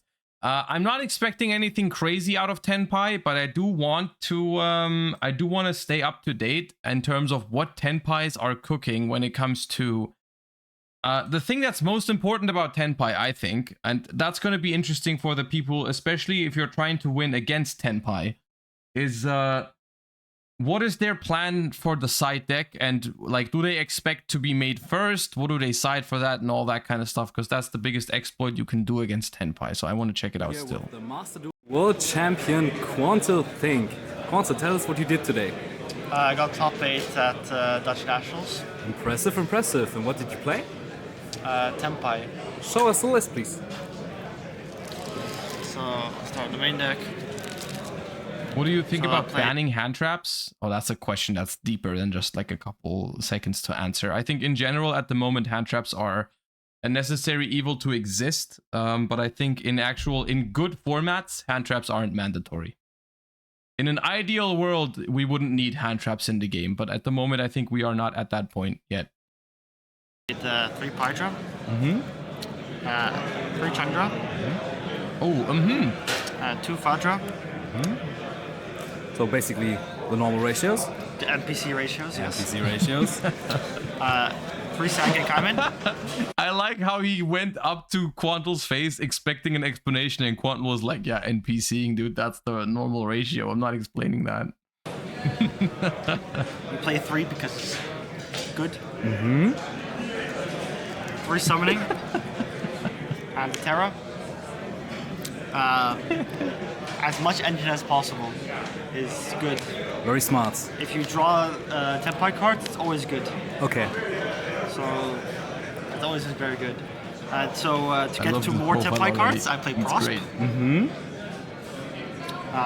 Tenpai can OTK through this, which is very good. Now the non-engine, which is more than half my deck. So 3 Ash Blossom, 3 Nibiru, 3 Effect Veiler, 3 Ghost Ogre, I love the camera perspective and Quantel looking down at his hand traps. Permanent main. I know, only 15 in main. Unbelievable. All right. Yeah. These are the only good hand traps. The rest are kind of niche, not always that great. Mourner is really weird to get 15. most matchups. And yeah, I mean, his hand traps were fine. All of them were good. How good would Tenpai be without that field spell? The answer is no. All right. Nothing special. So I played the 2 Fenrir and Ravesoft. Ravesoft, a big back friend. The Fenrirs, didn't see them much. Friend! You could see He borrowed Wraith Sauce from a friend. Is that how you got Tenpai Trident Dragon as you well? know a feature actually when I terraformed for Ravesoft to get a Fenrir as an extra interrupt for when I'm forced to go first. I decided to main this for pretty much when I get to top cut, when people force me to go first. It improves the board. Sealsless Fenrir is really hard to beat. Usually don't die ever, so it's fine. Then some board breakers, so 2 Lightning Storms and Harpies. These cards are Previous just 3 good. duelists, that's time on the round. You're in timeout. Jump scare. These cards are just good. I mean, being able to just get plus just for free, destroying back row most of the time. Sometimes monsters. Destroy the Sanctifier of Lightning Storm. And I still have Puppet Engrave. Very nice. Then Rivalry. Yet again, if they make me go first, they will regret it. And Rivalry, good card. It's really not special. Like, my deck is all dragons. Most of the other decks are not only one type. So they'll just lose the Rivalry. Smart. Good Smart. card. Smart. Maybe you should get banned. Maybe. Just maybe. 2 extra deck. So 2 Bident. Sometimes considered 3 because of Unicorn. Didn't play a single deck with Unicorn in it, so 2 was fine. Q-Belt. Nesh likes it, and I do as well. It's a good card. Pops cards. Black Rose. It's Q-Belt, but better. Also gets protected by field spells, so you can just do a field spell, Black Rose, board, and then OTK with Kaimen. Smart. Yeah, it's... Today I learned I say a lot. Shout out to chat. We have identified good option, yes. Yes, Clever. sir. Moonlight. Thanks for the 3 months. Funny enough, never summoned this. In testing, Costly comes up. Now, never play Voiceless, never play Snake Eye. Ooh. Just everything I tested, pointless pretty much. Wait, you played against no Snake Eyes? Rarity Rose, everything I tested, never play Snake Eye. Testing, Costly comes up. Now, never play Voiceless, never play Snake Eye. What? How do you not Ooh. play against Just- Snake Eyes? Everything I tested, pointless pretty much. Rarity Rose. A lot of times I was about to make this, but I didn't need to because I'd game anyway. So I never summoned this. Maybe it's I should very have gone cool to Dutch in Nationals. theory. I want to play Nationals without playing against Snake Eyes. It comes up in testing, but apparently not here. And then Transcendent. This is for Unicorn. So if I can play as Unicorn, they can't banish this. So this is the most important card in the deck. This pretty much reads you win the game. You touch the field. Especially if you make it on the opponent's turn. They have to force all their monsters to punch into this. And also a feature just came up and they keep losing to it. It's quite funny. Then Jerome says you should ask a friend for this card. I just happen to have this already, so no friends needed. Nice no friends needed. Try the Dragon. Dude. Perfect I wish I NPC had deck. that This Trident actually lets you play Dragon. OTK through Brosp.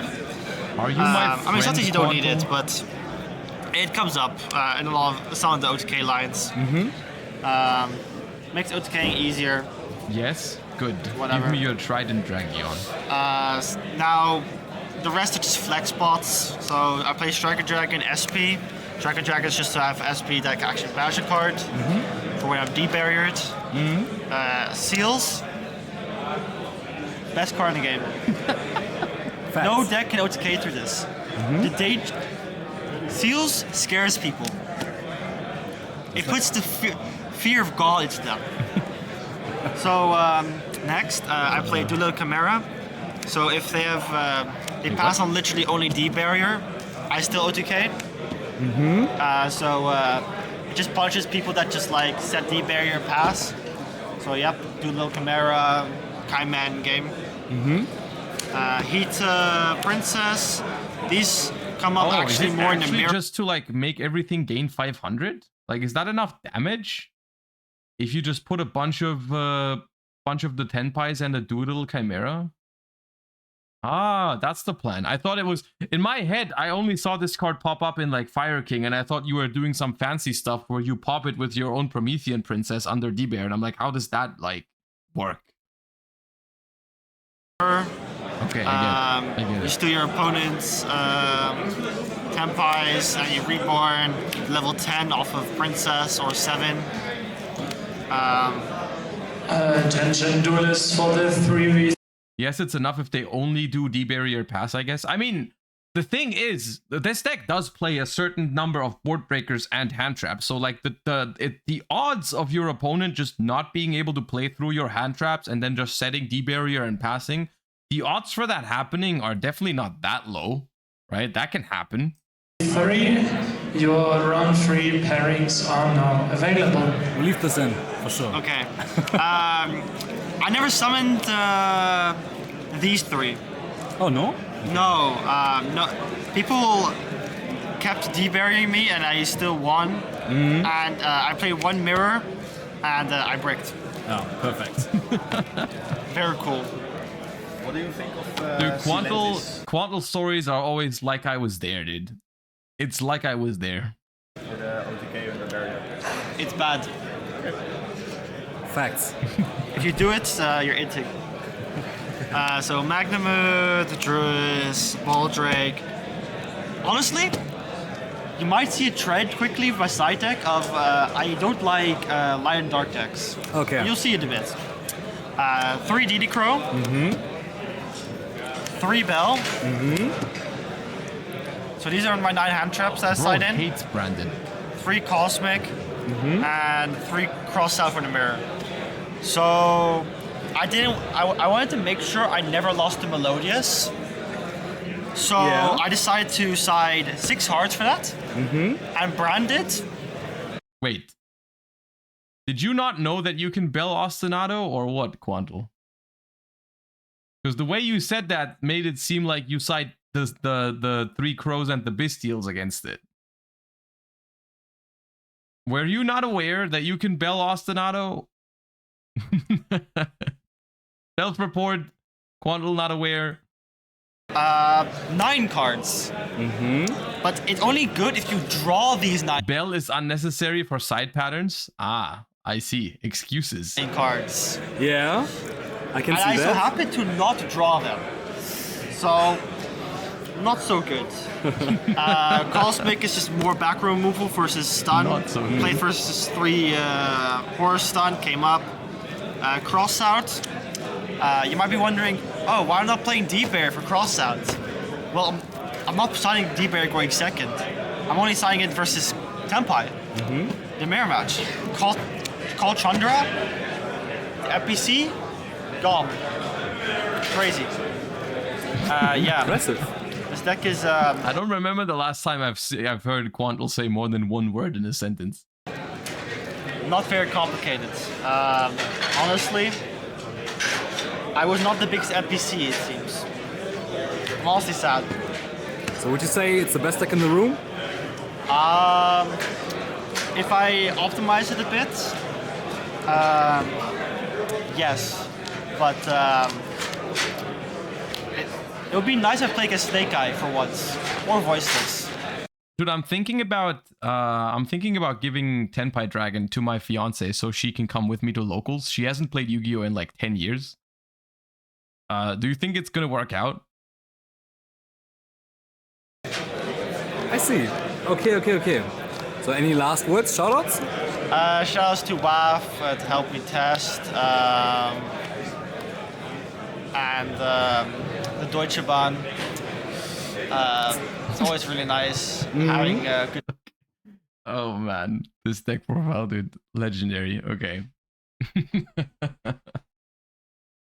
Okay, well, that was Dutch Nationals. That was both longer of a recap than I anticipated, but it was also more fun than I anticipated. Dutch Nationals seemed to have been a pretty based event. The coverage was pretty cool. Keep watching. Wait, I already closed it. Oh no, hold up. It has more funny shoutouts. Okay, my bad, dude. I wanted to cut him off. Okay, well, we'll let him speak. Hold up.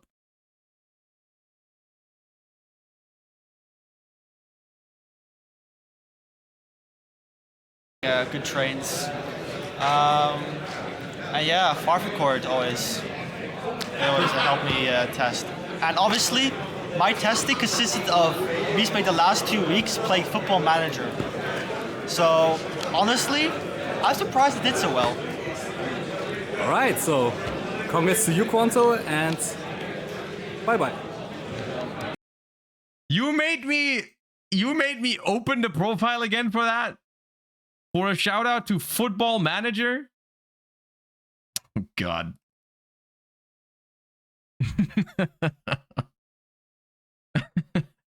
Why? Why was that so important? Why was the shout out to Football Manager so important? Oh man.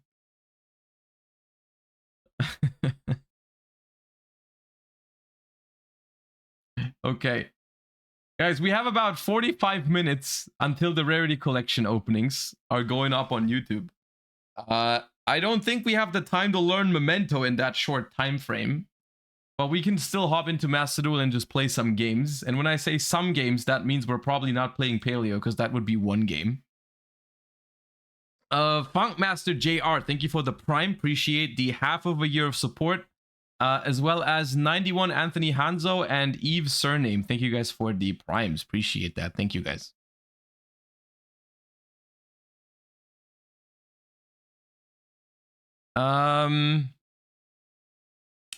There is an update in Master Duel that just went live. There's also a notification that I can't show you guys because only we have it, to the players who have a World Championship 2024 Finals invitation. You guys are not allowed to see that. But there is there's an in-game update about the 2024 World Championship. Leak it? No, I'm not leaking it. I don't know if I'm allowed to. Anyways, the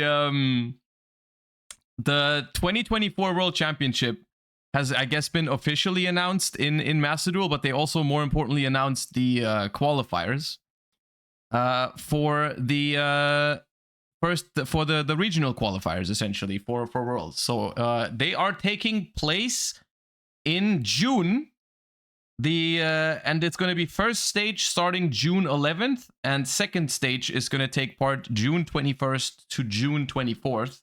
So that's going to be for all the grinders out there that are gonna try to get to the World Championship through the regional qualifiers.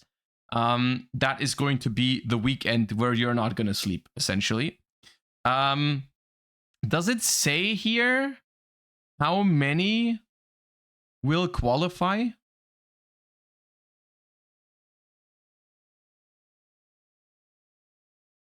I'm not sure if it does, because I mean it's the same as always about the regional qualifiers. The top ranked players, the top ranked player in each region at the end of the regional qualifier round will be eligible to participate in World Championship 2024 finals. The number of finalists that will qualify for the finals will vary per region. No, you guys are saying one smile. You're not reading it correctly. It says the number of finalists that will qualify varies per region. But it doesn't say exactly how many, right? It doesn't say exactly how many. Unless it's... Yeah, I guess we don't have... we don't have confirmation on it yet. Because the thing is, they could just they can't do it the same as last year, right? Because the way it worked last year, it was 2 from Europe. Well, not really Europe, but Europe. It was Europe, Australia, and like what was it? The Middle East, right? That was one region, and we got the first 2 from that region went. And then I think Africa was in there as well, yeah. And then, so the first 2 from that region, then it was North America with 2 slots. Then it was Japan with 2 slots. Then it was South America with 1 slot. And then it was the rest of Asia for 1 slot. And that was in total 8 teams, right? The reason why it can't be the same this year is because we already qualified from last year, and they also announced that there's going to be 1 team going by points, right? From you can collect points in the Duelist Cups, so that is already 2 teams that are qualified for this year's World Championship. So you can't have the exact same distribution either. There's 2 possibilities here, right? There's 2 possibilities. Either it's going to be harder to qualify because they will do 8 teams again, right? Or they just say, like, we're going to do a higher number of teams. Like, they could do 10, they could do 16. We'll see. I think we will get 10 teams. That's possible. They could, in theory, they could use, that would probably be the simplest solution, is they could do the exact same numbers, the exact same numbers of spots for the qualifiers, and then it's just wait, but no, it's all no, because the first one from the Duelist Cups also go. I just forgot about that, right? Because there's already been Duelist Cups, and those are also qualified, right? So it's more than 2 that are already guaranteed. It's like 4 or 5. So if they want to do 8 teams again or something, then you don't even have enough people that can qualify from this. So the question is, how big is Worlds going to be, right? They have to make it bigger, right? They have to make it bigger. There's no other solution, like 12 or 16. But if you really think about it, that's a lot of like that increases the cost by a lot, because every additional team is 3 players. They have to fly out for the World Championship. Right? How is your spirit for Worlds? I mean, it's like 4 months away, so I'm not super nervous yet, but we're gonna try our best again, of course. I will say, after having won last year, I'm pretty sure we're gonna try our best, absolutely. But yeah, we are gonna go as the same team. Yes, it's gonna be Quantal, Emre, and myself. We're definitely gonna try our hardest. We're not gonna meme or anything like Paleo for Worlds or whatever you guys are saying in chat right now. We're not gonna do that. We're gonna try our hardest to go back to back. But if it doesn't happen, then that's also fine. You know, like we've been there last year. It was already a phenomenal experience, and you at the end of the day, you have to get lucky as well to be able to win, because all the teams are very, very strong. So I already consider ourselves relatively lucky for getting the chance to win last year. So if it happens again, phenomenal. If it doesn't happen again, also okay. We still have the experience from last year, which was amazing. So we'll see how it goes. It's not memeing. The deck is crazy. Don't tell him that. Don't tell him that. Anyways, that is the update on the World Championship qualifiers. I know a lot of people are looking forward to grinding those regional qualifiers in a little bit over a month. I'm gonna see if I will stream on that weekend. We'll see. I'm definitely not gonna try hard it because it's very, very stressful. I want to try. I do wanna try hard in a Duelist Cup again at some point. But it does. I'm saving that for when it actually matters. I'm saving that when I don't want to do that when I'm already qualified for Worlds. That stream was peak. That stream was peak. I really enjoyed doing that. But I just can't imagine myself having the same drive, the same energy, for when it's not about the World Championship qualifiers, right? Like. You're saving your 3 gems as well? Dude, leave my 3 gems alone. What have my 3 gems ever done to you? None of your business.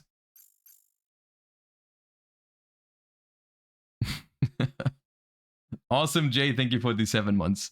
Josh, do you need sub or donation? Question mark. 3 gem is pathetic. No, I'm good. Thank you.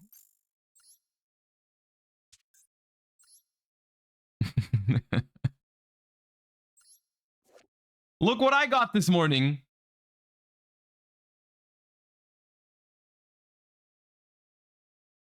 Look what I got.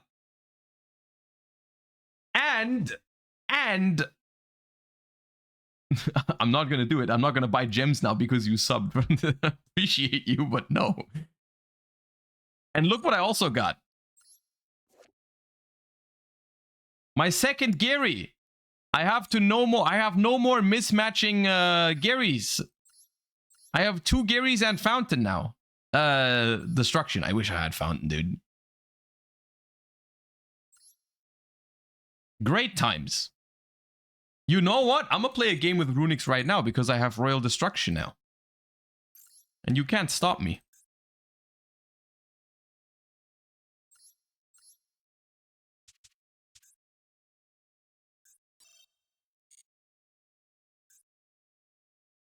No Royal Flashing Fire. After I got the Gary and the Destruction, I did try to get Flashing Fire. I did not succeed.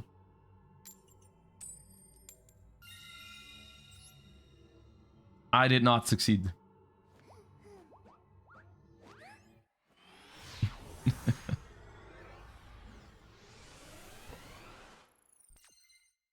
I'm ignoring you for that. There it is! It's glued to your opening hand if you make it Royal. That's crazy. That's how it works, dude.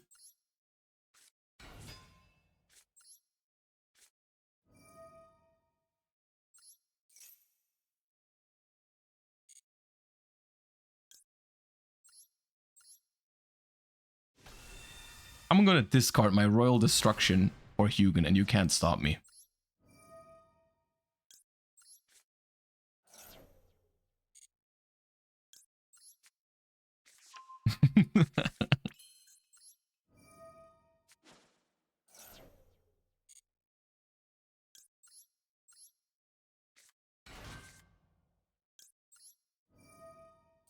Is there a reason not to chain Cricket to chain block?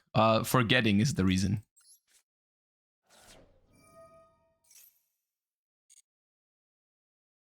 Technically, in this situation, it's actually better if your opponent ashes the Hugin than if they ash the Mold Cricket.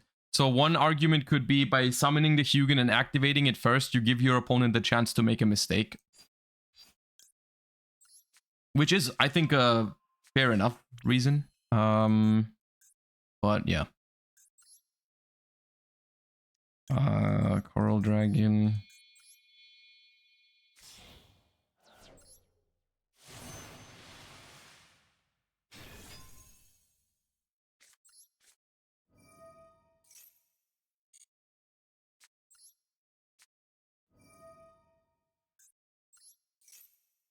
So the first Royal Geary actually isn't anything special, because I already had that one. The second one is gonna feel good.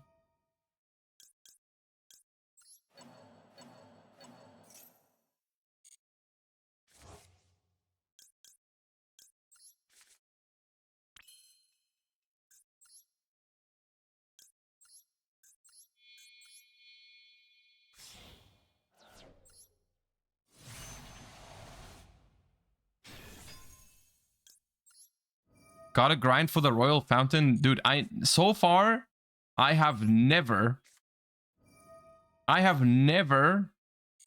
tried to craft a Royal Ultra Rare. And I don't think I ever will. Because super rare gems, like super rare crafting points, are actually like manageable to have a bunch extra. Ultra rare, dude, nah, man, that's just so expensive. Like legit, for the super rares I crafted this morning, I spent no money. I just logged into the game and I saw that I had like 500 or 1,000 super rare crafting points, and I didn't really need them for anything, so I was just like, you know, let's roll. And yeah.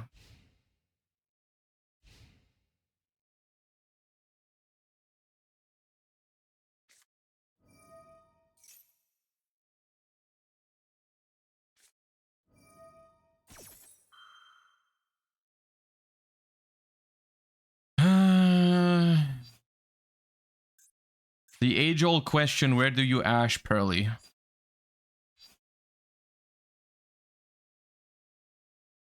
I feel like it might be now.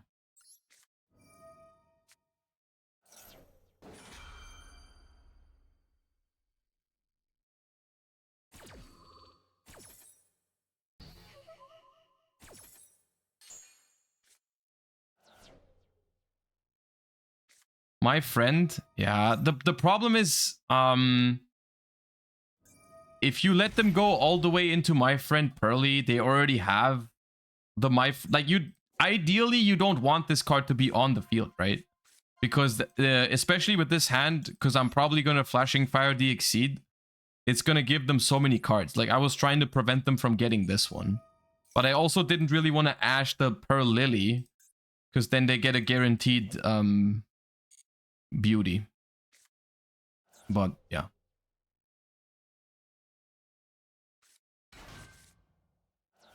This is still okay if they don't have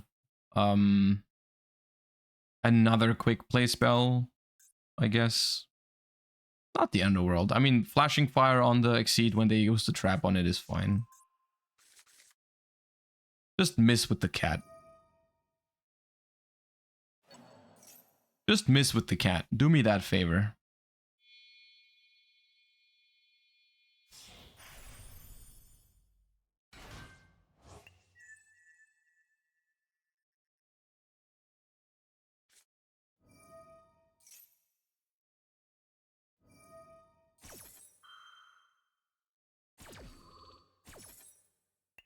They had another one.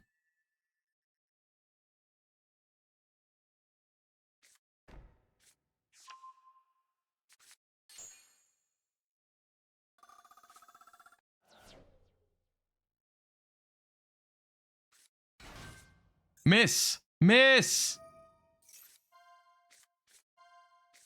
They never miss. That's the best one as well, because it just gives them a pretty. Wait. Huh? Happy? Why?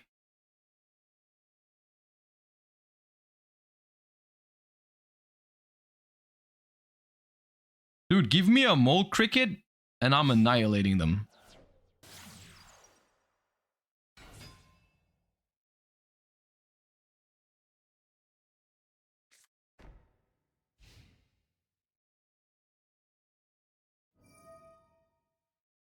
Give me a mole cricket and it's done. Consider the job done.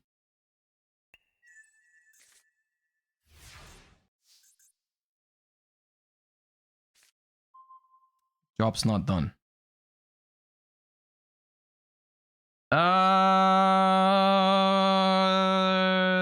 Yeah, well, we can draw 3. Happy protect the cat. Oh, right, they have happy memory now. That's messed up. No, the happy memory actually counters me like crazy. We get messed up by it.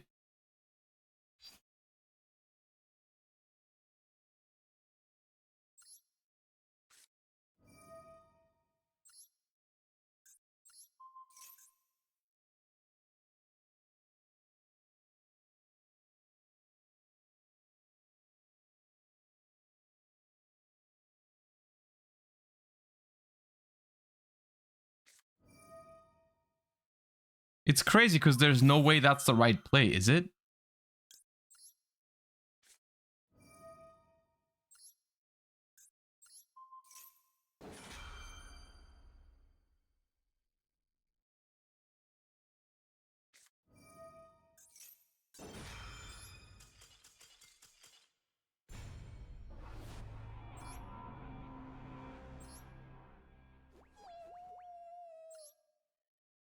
Oh well.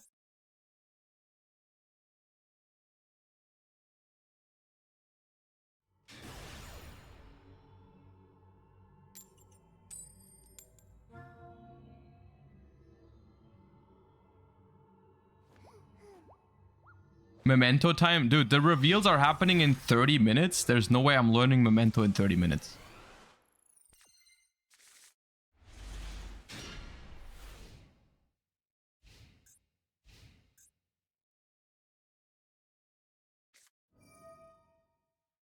That's a nice Imseti, dude.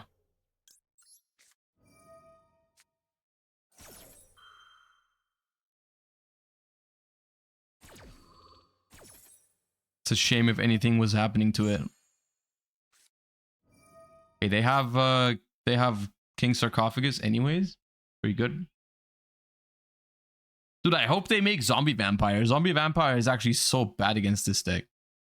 There's so many things I can get that are crazy.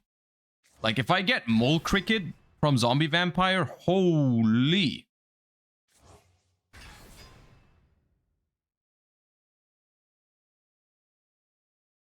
Could be stun. Guess.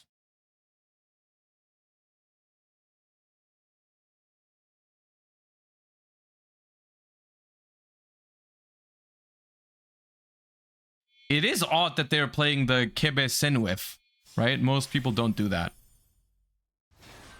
Oh no.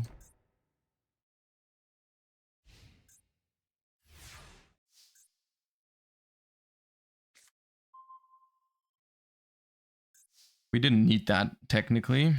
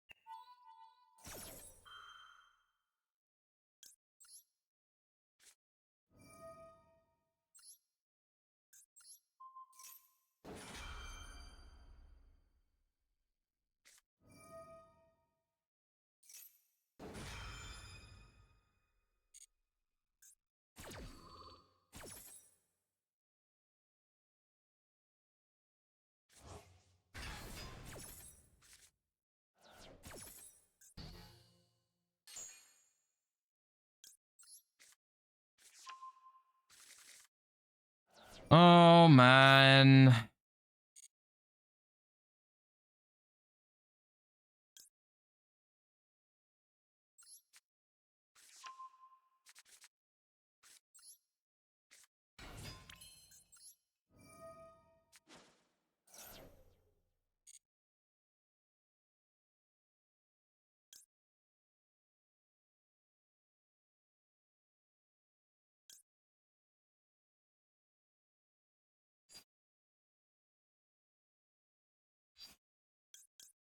think it's double Camellia here.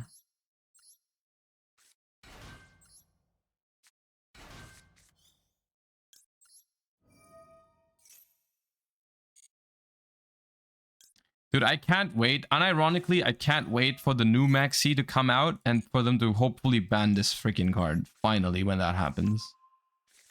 If they don't do that, the OCG is the wildest bunch of yeah. Like if they don't ban Maxi after releasing that thing, I don't know what to say. I need to draw cards.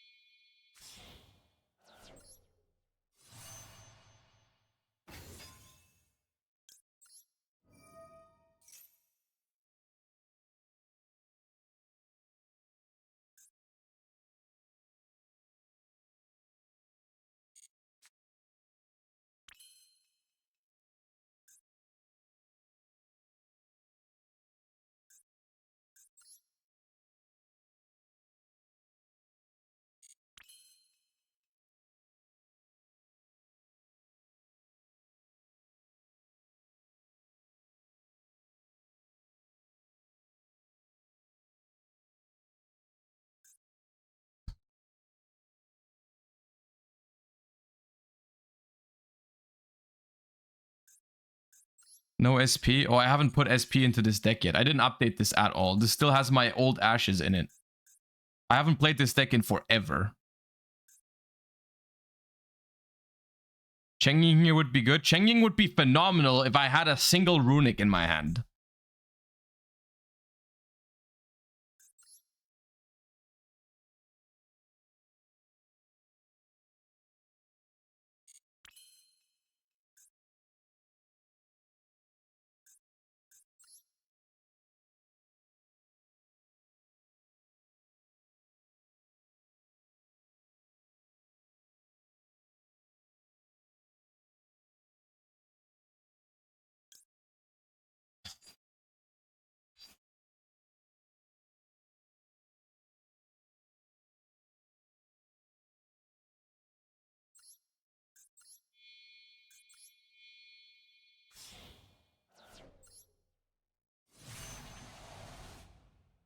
Pergeek, thank you for the 20.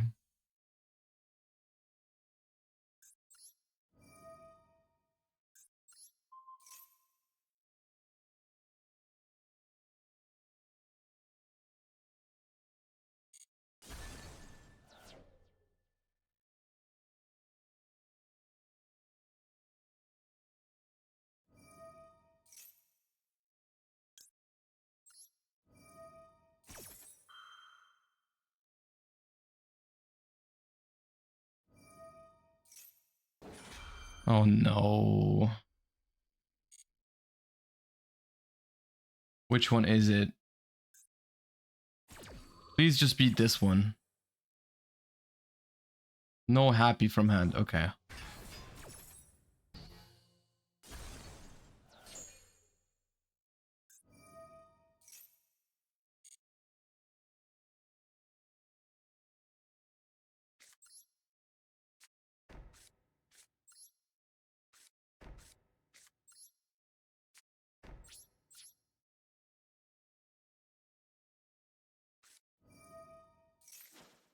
That's legit good for me. Okay, nice.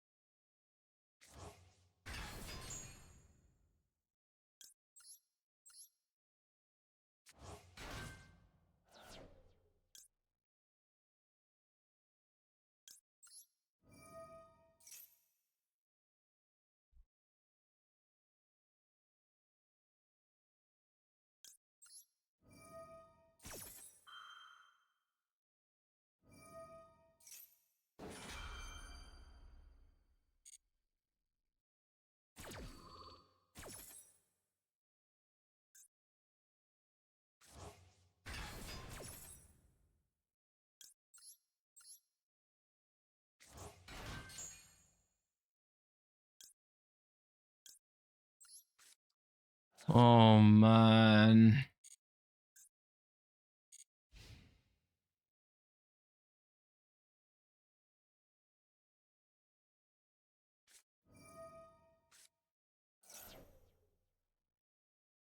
Sick.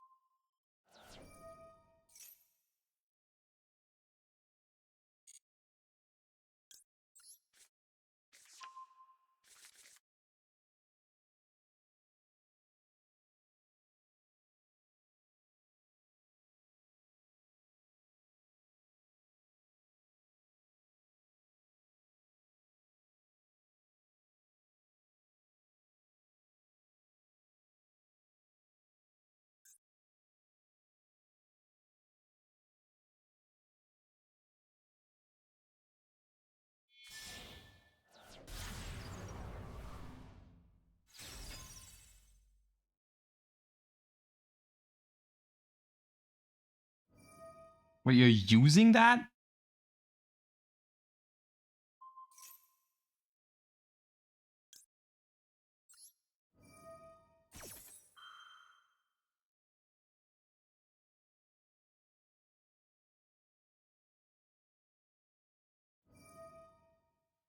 Huh?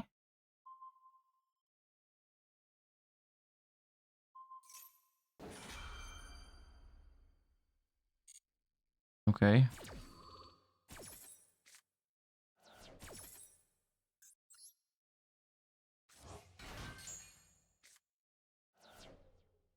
Guess we have a tuner for next turn.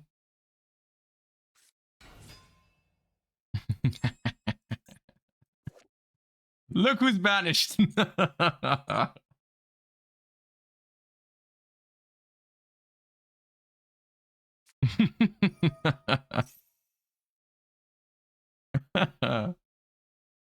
uh,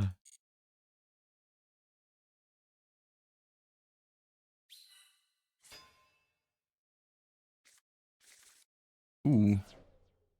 A nice fateful adventure. Of course.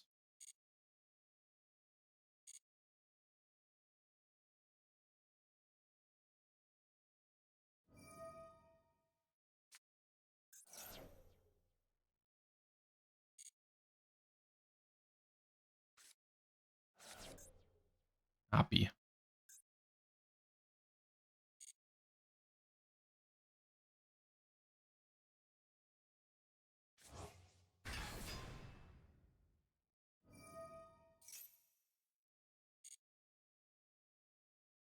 It's a shame I have the biggest monster on the field.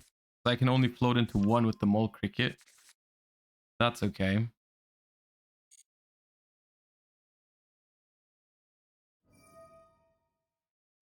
Oh, they're not even searching for Griffin Rider? Right.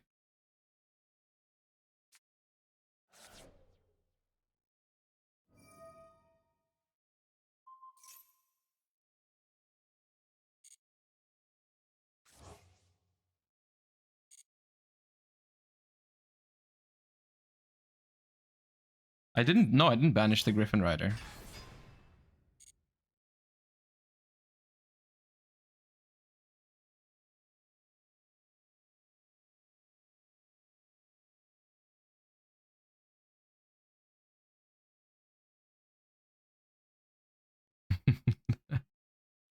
Dr. JB, thank you for the 2 months. You are welcome. So now what? Now what, mister?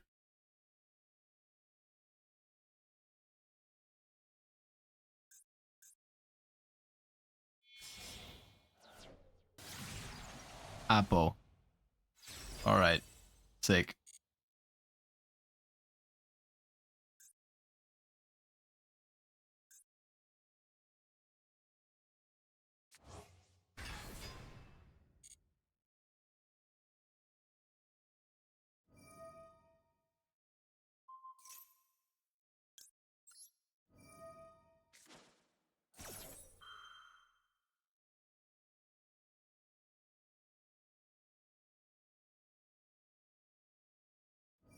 I shouldn't negate this. It doesn't do anything, but I guess we can just waste one negate on Appaloosa.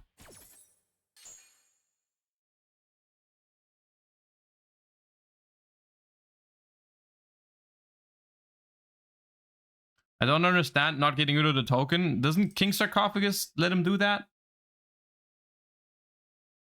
They can just do that with the Sarcophagus, right? Like happy attack.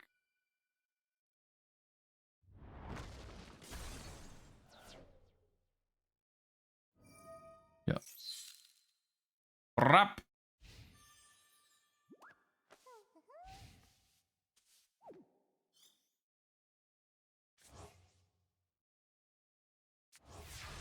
Please give me a runic card, man.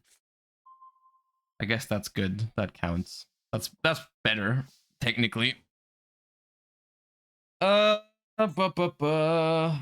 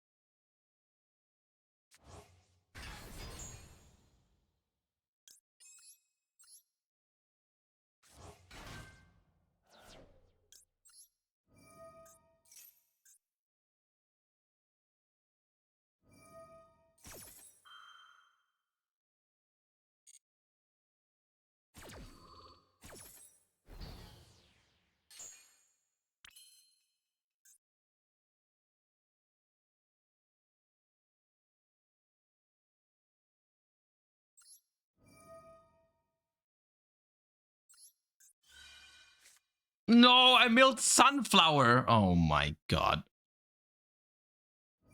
They negate anyways. Okay, good.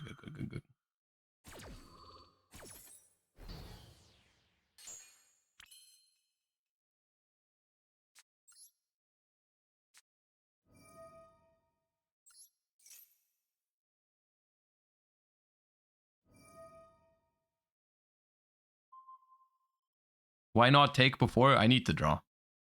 Why do you SP here?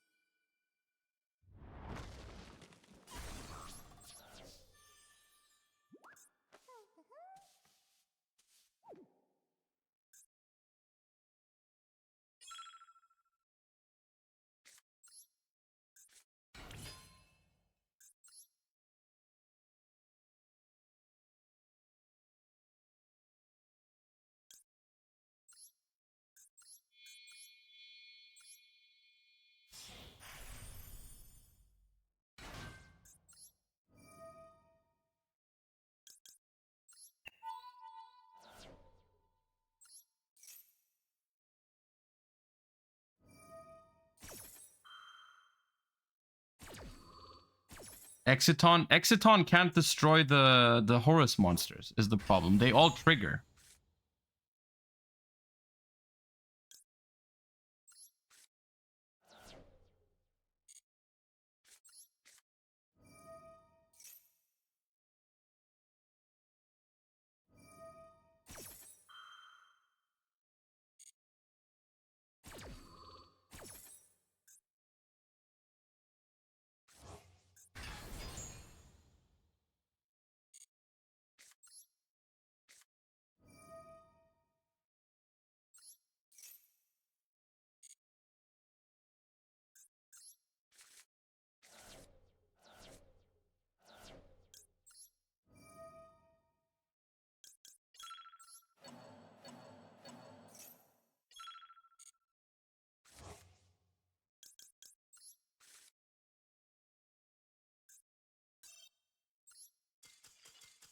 It's a stupid game, dude.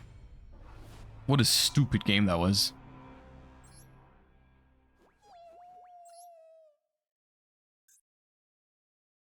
I should put SP in this deck. No, let me cancel. No, dude.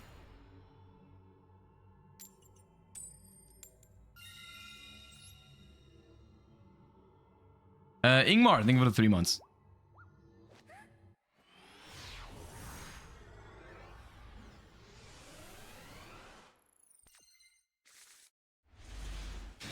Don't get tilted. Nah, I'm okay. Don't worry. It's okay.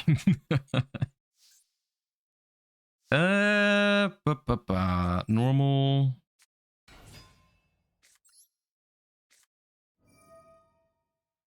Special.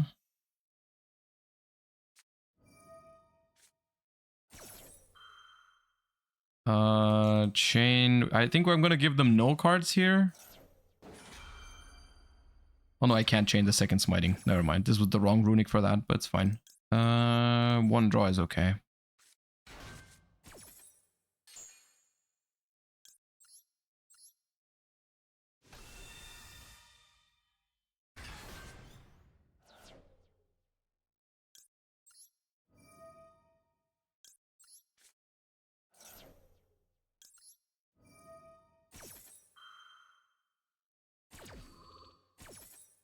I think it's a look at their hand situation.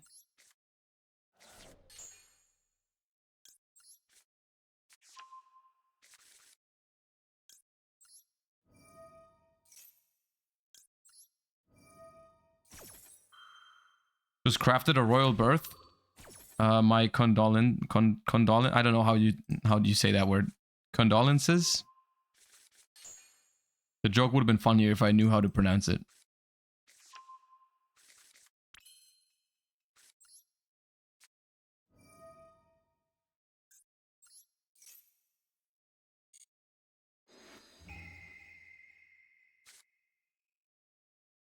Dude, what are people cooking at the moment? Dude, heartbeat fucks me up. I want, like, all of this stuff I don't want in my game, but heartbeat is the worst. Like, I think I need to take heartbeat, dude.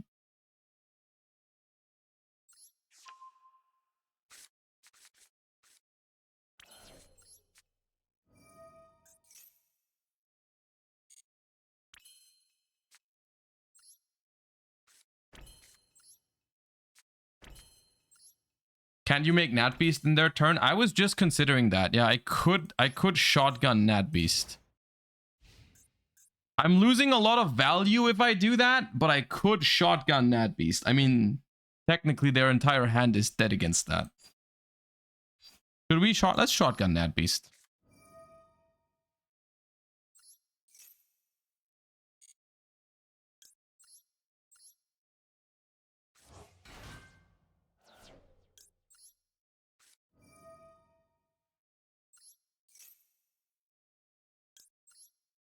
Synchro Shokan.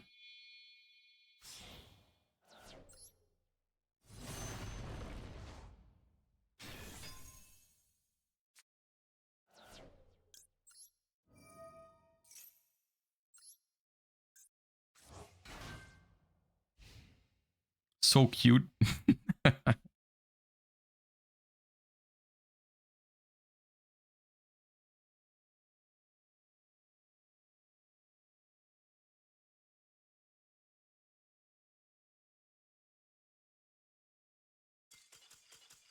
Nice Maxi, dude. Nice Maxi.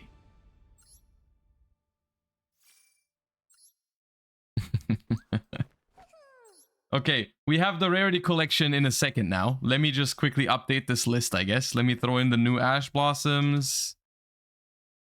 And let's put in SP Little Knight. Over the Donner. For now. I don't know if I want to make any other changes. I don't even know if you want to play Ash at the moment in this deck, but... Iro, thank you for the 22 months. What a long time. Appreciate that. Also, Solar Custard, thank you for the first time subscription. Appreciate that one as well. And SNM Deck, thank you for the Prime. Okay. We're gonna play Master Duel in the next couple days a little bit more. But for now, let me... Do we play Sleipnir? This deck might not have room for it. It's good. You can. The only thing you can cut is this, though, I think. Or the Trishula. Maybe Baguska. You can try to put Sleipnir. Photon Seeker, thank you for the 8 months. Appreciate that. Okay. We have, in less than 3 minutes, we should have Rarity Collection reveals. So, you guys, name me some of the channels that have announced on social media that they will have openings. I know Jobber has them. I think. Pheromone. Yeah, I think Pheromone has them. Okay, hold up. That's early. We have Rhyme Style. Maybe. Rhyme Style might have them, and Farfa might have them as well. I don't know. All right, so I have all those channels open, and you guys let me know as soon as you spot one of the videos. They should be coming out in 2 minutes. Pansy Cake, thank you for the 13 months. In the meantime, let's chat about a little bit what you guys are hoping to see in Rarity Collection 2. Throw in like one card that you really want to be reprinted in Rarity Collection 2. Either because you want the reprint or because you want it in a specific rarity, you know, tell me what this is about. Tell me what we're hoping for. I'm seeing a lot of Thrust and SP. I'm assuming those are like reprints you guys want because the cards are expensive. That's fair enough. I think, personally, I'm not expecting SP. I think it would be nice though, but I'm not expecting it because I think it's a little bit too soon. But it would be nice. Trap Dust Shoot, dude. Trap Dust Shoot would be a cool one. It's kind of a sleeper pick, but I would like to see a Trap Dust Shoot. Kind of based, honestly. Kind of based. Cosmic Cyclone, that's a good one. Trident Dragon, everyone's been saying that, yeah. Now it's 5. It's 5 p.m. I'm refreshing. I'm not seeing a video yet.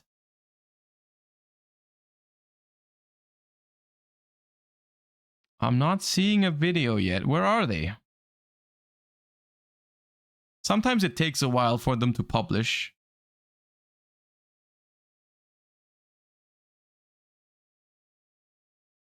Okay, the links are dropping.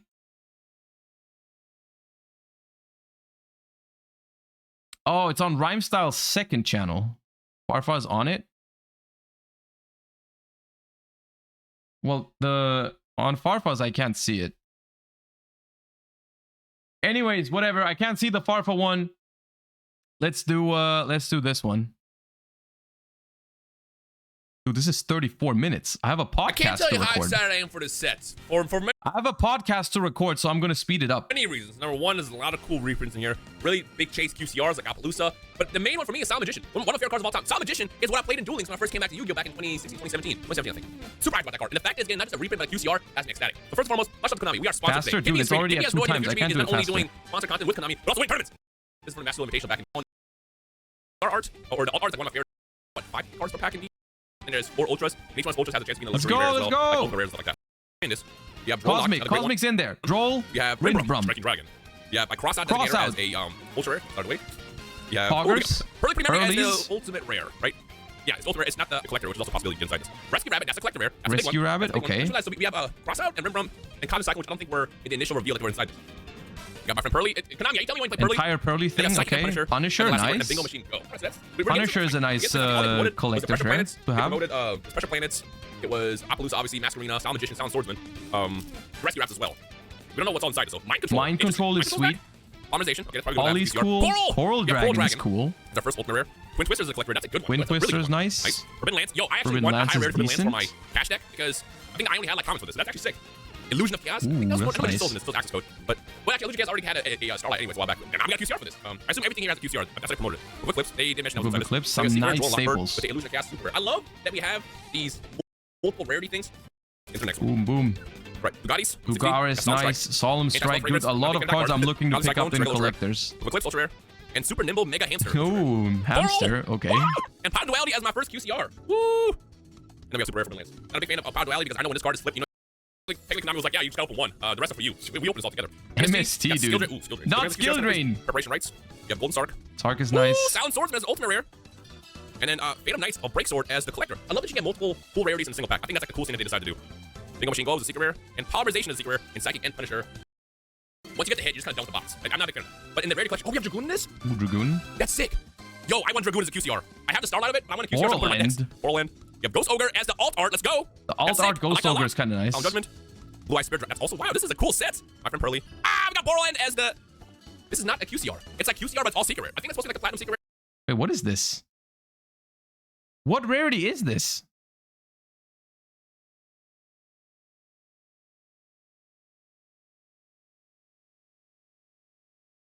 Did they update the platinum secret? That's sick. You can hang out right there as well. And cross out and finally Skull Mine. Because that's not a QCR. This is a great set. This is, I'm gonna get so many boxes. You have a super access code. So, yo, Omega is a QCR as well. Omega I just is added it to good. my deck. Bristling. Bristling is good. Unchained. Unchained. Also as a QCR possibility. That's sick. Unchained Soul Rage. Oh, Skullmeister as a QCR. She's right there next to Duality. And then we have Camera Librarian's Librarian cool. and Abyss Dweller. Oh, this might be the best set ever made. I'm not even kidding. I'm trying to gas it up. I'm not paid to say that part. I'm just paid to open it. This is a cool set. Roll. Sound Magician. There she is. You know what? Put it right here for good luck. She's going to appear in this video. We have Saravis, the Ancient, and Ascended. Interesting actually option for that one. Dugaris. Appaloosa. There she is. Which you get for good luck as well. We got Psyframe. Omega is ultra rare. Book of Moon. And Foolish Burial. And Foolish is cool. Yo, this set is nice. The second I'm recording this video, I'm literally gonna replace all these like better rarities in all my decks. I'm gonna spend the next hour going. I have like 10 decks IRL. Let's get back over here. Rescue Cat. Rescue Cat, the alt art. That's actually kind of sick. We have Reichphobia. Iraq Seal. It's a great one as well. Ooh, Reichphobia makes me think maybe some other planets are in here. Yeah, Mind Control. Harbinger. Harbinger's great too. Ooh, we got Teacher Hyper Librarian as the platinum secret rare. Dude, the platinum secret looks good actually. I like that one. A super rare Magician Soul. Put you right next to Borland. That's a cool rarity. That's way better than the one in the first one. This is awesome. Yo, this set is great. I still remember when Konami was like, "You want to do this opening?" I'm like, "Yes, absolutely, I do. Please." All Please. planets are in. That's insane. Yeah, Crossout Designator. I just want to get right into it. Jet. They got a good Jet. Fantastical Dragon Phasme. Great card, by the way. Screw that out of Phantasme. I need OG Phantasme. First secret rare. And then Underworld Goddess as the second secret rare. Go back and complete. Oh, you know what I like about this is how many cards you get. You know, obviously they like gas that up when they initially announced that they're doing this, but especially in this is awesome. Okay, next one. Ironic Seal, a Duality. Masquerina and Altar, there she is. Gonna put you right to channel it. Fantastical Fragrance. Here. We got Masquerade the Blazing Dragon. We got Raiko. Abyss Dweller. This is potentially your answer why Summon Limit was banned and Anti-Spell wasn't, because Anti-Spell is in here. And then Omega as a secret rare. All my Foolish Fairy. I think we're seeing most of the cards so far that are in the set. We've seen everything from Access Code, Raiko is nice. Souls, the Ghost Ogre. I've not seen Pressure Planet, Break Soul yet. Access Pack. Exo Sisters, well. okay. We have Magnifica, Rescue Cat as the ultimate rare. We got Trishula. Okay, so now we're seeing some new stuff. Twin Twisters. We got Fusion Deployment, also a great card. There she is. We're getting close. We're getting close. Solemn Magician. Exo Sister Packs. Put you right over here, I guess. And then Phantasme as the final card of the set. Actually, get this a bit more cleaned up in the background. I don't like this. Use the better. There, Solemn Magician. There you go. The targets. I like how I just got the Ghost Ogre. Ghost Ogre I feel like is an underrated card. I know it sounds kind of weird to say because a lot of people play Ghost Ogre. But I feel like Ghost Ogre is way better than we give her credit for. Dugaris, the Twisters. You have Skullmeister. Gunmeister the Breaksword. This Dweller. ED Crow as the collector rare. Good one. Mind Control. A nice one. And Rimbrum as the secret. Oh, Ultimate Slayer's in this. Ooh, Ultimate Slayer. Ultimate Slayer. Okay. Is another card I'm a big fan of. I feel like this card is way better than people give it credit for. Especially with Rust existing as well. You can like literally search for it. Great card. Great board breaker. I feel like you're gonna see that card come around a lot more in the future. There he is again. Dragoon as a super rare. We got Rescue Rabbit this time. Okay. Borland. Hyper Librarian as the ultimate rare. XYZ Encore as ultimate rare. That was an expensive and card. as the alt art. During Pearly format. Secret rare. Oh yeah, Platinum Secret rare. Blue Eyes, Jet Dragon. Awesome. Awesome. We'll put you right here above Solemn Magician. And we got Illusion Chaos and Peaceful Planet Calarium. There you go. Right. I need so all much the planets. I need so many cards in this set. I literally have a case pre-order. All the and I'm planets. probably gonna pre-order a second case just off of opening this and seeing what's inside it because I know this set's gonna be insane. Again, May 25th or 24th. May 24th. Duality as ultra rare. Pearly. Solemn Warning. It's a new one. Harbinger. Rescue Cat as the QCR. That's a big one. That is a big one. This set is gonna destroy my binder.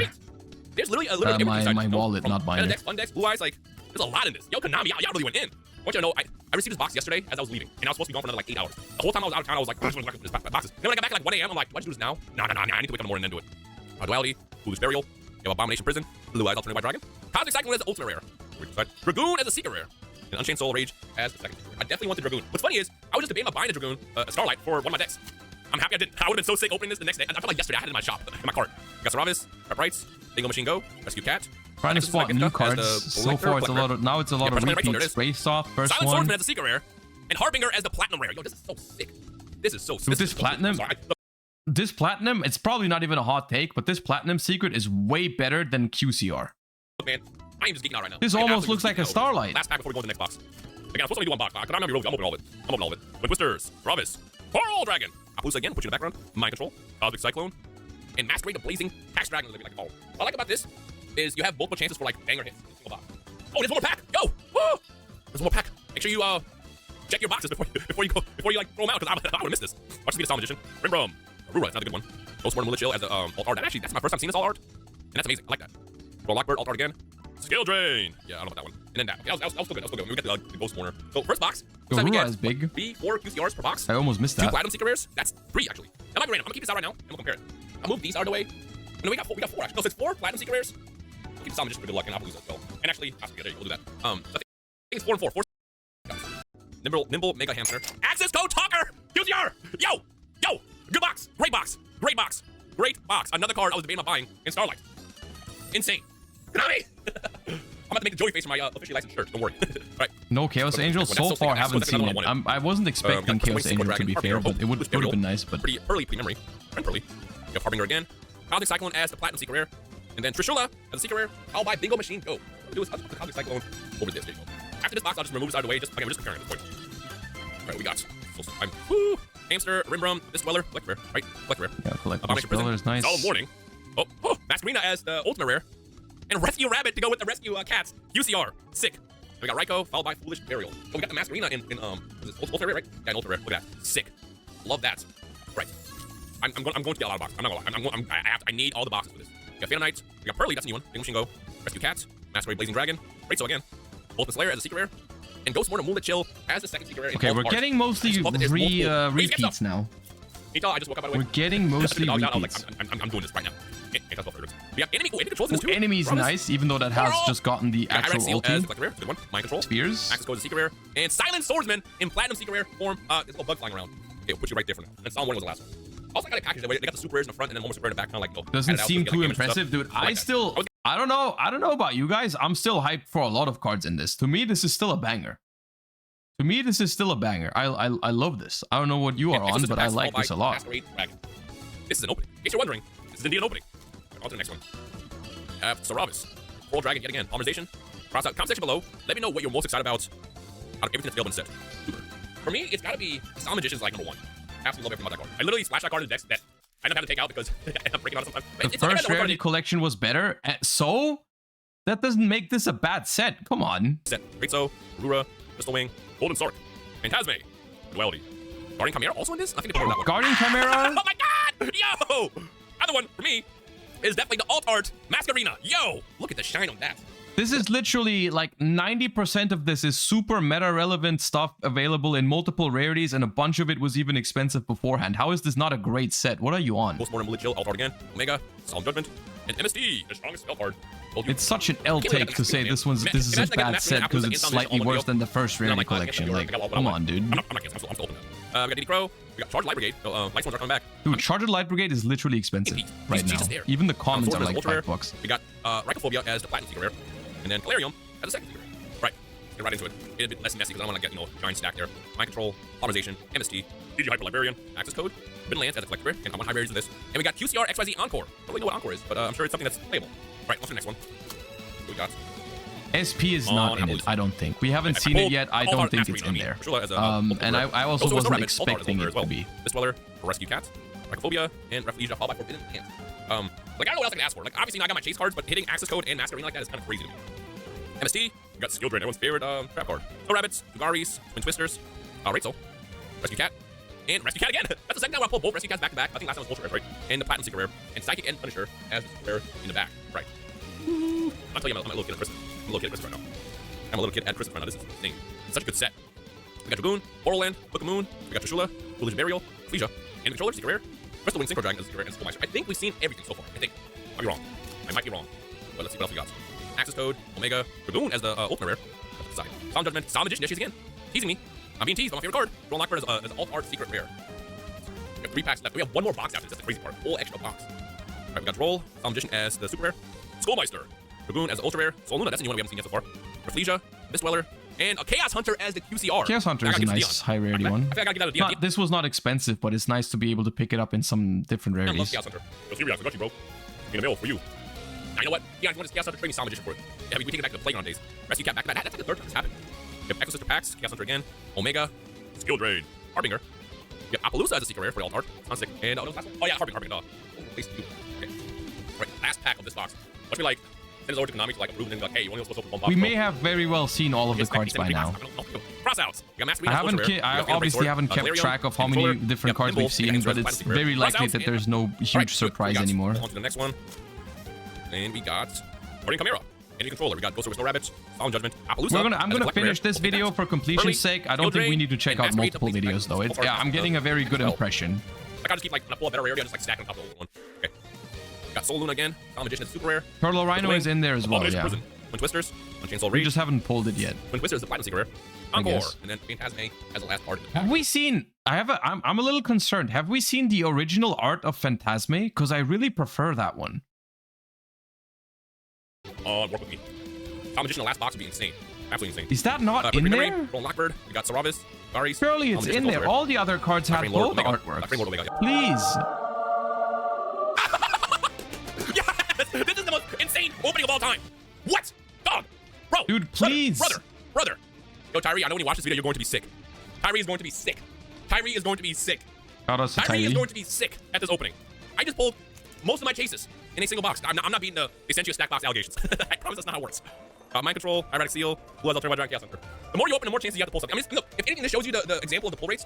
The boxes. I had 3 boxes in front of me, 18 packs per box. And the chances of hitting what you're looking for is pretty high, especially if you're looking just to get the card. But again, you have 2 chances to get a QCR per pack, which is insane. Galarian, please show me an OG Phantasme. I need to see it.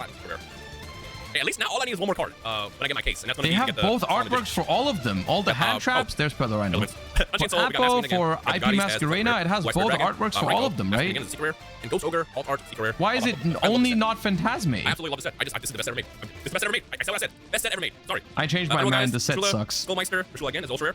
Roll Lockbird, Fusion Deployment, Rachel, Prep Rights, and Refuge. It's trash. Yeah, it looks like 4 QCRs and 4 Platinum Secret Rares per box, which is nice. I love good pull rates. You have Ultimate Rare. Not for IP? Oh, okay. I thought so. You have Collector Rare, Underworld Goddess, sick. And that's all fragrance. And Rescue Cats for a... Did I pull the Altar last time as well? I think I did.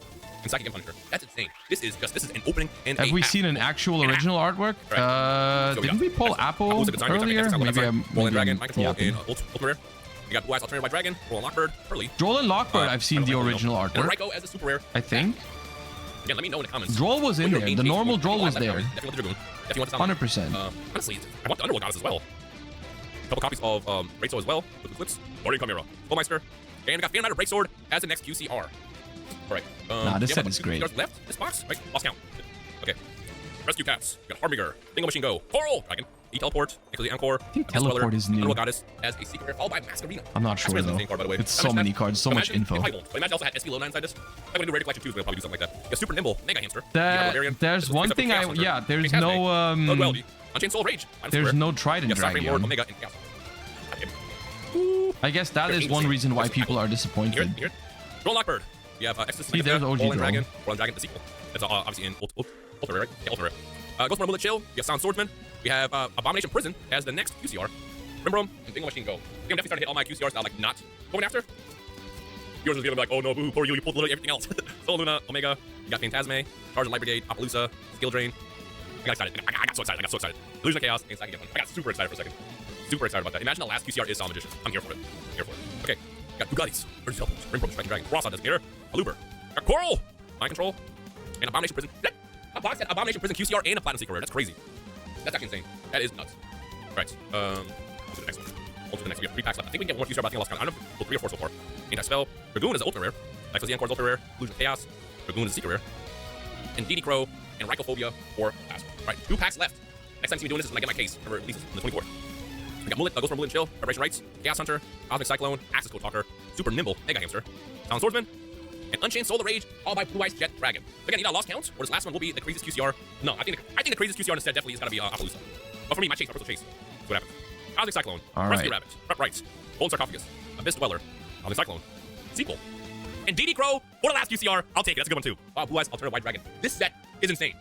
And I definitely think the highlight. Nah, dude. You guys are way too focused on the some individual cards that are missing. You guys are way too focused on the negative. This set is crazy.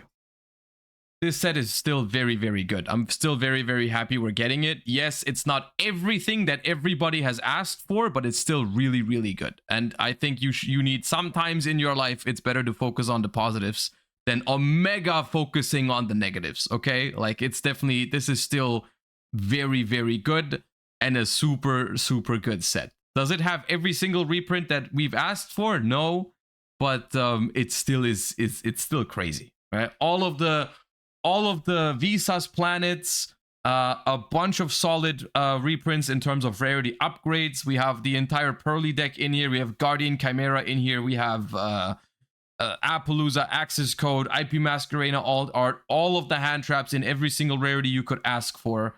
Cross out Designator, some Edison reprints as well. It's phenomenal still, right? It still is a phenomenal set. And I'm really looking forward to picking up a bunch of cards from it. We're probably gonna revisit a full list of it like tomorrow, when someone has gone and put it all into one list. But I still think it's phenomenal. It's still great. Okay, you guys, thank you all so much for watching.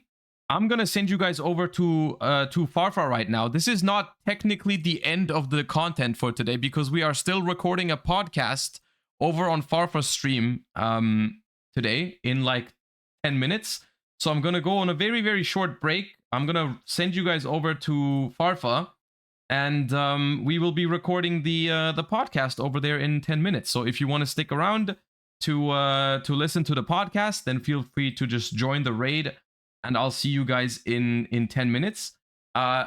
Until then, thank you guys so much for watching today. Hope you enjoyed the stream. I had a good time. Hope you did too. Thank you all so much for your support as always. Hope to see you guys again tomorrow. Make sure to follow the channel and all that good stuff. Thank you for all the subs. Appreciate you guys. And I'll see you on the podcast, and have a wonderful rest of your day. Bye bye, everyone.